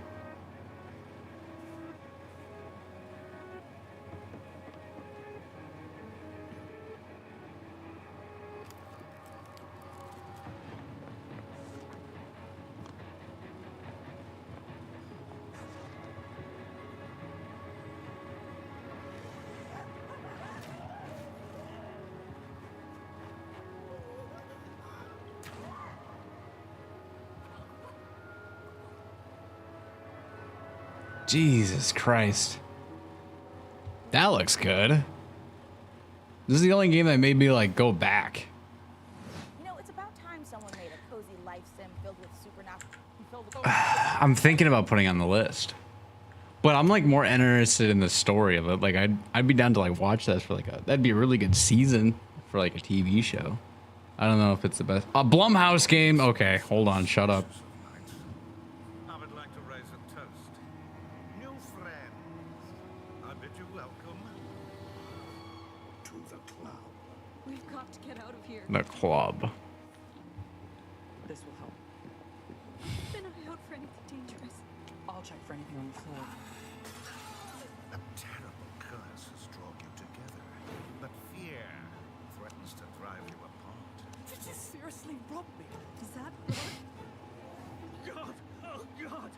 Keep your cards close to your chest, No, this isn't right. for you'll need to decide who you can trust.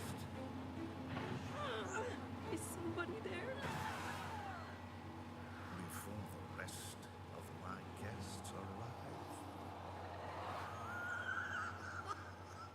arrive. Eyes of Hellfire. Looks interesting. Horn of the Abyss, Vampire the Masquerade, Bloodlines unofficial patch, Doom 3 Phobos, and more mods join GOG. Pre-installed and ready to play, smooth as never before. Just add the mod to your library, click download, and install it. It's that simple. GOG has teamed up with modding communities to bring you iconic fan creations, which by restoring cut content, fixing long-standing bugs, to introducing entirely new quests, characters, and experiences, breathe new life into classic titles. Okay, that's nice.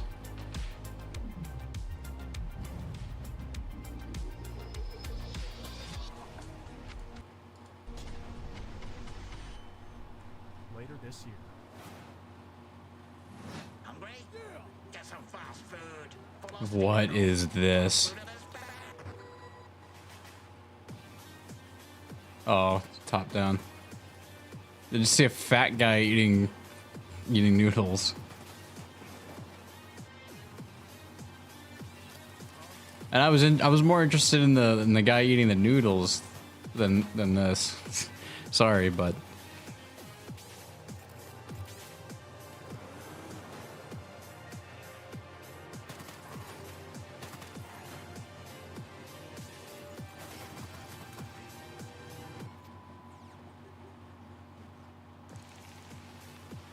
Dead Wire.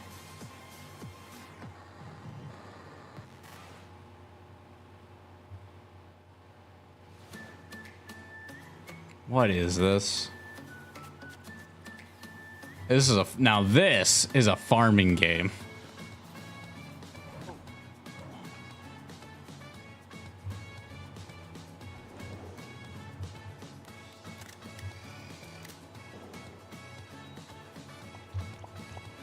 Unlike the other one where it was, the woman got killed.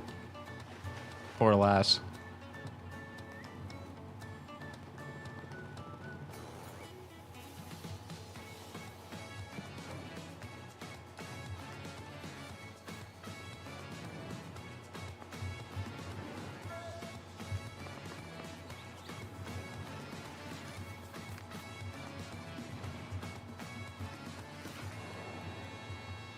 Oh yeah, I was looking for where is it? I was looking for a game I wanted to put on the list. I think I was.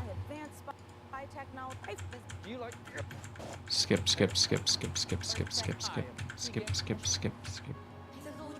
Thank you.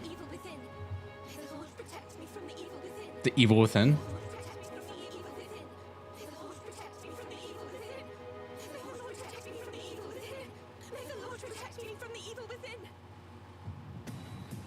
That's it. Oh my god. This is perfect. Yes, you can piss. This game is, where's the list? What was this called? This is going on the list. Clover Pit, I'm putting it on the list. I don't care. This game is perfect.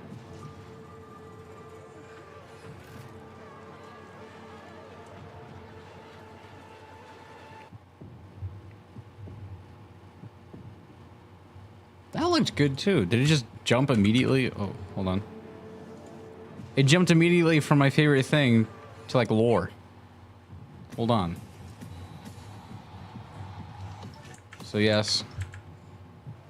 And then immediately jumped into this. This is nuts. It looks like a 3D game with like a filter plastered on top of it.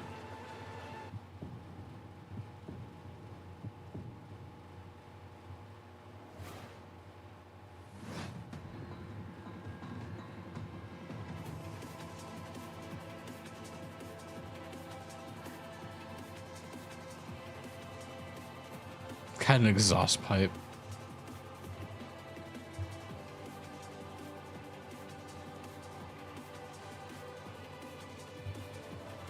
Oh wow.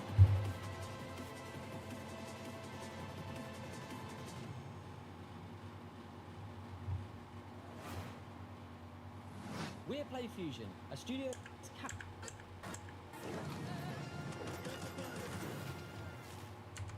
Skip the trailer. My bad. Capture the flag, reimagining where strategy collides. A capture the flag game?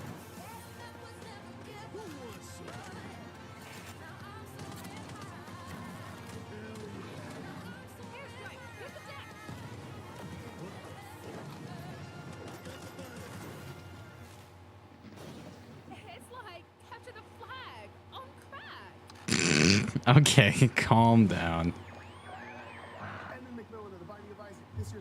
Binding of Isaac. Santa Cruz, California. Number one, this is not a wig. Yeah. Number two, we got a game coming out soon. Yeah. Here's the trailer. Yeah. What seems to be going on with the little guy? Papa Meat? He's got a broken neck. He has horrible IBS. Meat Canyon. His ears are missing. His soul was removed by a Kandarian demon. What was that last He's one? taken a shotgun to the face a couple times. What? He's got rabies, I'm pretty sure. He's made a deal with the devil. He was stabbed repeatedly in the neck, chest, face, and hair. He's incredibly dehydrated. He has depression. Nowadays, right? He appears to have a conjoined What the fuck? gambling addiction. He's probed by aliens. He's mauled by a large headless beast. His tail appears to be growing a head. Oh my god. Eugenics? That's good.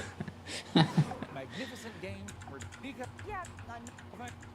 Skip.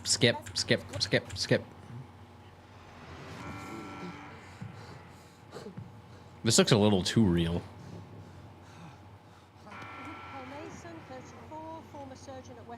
Dude, the graphics in this game looks insane. They almost look real.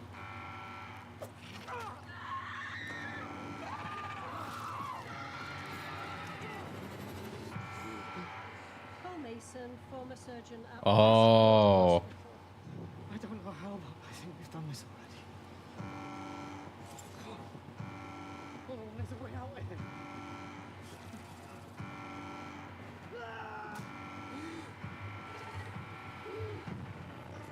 Dead Reset. Damn, the graphics on that's crazy. And an interactive horror. Okay.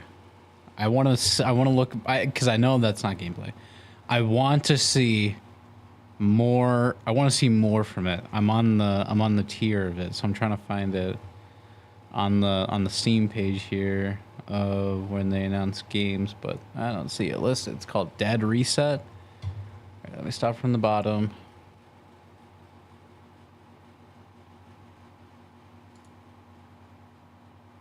Dark Tide. No.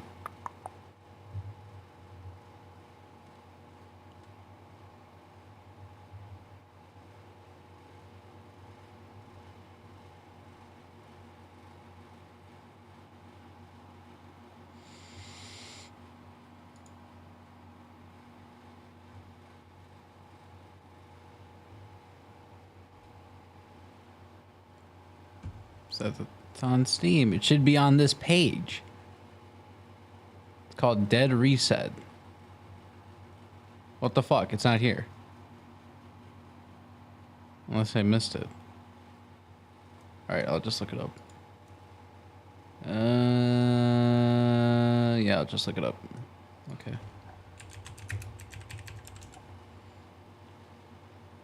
Okay, there is a demo. Looks like this.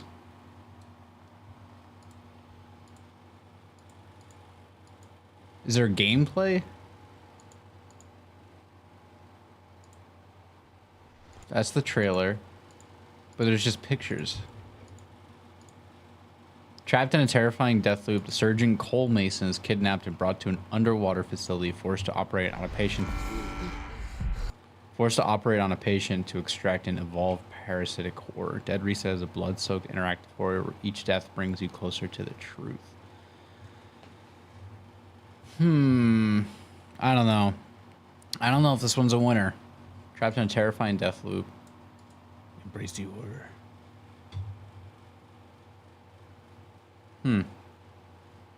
They made Skier Ritual? Okay.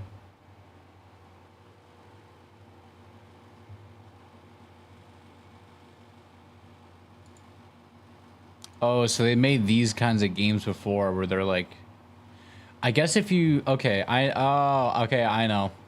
know how it is. I know what that game is. All right.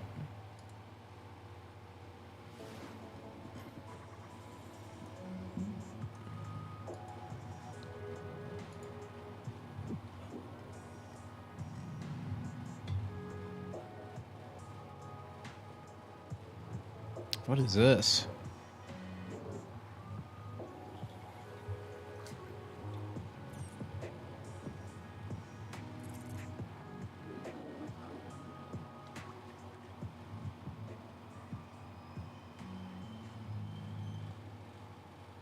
Where will your legs take you? Burn band? What is this about? You just walk around? The fuck?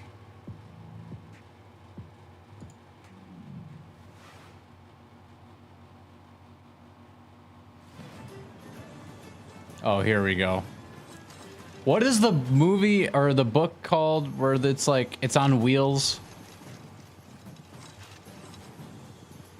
I remember when the movie came out, it bombed. What is that called? Mortal Engines. This looks like Mortal Engines. Dead ass.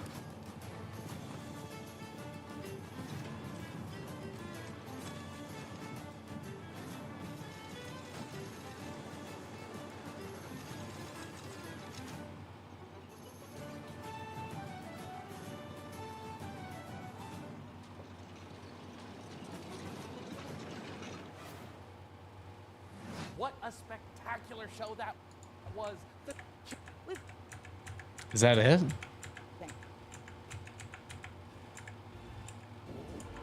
Gaming? Oh, that is it. Oh, okay. I can just Well, that's it from the gaming show. Let's look at our list here. Oh, not that. Let's look at our list that we have that we've made. I need to find these on Steam now. So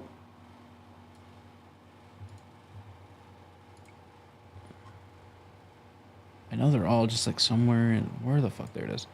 So the PC game show right here and the list is right here.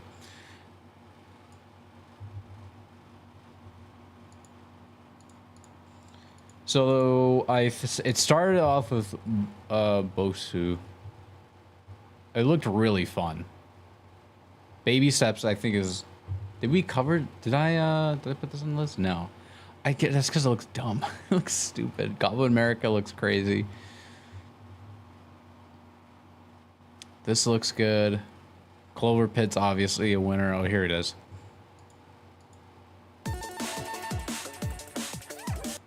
It's live right now. It's been streaming for 72 hours.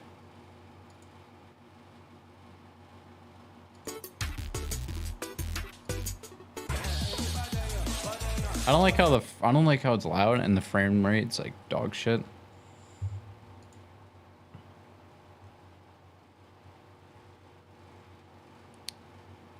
Yeah, we could play the demo.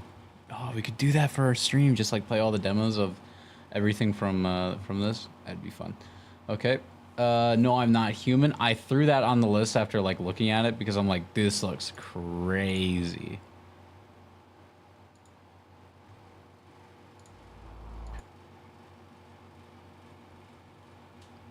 And there's a demo. Oh, we're playing that for sure.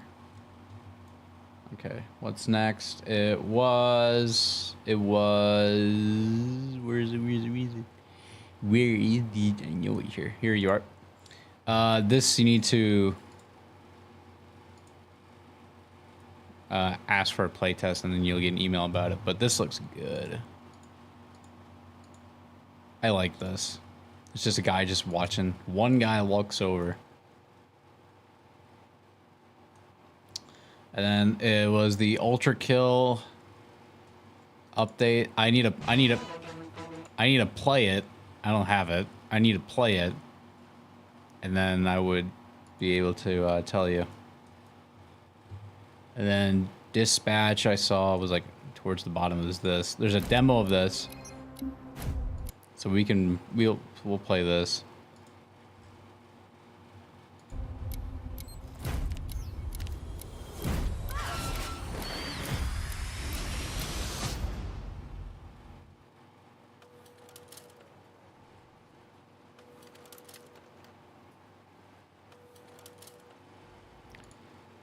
Oh, these are guys from some of the developers from Telltale that left and made this game.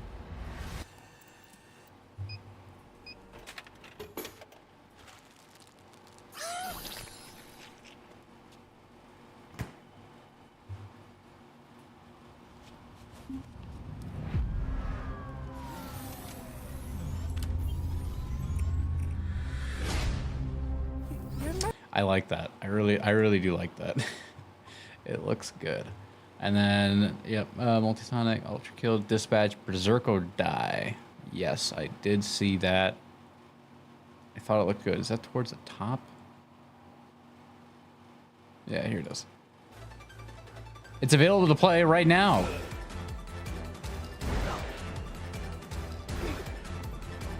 Apparently you just like...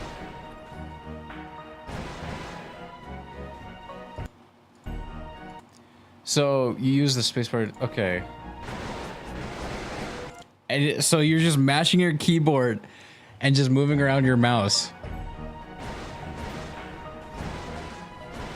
Really? I like that. That's cool. Oh, I'd like to play that. Void Breaker is next. I don't know where that is on here. Oh, there's Dead Reset. Yeah, I just found it. Void Breaker somewhere here. I didn't see this trailer. Oh yeah, we did. Yes, we did. Okay, what game? Void Breaker. Fuck, I gotta find this. Where is it?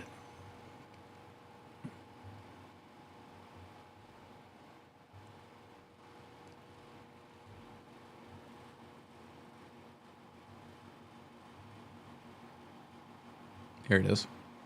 Oh, yeah. This one looked crazy.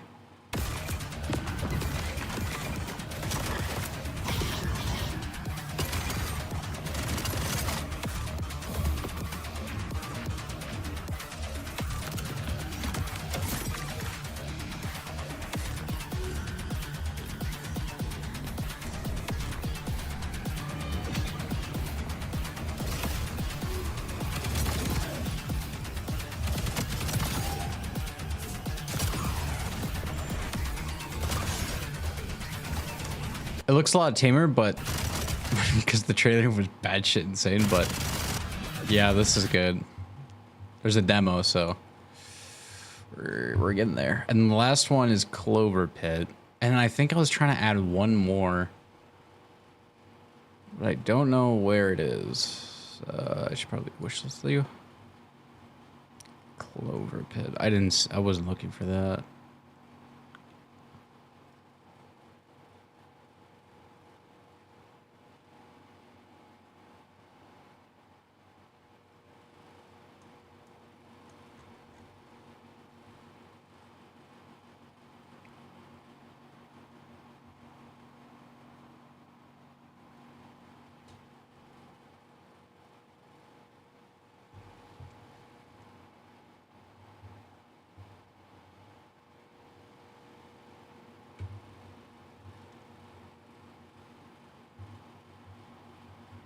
Oh yeah, it's this one. I forgot. Yep, the gambling one. Okay, so that's all the games that we added. There was one game I was gonna add. I don't remember what it was. I'd have to look through all these again to make sure I find the right one. But yep, that's gonna be it. I haven't checked out like any. The only games I've checked out are from.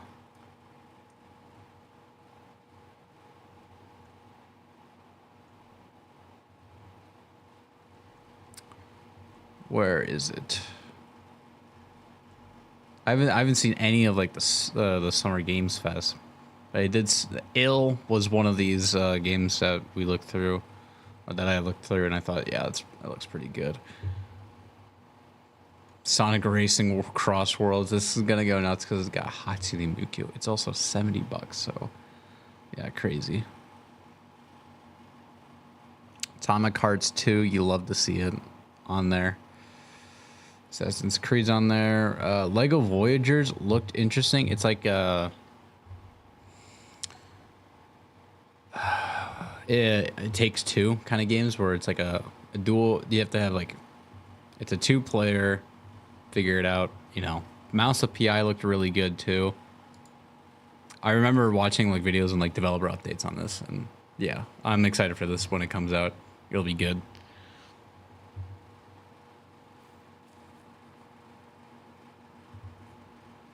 But I also want to like check out some of these other, because you never know what they got. Okay, so these are all of like the different showcase. So yeah, we watched through this. What were the games that I liked from here? It was only Clockwork. It was only this. Chronos. Yeah, Chronos, New Dawn, and Super Meat Boy. Those were the only games I really liked from that. Because how can you not like Super Meat Boy? Come on. Okay, so let's go to the Wholesome Direct. So these have more cozier names, more cozier games.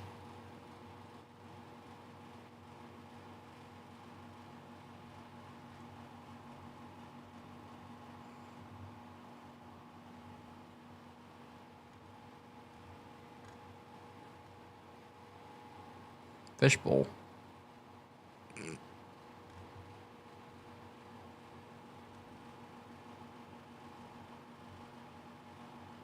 Nothing immediately jumping out at me. Maybe because this isn't my genre, probably. That would do it. Frosty Games. What are these? New Frosty Games for Celebration Video Games made in Australia and New Zealand. Ooh, okay.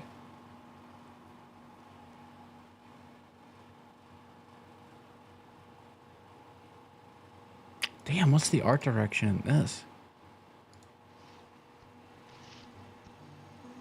I like this.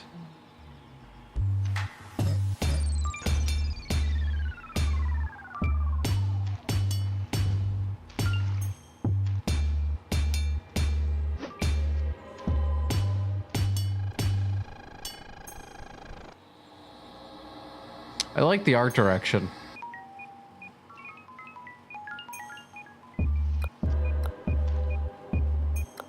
Can't say the same thing about the rest of it. What the fuck is that? Ugh.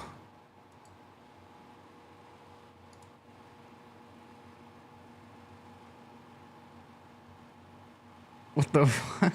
Okay. Ugh. Disgusting. Southeast Asian Game Showcase. Part of the Summer Game Fest.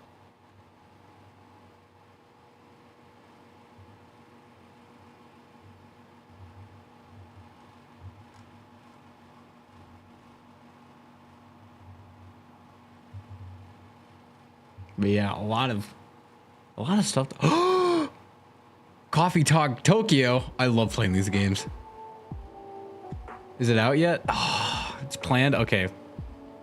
I played the other two. Oh, they're so much fun.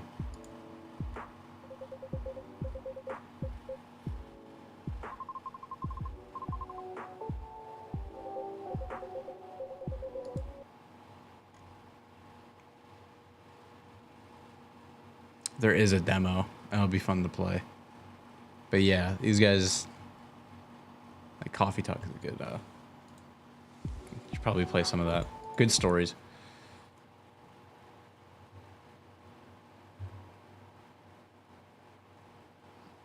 High times. Do we take drugs?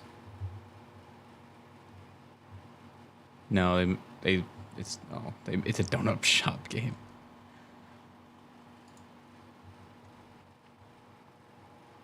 But yeah, this gets me hype. Coffee Talk. What the fuck? $900 or $90.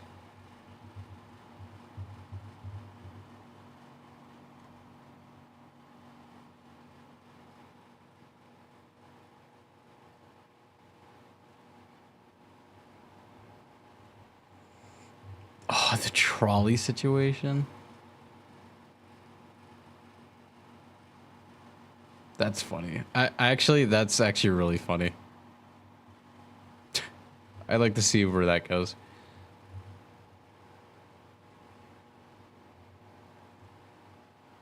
Nice. All right. IGN Live.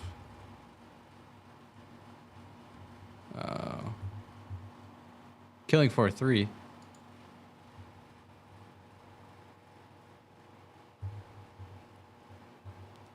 Some of these games I've seen other showcases. Yeah, not worth taking a look. Accessibility Summer Showcase. 20 plus games, guest appearances from disabled gamers. What? Is this for me? Okay. Summer Game Show. Summer Game Showcase. What is this? Neon Inferno. Is that down here? Can I find that?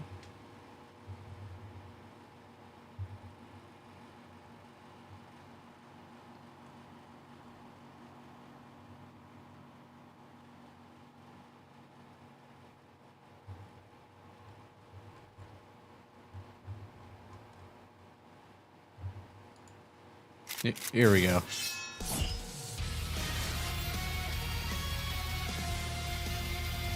Oh, it's a 2D scroller.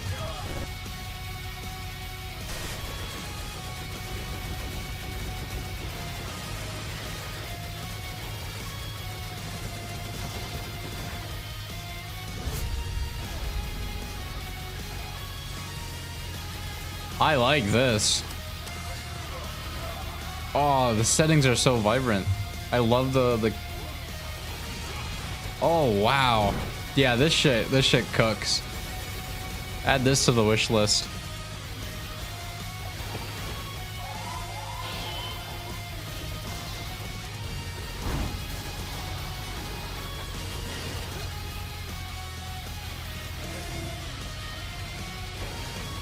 This game hits harder than diamonds. This is good. I like it.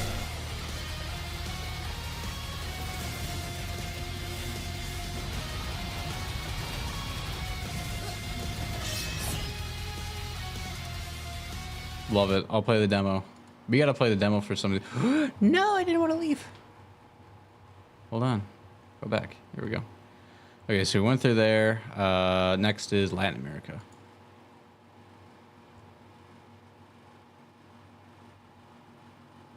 Hold on. What's this?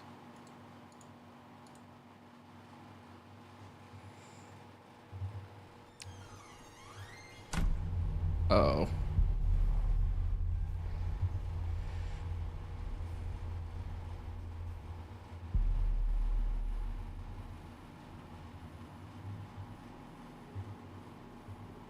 It's a 4-on-1 horror game.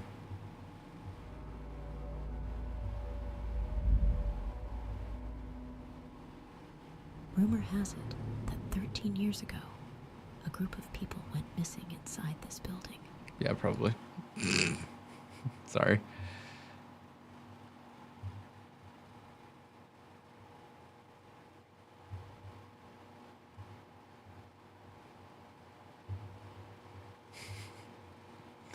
Yeah, probably. I feel like I've seen that before. Oh yeah, trolley game. Love the trolley game. Okay, that's it from there. And then we went through this, the Green Games Showcase.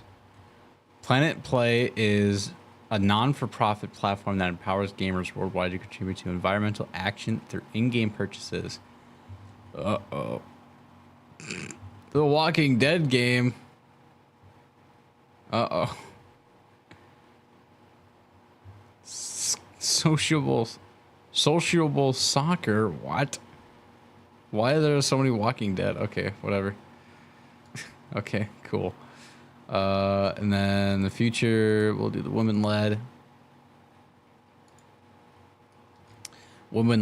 games. Women-led games. Is there not a description? This is a third-party event presented by Women-led Games. Oh, okay.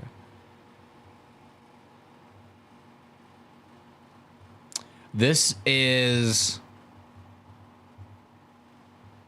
That reminds me so much... What is that movie called? It's like they all have like GoPros and shit. What is a movie called? I know what I'm talking about. It's like... It's a GoPro horror movie.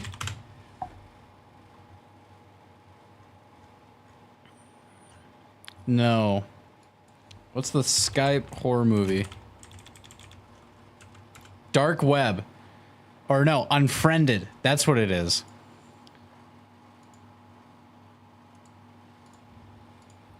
This shit. This game reminds me of this. I'm just saying. Look at that fucking neck. Anyway.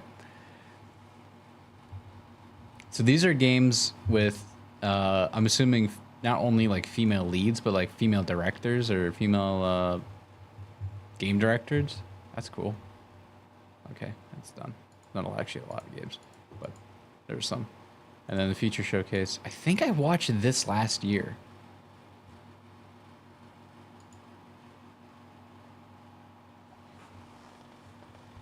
I'm pretty sure I watched this one last year. I'd have to look through what I did, but I think I watched this last year. I'm not 100% sure. Waifu Attack Frontier.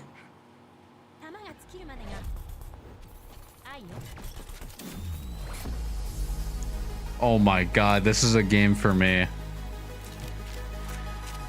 The description says weirdly addictive. Yeah, I wonder why.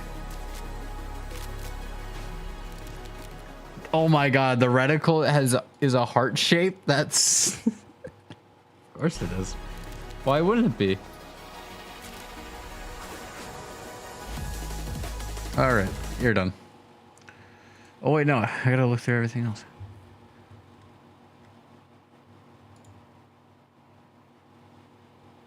Echoes in the end. Oh.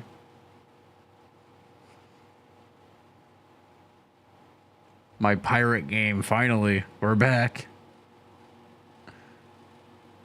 We are so back. Whisper in the fog.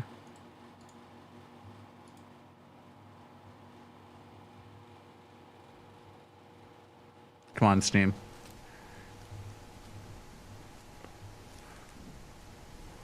Ooh, I like, if this is in-game footage, I like the,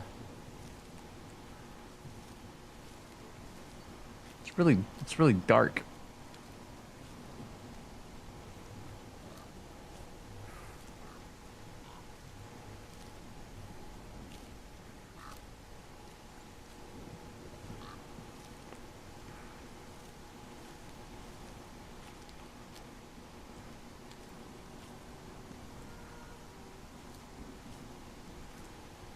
It is really dark. Yeah, turn on a flashlight, man.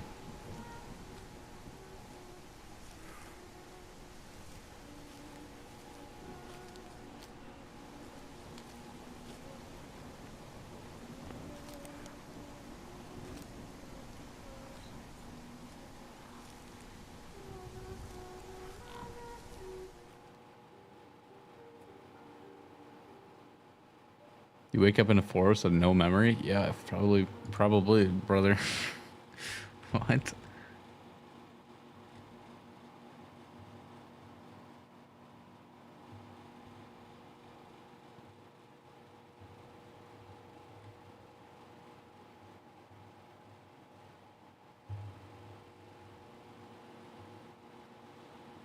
Formula Legends.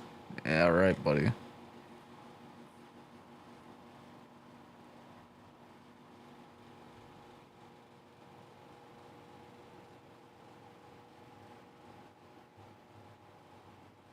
Ludo. We got another. It'll be available later this year. Okay. Yeah, they got announced last year, and I haven't heard anything. House Flipper Scooby Doo. What?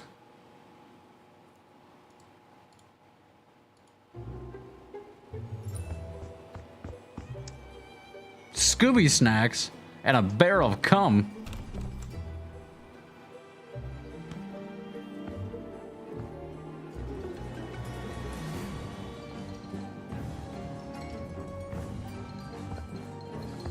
Looks like the gang's been through here before. Hey, there's a mystery machine. That's weird. That's super. That's kind of weird.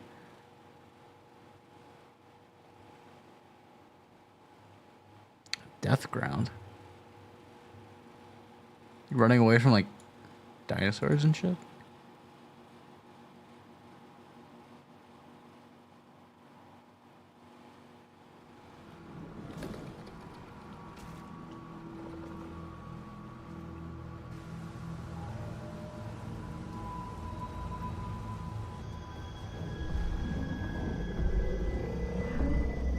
Oh wow. Oh, that'd be cool to... This would be just like Jurassic, like running away from Jurassic Park. Oh, this would be awesome to play.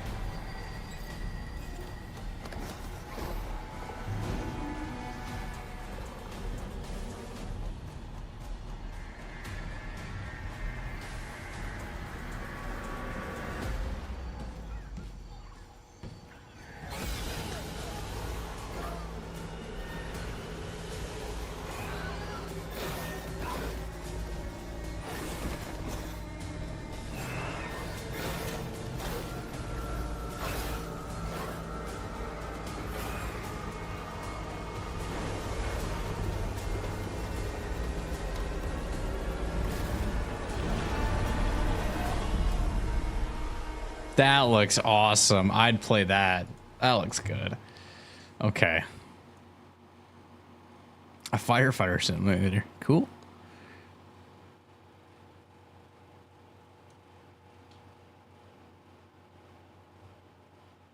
Date everything? Bruh. It really just means everything. I'm not doing that.